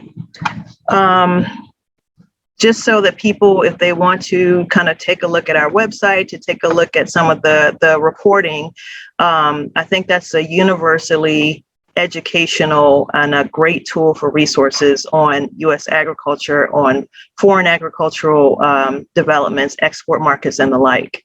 So I would plug that only because it's a wealth of information, and I think it can be used by so many people. Great, Amel. Thank you so much. We really appreciate it. And now I'd like to turn it over to Jessica for the next panel. Thank you. Thank you very much, Emil and Joy. That was a very engaging discussion, a lot of information. Thank you very much. At this point in time, I'd like to welcome Ryan Khan, who is the director of U.S. Commercial Service in Minnesota. The U.S. Commercial Service is in charge of promoting trade. And welcome, Ryan. Okay. Good afternoon. Good afternoon to you. Thank you. And then the other panelists, I think, are going to join us too at this time. So we are going to be talking further about finance. And so welcome to the afternoon session. My name, as was mentioned, I'm Ryan Khan. I'm the director of the Commercial Service Office here. It's also known as the Minneapolis USAC, which Travis and several others have mentioned that name today. And I'm here to moderate the panel. Just a note about us is our job at the Department of Commerce is to help U.S. companies export their products and services. We have over 100 offices throughout the United States, and our offices overseas are the U.S. embassies and consulates. Our office overseas are managed by Americans, and we hire local nationals to handle specific industries and sectors to be the eyes and ears on the ground for U.S. businesses. Today, Minnesota Africans United has put together a panel to discuss various finance tools to help you grow your business in the U.S. and also tools available to help African companies access capital or finance tools to grow their company. We're going to start the panel and have each panelist do 5 to 7 minute introductory remarks on the topic. After that, we'll have a few Q&As that I will ask. If you do have a question that comes up during the remarks, please put them in the chat, and I will be reviewing them and asking the panel these questions as time allows. In an effort to get right into the discussion, I'm not going to spend time reading each person's bio. I will let them introduce themselves. Charles is going to kick us off, then Joe will speak, and then Bill. At this time, I will pass the screen and mic over to Charles. Thank you, Ryan. Hello, everyone. My name is Charles Amebo. I'm a certified public accountant, CPA by profession, and the managing director of Global Portfolio Consulting, a local Minnesota accounting firm. And we provide accounting, finance, and tax services, business valuation services. We serve individual and business both in governmental and private sector. We are extending our presence globally, and we are currently serving in Togo, Africa, where we are working on various projects in auditing, business valuation, business taxation, and consulting. Besides my professional activities, I'm a board member of Minnesota African United and a member of Immigration and Foreign Relations Committee. As a member of the organizing committee of this conference, I'm very happy to see this day come. Therefore, I would like to take the opportunity to thank everyone and every organization that have put this program together. I'm also happy to be on this panel to discuss the financial aspects of the business partnership we are dreaming to have not only here in United States between African immigrant community and governmental agency and business organization, but also between Africa and United States. I have the opportunity to chat with my fellow panelists, and I can tell you they are here for very insightful discussion to help our dream come true. With that, thank you, everyone, and I'm looking forward for a very good discussion on finance subjects. Great. Thanks, Charles. And over to Joe. Great. Thanks, Charles. Hello, everybody. My name is Joe Chow. I'm with Bremer Bank. We're located here in St. Paul, Minnesota. And Bremer is really a community bank. We work with individuals, entrepreneurs, large commercial businesses to really help them achieve their dreams, like Charles said. It's a big feat, but it's something I think our bankers and our teams take a lot of pride of. I've been with the bank for 14 years, started as a bank teller and have been in a number of roles. I'd say the one I like the most is really working with up and coming entrepreneurs. They're definitely some of the most ambitious people you'll ever meet. They also are excited to do their part to help change the world and make it better. And so Bremer's role in that is really helping educate, helping be a partner as people are just getting started. Maybe they've been doing something for a while and thinking of making a change or investing in their business. And so that's really the role of a traditional bank. When we think about other opportunities, international trade, finance, things like that, that's another area that Bremer can help with. We have plenty of people on staff that are very versed. I know you've also heard today about SBA. Bremer believes SBA is a great path for up and coming entrepreneurs and even more established businesses to leverage some of the programs within the Small Business Administration. So with that, I think Bill is next. Thanks so much, Joe and Ryan, and thanks especially to those who are participating today on this beautiful Friday in Washington, D.C. I hope it's just as beautiful up there in Minnesota. As my colleague Toyin Awesu mentioned earlier today, Prosper Africa was created to help both African and U.S. companies harness two-way trade and investment. And this is very important because what we're bringing to you are not just the tools, and Charles was just mentioning this, for exports from the U.S. to Africa, but those also from Africa to the U.S., investment into Africa and investment back here. That's important whether you're doing one or the other, because you will have a partner on the other side that also needs resources to grow and to become a stronger and better partner. So getting the full breadth of trade and development and investment resources for all of our opportunities is what we're about. So it makes it easier than ever before for companies to access new and improved government tools, including the usual resources that Ryan was describing for just a minute, and that was matchmaking and due diligence through the commercial service or financing through XM and DFC, advisory services through the USAID with Ryan and his staff, or the MBDA centers. But it now includes less utilized partners such as market research and innovation funding through USAID, or early intelligence through investment collaboration. For example, we're currently piloting the Prosper Africa virtual deal room, where U.S. firms can gain actionable information on investment leads curated by on-the-ground experts across the continent. An example is Tomato Joe's, a Nigerian tomato and maize processing company founded by an American woman entrepreneur. Tomato Joe's needed to raise over $4 million in equity in order to expand its model farm, to increase the processing capabilities of its factory and hire more workers. Our solution and impact at Prosper Africa: Tomato Joe's raised $4.4 million in equity with Prosper Africa transaction advisory support.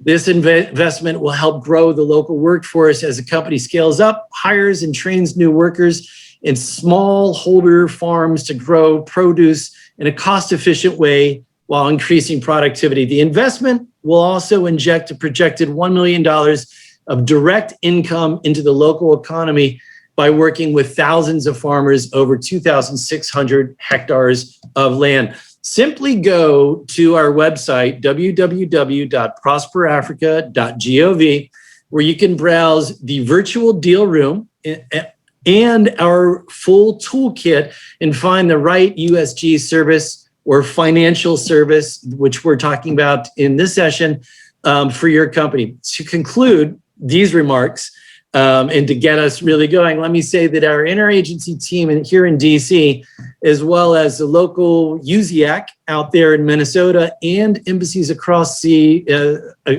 continent of Africa, are standing by, working together to help advance your opportunities with this whole of government support package. And now I'd like to pass it back to Ryan. Thanks so much. Yeah, thanks, Bill. I also wanted to bring on Patrick. Patrick is labeled Charles, but it's Patrick, and he's with MEDA. And I will just say, we over the years in Minnesota, we send so many inquiries to MEDA for assistance in various ways. Amazing resource here in Minnesota. I'll let Patrick put it in his own words, but they are a great partner to us and businesses. Thank you very much. I'm hoping you all can hear me. Somebody give me the thumbs up here.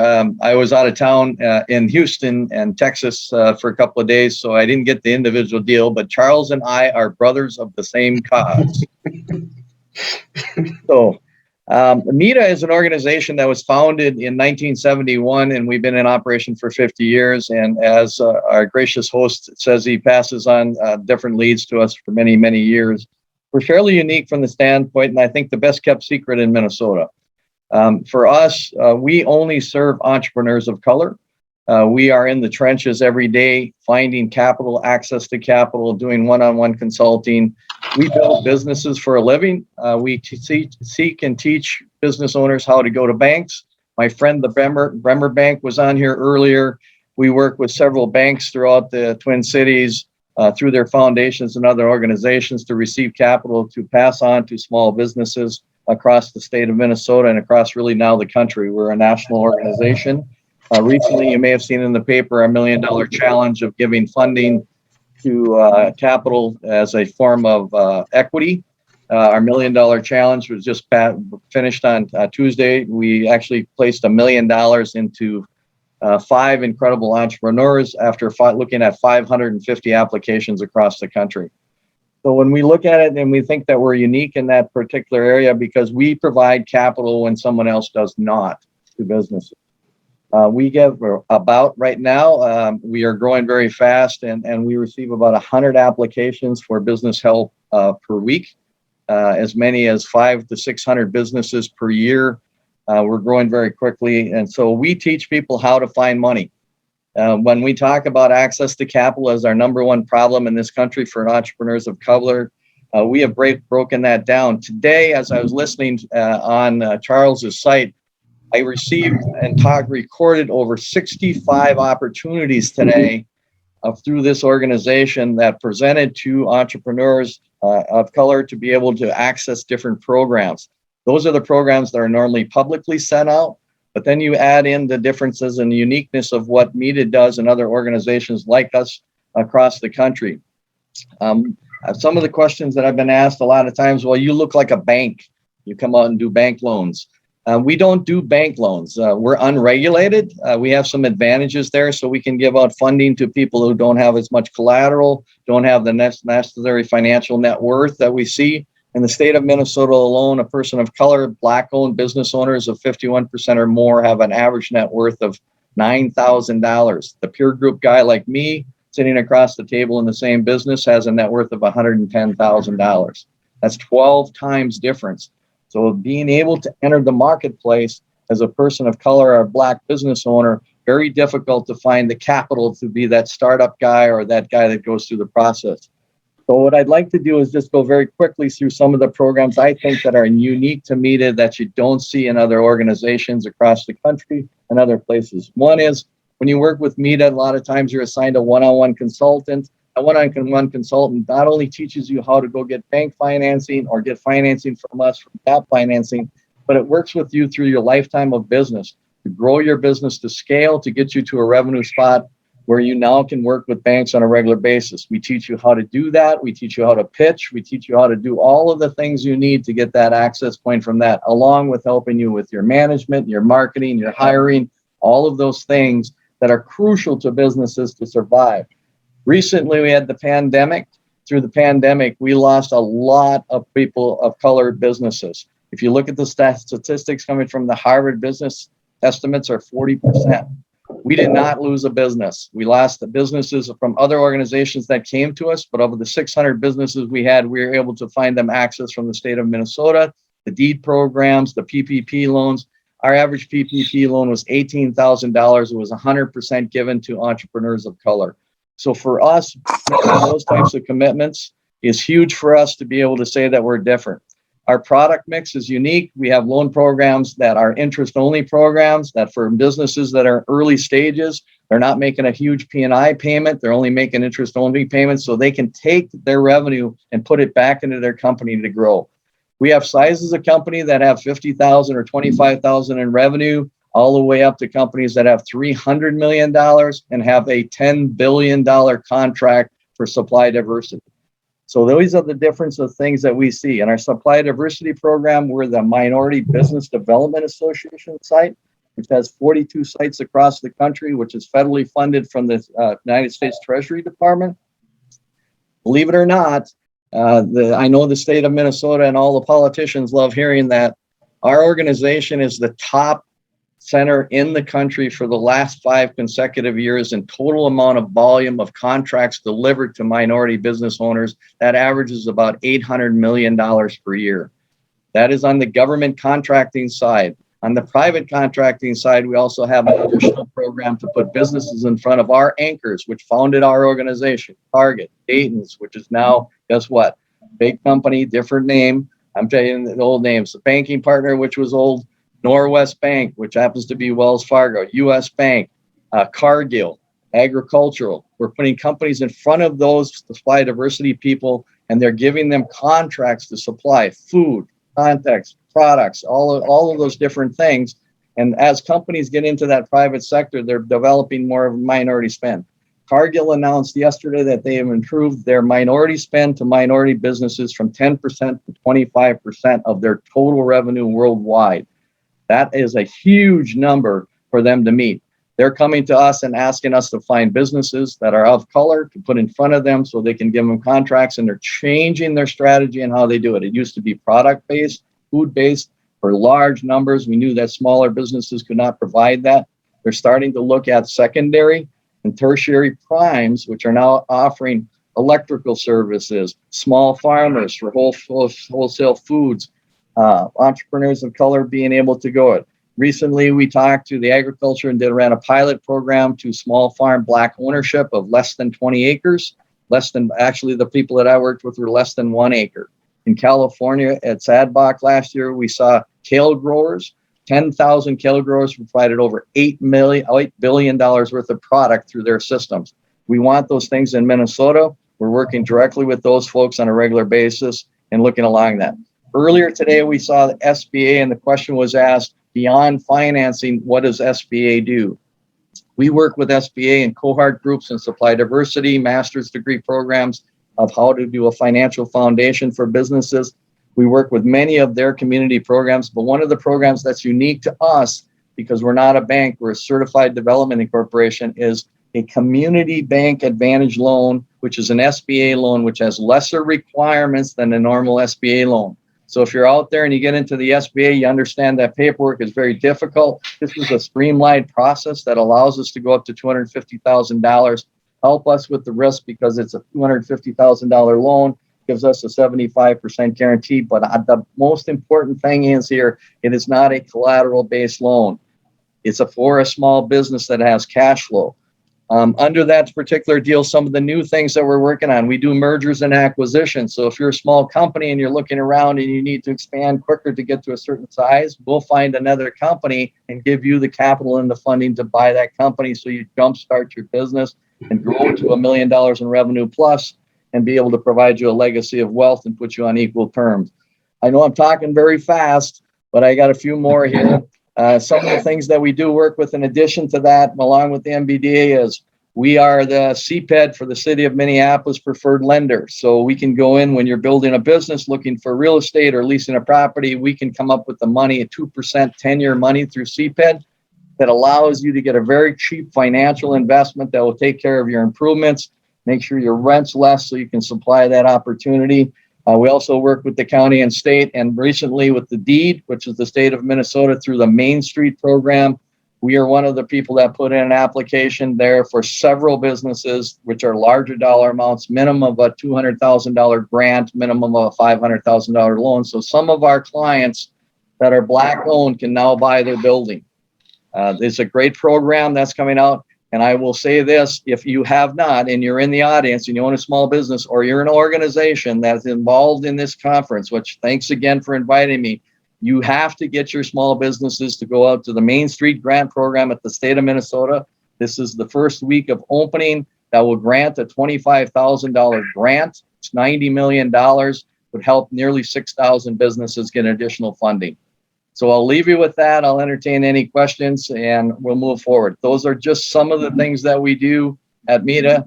We've been here for 50 years, 1971, and I'll give you this point of interest. The 5 founding fathers of our corporation were part of the 18 that our governor Walz talked about earlier today as the leading blue chip companies.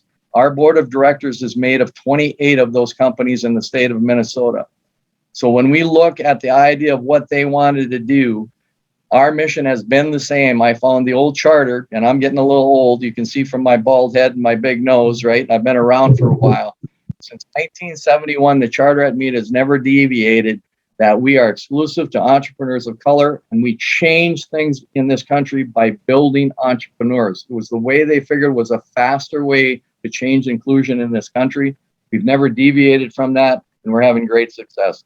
Our loan fund right now grew from 9 years ago from about 800,000 to over 40 million. In the next 2 years, we'll probably be well over 200 million in capital access. So that's MITA in a nutshell. Hope I got through to you guys. We're easy to get to. We're easy to find. We got a building over in Plymouth and Penn in North Minneapolis. Our website is www.mita.net. We'll say in there exactly what we do. You'll see the highlights from us and what we can do. We're happy to help answer questions, direct you to different sources. All of these sources that were on this site today, it's kind of funny because Ryan knows this. We use them all. We've been at the FDA. We've been at the SBA. Anything that's got an acronym, we probably have seen it, did it, and looked at it. So thank you very much for letting me talk today, and I'd be entertaining any questions. Thanks, Patrick. What I will just say again as a testimonial, I don't think Minnesotans realize what a great resource we have, and now they're bringing it national. So it's up to us to get the word out so that they can take advantage of these resources. George, who runs their MBDA center, they work with and help with the export and import business plans. The other thing that I would say is they work with the company with that pitch that Patrick was talking about and the books to get it ready so that when they do go to their bank, like to Joe, it makes it easier for them to get the business. The other thing I will just say that I'm going to put in the chat is for those doing exports of products and services, another resource that hasn't been mentioned is the XM Bank. They have what's called short-term insurance. So if you're a small business and you're exporting to Africa, XM Bank has what's called a small business policy. If you're selling open account, you can basically get 95% of your exports covered for commercial risk, 100% political risk. What I tell companies when you're looking at that, it's about 42 cents on the 100. So for every $100 you sell overseas, it's adding about 42 cents to the transaction. But the big thing that we need to talk about is when you're selling to companies in Africa, you're changing their cash flow. XM doesn't look at it that way. They're just trying to protect you from non-payment. But if African company can have 60, 90, or 120 days, they can get the product, sell it, and then pay you. So it's a way that then you can go to your banker or to Patrick and say, look, I'd like to borrow against this receivable. I have the deal. And because it has an XM insurance, it gets included in their borrowing base. So I know that's pretty detailed, but I'm a sales guy that loves to use financial tools to get the deal done because the deal's not done until you're paid. The other thing is, I know Christine mentioned this morning the STEP program that the Minnesota Trade Office has through an SBA program. I will drop that in the chat. And then if you're not in Minnesota and you're trying to find our office, I will send a link to our offices around the United States and also around the world. Charles, I want to go to you and just ask you a quick question. What is the biggest obstacle you see for African immigrant entrepreneurs in the process of starting and running a successful enterprise? Yeah, thank you, Ryan, for the question. I would say the biggest obstacle is access to capital. So by hearing the panelists going through what they have for us today, I would say that we have the solution for that problem, that obstacle. Because the issue is the new the immigrant entrepreneur, they start a new business. And for the business to develop, they need a loan. They often find themselves in a catch-22 situation, if I may say. The situation is they are new, they don't have a credit history for their business. So the bank cannot lend them the money that they want to use to develop the business, because the bank always lend to businesses who has credit history. So without the credit history, you don't have the information you need to go to the bank and ask for money. And when you are going around, you cannot find the capital you need for financing your working capital to run a successful business. So with all the information Patrick just gave, Joe, also from Bremer Bank. I think we have a lot of solutions to that to those problems, and I'm looking forward to the detailed information they can give to help the audience who I know them very well. They are always want to start the business, but the only obstacle that they have is the access to capital. So this is a good place to be today. I'm happy to be here. Thanks, Charles. And I'll jump to you, Joe, that kind of goes into this. When is the right time for a new small business owner to meet with a banker? Yeah, thanks. Typically before you need money. Establishing a relationship with a banker takes time. I think also challenge small business owners, and I think Patrick would agree, to interview your bankers. You want to find somebody who's going to be there, who's going to provide knowledge to your business, especially depending on what kind of business you're in. Bankers have all different types of experience. If you're going to get into small manufacturing or retail, that banker might have experience in that and be able to give you some feedback. And so ideally, if you're thinking about starting a business, Charles is a resource as a CPA and others on the panel, I think can help kind of guide that conversation to a banker. And then that way, when you are ready and you need some capital, you've got that business plan established, whether working through a MITA or somebody else, to give that case to the bank. Now, I think, like Patrick said, MITA provides a really unique resource if you don't have that credit. Traditional banks typically do look for credit history, some business experience, but that's not always the case. And so here in Minnesota, I think we have the unique benefit of having a MITA and other resources that can help. So ideally, you'd meet with a banker before you need money, establish a checking account, make sure you have those things in place to start moving money. If you are going to do international, make sure you're set up with those services too. And Patrick, if you could just, I think you answered this question, but how do people and organizations qualify to work with MITA? All you have to be is an owner or a collaboration of owners that own 51% and a person of color. So from that standpoint, that's what's needed. We have registered people on our website from that standpoint. We'll take a look at it. Joe makes some great points. One of the things that I think we see in the immigrant population of looking at banking selection, Bremer's a community bank, has a great SBA program. They're used to working with small businesses. Some of our other banks don't have that capability. So when everybody thinks from the immigrant side of the equation that all banks do exactly the same, because when they come to America, they think that banking is exactly the same for everybody. Every bank is a little bit different. So not only do you want to research your banker, right? We want you to research the bank to make sure that they can accommodate you to the products and that they're friendly to small business is a real crucial thing. And I think Joe would agree. Their bank over the years has done some great things, especially working with us. We're partners. We try to get people to move to that level, but we help them work with their foundation, your paperwork, making sure. And Ryan, you made a great point earlier, is that having that financial foundation first and making sure that you're set with that. When bankers like Joe get people coming in and they ask them questions, tell me about your business. How much money did you make last year? Do you have 3 years worth of tax returns, or do you have that information in front of you? That makes their job so much easier, and it makes them want to do business with you because you show that you are a professional business owner. And those things for us is some of the things that we teach.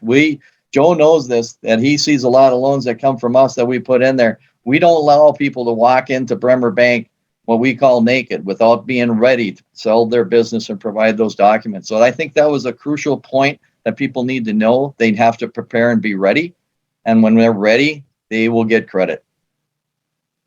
Great. Thank you, Patrick. Bill, a question to you is, what financing options does Prosper Africa represent? And as part of that, I know a lot of inquiries are, well, we have an African business in Ghana that wants to buy my product from the US, and they're asking for financing. If you could maybe cover the financing the buyer or investment from the buyer. Sure, Ryan. Great question. I can't list them all. Again, please go to the Prosper Africa website to look at all of the financing solutions, because there are so many, especially when you get into a sector like ag and health. There are very specific grants and financial mechanisms. that I won't speak about now. But broadly, you started with the short-term multi-buyer credit insurance from XM. There's also a letter of interest, which gives terms. Again, as you go in with terms, that's what any business partner is going to be looking for. DFC offers private sector financing, debt or equity, up to $1 billion. And I'm just telling you about these larger pieces because it's important to understand which financial mechanisms are already on the ground. So as you're looking for sources, you may be able to tap into some that are already there. DFC also provides feasibility studies in political risk that you spoke about for XM. An interesting one, Ryan, for both sides is MCC, Millennium Challenge Corporation. These are compacts and thresholds for 5 years, close to $500 million. And these are in markets where there is reduced corruption, increased transparency, increased economic partnership, et cetera. So these are in countries where you believe you should be able to grow your partnership. So that in itself, if you just look at where MCC is, that's a great indication of a market that you should be looking at. And here's the key for both sides. Well, I'll speak to the American side and then I'll speak to the other side. Well, no, both sides. Both sides is it's free and fair competition for all of these contracts for the MCC compacts. With that, only 17% of the time are they awarded to U.S. companies. So MCC really is looking for African partners on the ground who have got a stake in the game and who understand the culture. With that said, for our American companies, 70% of the time, 70, that's a batting average of 700. 70% of the time that U.S. companies bid on these contracts, they win them. That's a big number. And they come up every day. I looked just an hour ago at the website that has the daily contracts for financing for MCC. And that is at mcc.dgmarket.com. I'll put this in our notes. And they had one for Cote d'Ivoire. And it was a selection of an individual consultant for gender policy development for partnership and resource mobilization for San Pedro and Beke regions in Cote d'Ivoire. And that's due on October 7th. It came out on September 24th. Oh, today's September 24th. So that shows you how updated they are. There are AID grants up to $15 million for innovation. Those grants are offered to American and African to expose your innovation in a developing economy in 3 different tiers. I'm going to talk about that hopefully in the next session. And there are, for the African partners, there are African Development Foundation grants for African workforce development. So to hone in your scholarships. And I want to end on the YALI, Y-A-L-I grants through the State Department, which offers 700 scholarships a year only for African companies, to come to the U.S. As an intern in U.S. companies, or to increase their entrepreneurship skills in the 4 centers in Africa, and or to network with thousands of African companies who are already registered in the YALI program. At the end of the day, Ryan, I'd say just please go to the website. If you've got questions, though, and I keep typing this into the remarks, is just email us your questions at Prosper Africa at usaid.gov. Send us your message or go to the website, www.prosperafrica.gov. That's it. Thanks, Bill. And thanks to our panel. I know the energy was high in our discussion. Lots of great information. I know that in the interest of time, I'm actually going to turn it back over to Bill for the next topic. And what I would just say is, if you have questions, ask. all these federal agencies that have been mentioning their programs. Our commercial service, or USAID, that's on the ground in your community, is a great local resource to help you navigate and connect. And I just want to, again, thank the panelists, and I turn it over to Bill. Thanks so much, Ryan. And I would like to introduce Ned Rauch-Mannino, who is a former U.S. senior official, and he leads Portsmouth Limited Company, a commercial diplomacy strategic advisory and consulting firm.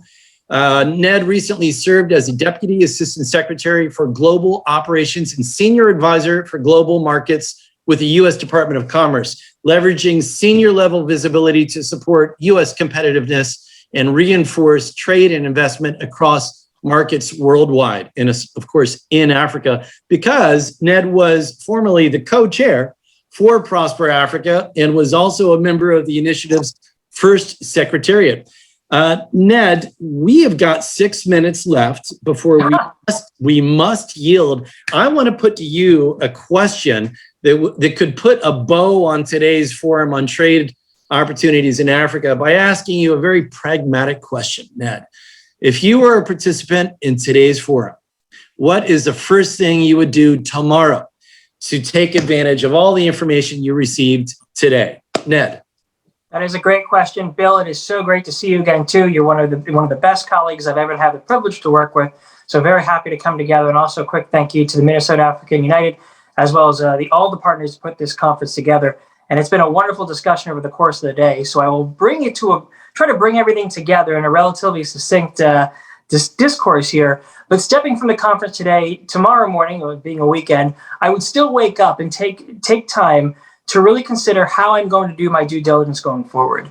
I often tell folks as they come in talking about various approaches to different markets, whether it's Africa or other emerging markets, what is the first step? And the first step is almost always due diligence. Today, we have heard so many different resources given us, insights into markets, specific ideas around sectors. The financing panel we just closed with, I filled multiple pages of notes simply having the opportunity to hear from so many local experts. Now, for guests here to the conference, the real takeaway is that you have so much to take away from. Now, the real challenge is figuring out just what is most valuable and when. So taking some time to conduct that due diligence, whether it's revisiting the markets you're looking at and specifically trying to drill into the market data, whether it's taking a deeper dive into the financing options, whether it's really investigating what the city of Minneapolis and the state of Minnesota and some other local economic development partners offer before going to a Prosper Africa or the big USG. There's so much to organize. It's going to take a couple of days to really get clarity for what is most applicable to you. But before running ahead on any specific project, consider what is important to you, why is it important, how does it figure into your business plan, how does it figure into your long-term vision, and start putting some of that information to something actionable moving forward. I also want to say, stepping away from this conference, one of the most important things anyone can do, whether you are first time exploring some of these markets first time, or really a seasoned professional, every potential deal you look at requires you to set and reset your expectations. And there are many of them going into the trade and investment arena overseas, specifically to Africa. Those expectations probably deserve a little bit greater attention because they're very dynamic. And as you know, and as this room will know, we look at the Africa market as not one, but many markets, 50 plus markets, all with distinct advantages, distinct challenges, different barriers, different cultural norms, different customs challenges, and so on. And as a result, part of that expectation setting is simply digging in deeper, again, leveraging that due diligence about the market itself, but digging in deeper to the market, how your product plays, et cetera. I would also suggest, as far as expectations, consider your markets in the sense that the continent at large is enjoying this emerging middle class where people are excited and have a different perception of what partnerships might look like from the U.S. And I think this has been discussed a couple of times today already. But the reality is the traditional sectors for Africa have shifted so much, where yesterday, Bill, you and I were chatting about cosmetics. And now that could be a leading sector for the right company taking their product from the U.S. to the right market overseas. So the idea of breaking down some of the walls between what the expectations are for working across the continent before to what they are today, as well as doing that due diligence, conducting that research, making sure the data and information and resources you have are well organized moving forward. Those are the two takeaways I would start this weekend and certainly Monday morning with, doing a deep dive into all of the resources today and turning into something very, very actionable. Thank you so much, Ned. That was compact, direct, and action-oriented, which is you. You are the most action-oriented former public official that I know, and now in private sector. Thank you so much for being part of the solution. And if anyone would like to connect to Ned or to any of these resources today, feel free to reach out to the organizers, to Ryan, to myself, and we would gladly connect you. With that, we're going to stay on schedule, and thank you again, Ned, for coming today. But we are going to stay on schedule now, and it is my pleasure to introduce Ms. Aljean T. Sajiri, who serves as Vice President of the Office of External Affairs at DFC.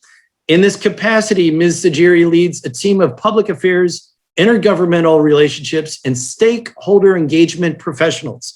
Ms. Sajiri is also head of DFC's Global Gender Equity Initiatives and supports diversity efforts in the agency. Ms. Sajiri is a seasoned foreign policy and national security policy expert with over 20 years of legislative and political affairs experience in the U.S. Congress, political campaigns, and in the corporate and nonprofit sectors.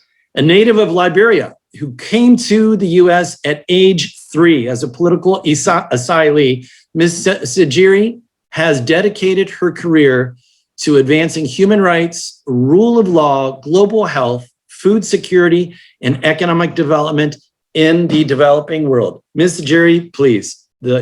Thank you. Thank you, Bill. I really appreciate that kind welcome. It is absolutely wonderful to be here today with this incredible group.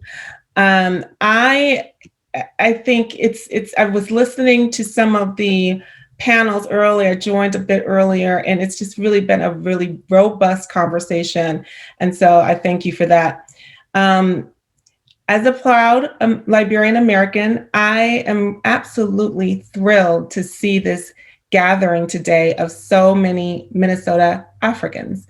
I want to commend Basil, Ajuo, and Minnesota Africans United for convening us all.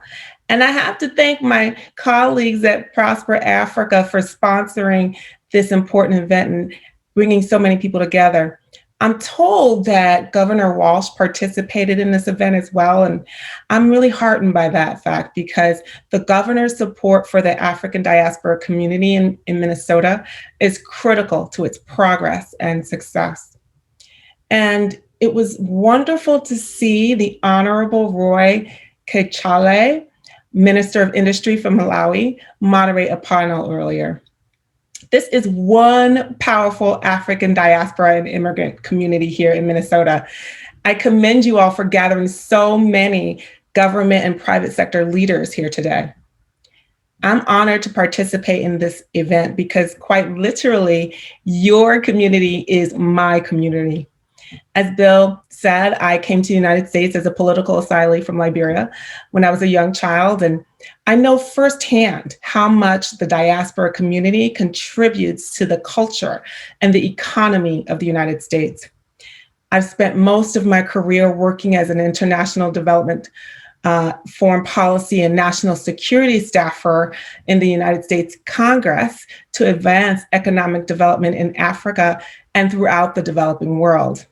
And earlier this year, I joined the United States International Development Finance Corporation, the DFC, because I know that private sector development is key to advancing prosperity in the developing world.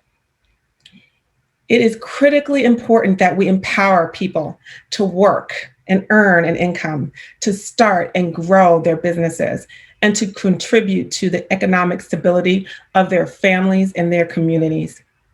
Since I joined DFC as part of the Biden-Harris administration, one of our key areas of focus has been working to partner with more local businesses in the countries where we work. One of my first official duties at DFC was hosting a virtual town hall in Liberia and Sierra Leone to educate local businesses about the way we can support them.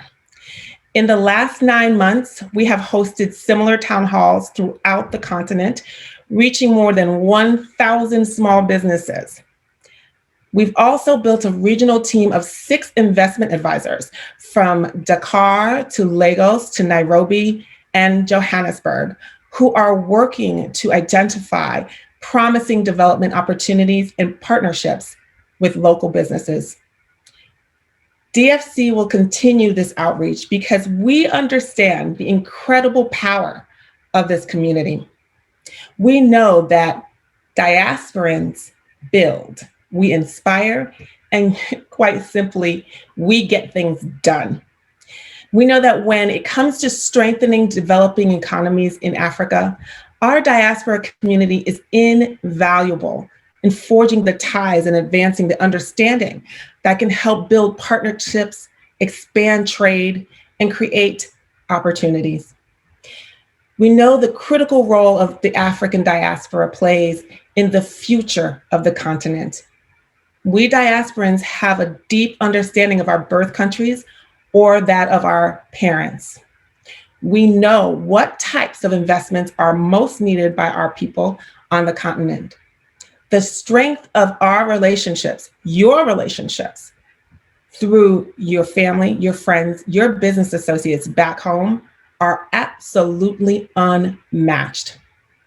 So today you've heard from many officials from the United States government, and you know that we are working together as part of the Prosper Africa initiative to make it easier than ever for you to access the trade and investment opportunities that you are seeking. Our presence here today only demonstrates America's commitment to working with the African diaspora community to advance the prosperity of our beloved motherland. So you may be wondering how DFC supports the Prosper Africa initiative.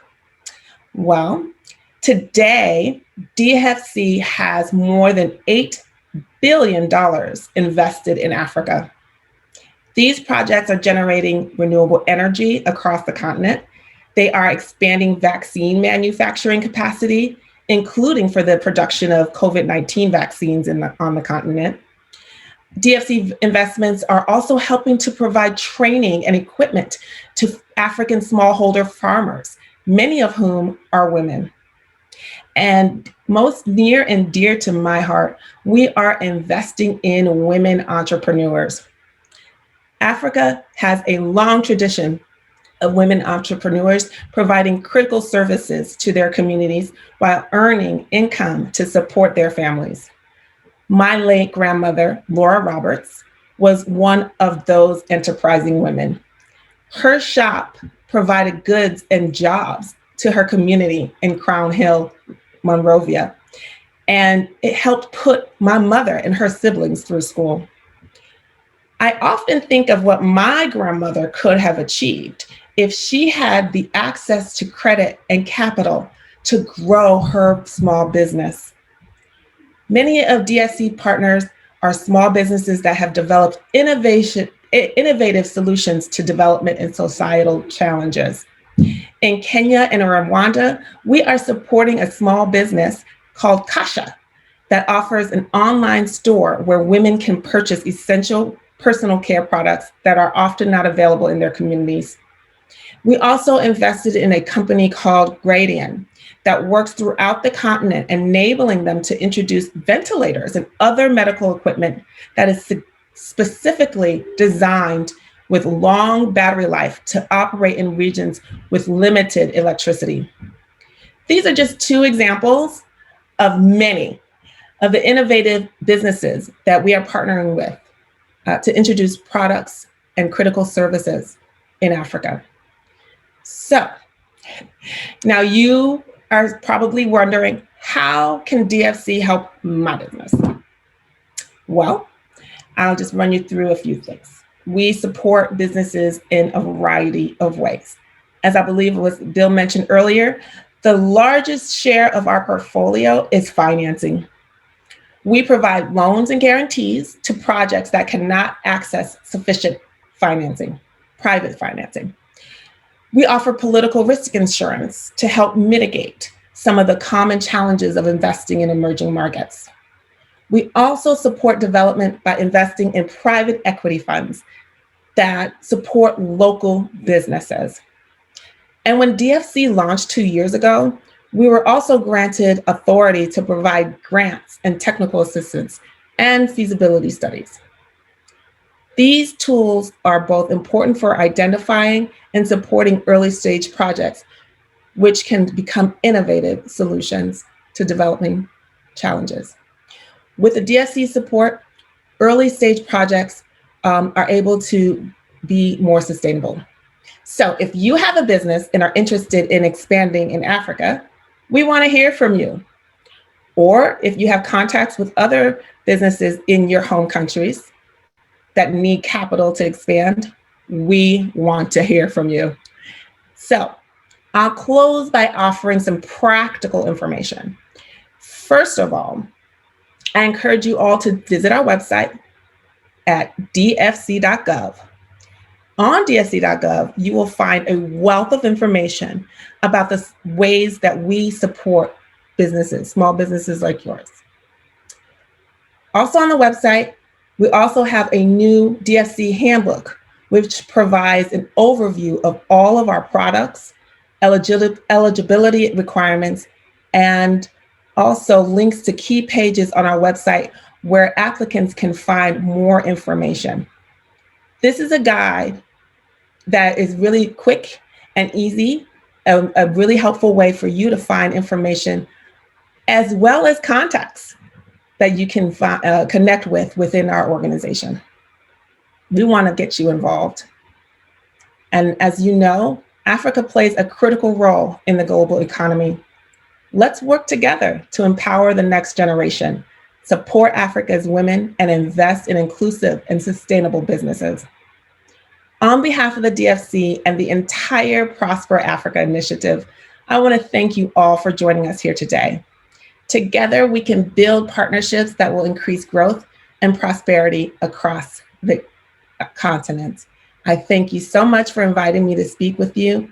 And again, please reach out to us. We'll make sure to put some information in the chat as well. Thank you. Thank you so much for those words and great advice. DFC is the partner. Out of all of our partners, of course, all of our partners are wonderful, but DFC, like I said, know ahead of time what work they're doing and if there are synergies. And if you're wondering if there are synergies, then just give us a call at Prosper Africa and we'll have DFC at the table with you to discuss what your proposition is. So to have a one-on-one. With that, I think that I am handing the MC role over to Fatima. Oh, okay. Thank you very, very much, everybody. And we really appreciate your indulgence. It's been a long day. As we close out our session today, and on behalf of MAU, I would like to thank all of our guests for attending. A very special thank you once again to our partners and financial donors that helped to make today a huge success, as you can see. Among them are Prosper Africa, Bremer Bank, Global Diversity Export Initiative, Global Minnesota, ADDI, Global Portfolio Consulting, Mishale, and many others who may not have been mentioned. We are eternally grateful. I want to also seize this opportunity to remind you of MAU events. Starting Monday, September 27th, we will partner with core Twin Cities to host a series of training focusing on unlocking the secrets to successful entrepreneurship. This will be a very good segue, as you can see. And then on Saturday, October 30th, in partnership with Bremer Bank, please join us for a housing webinar to discuss housing stability for Africans in the diaspora.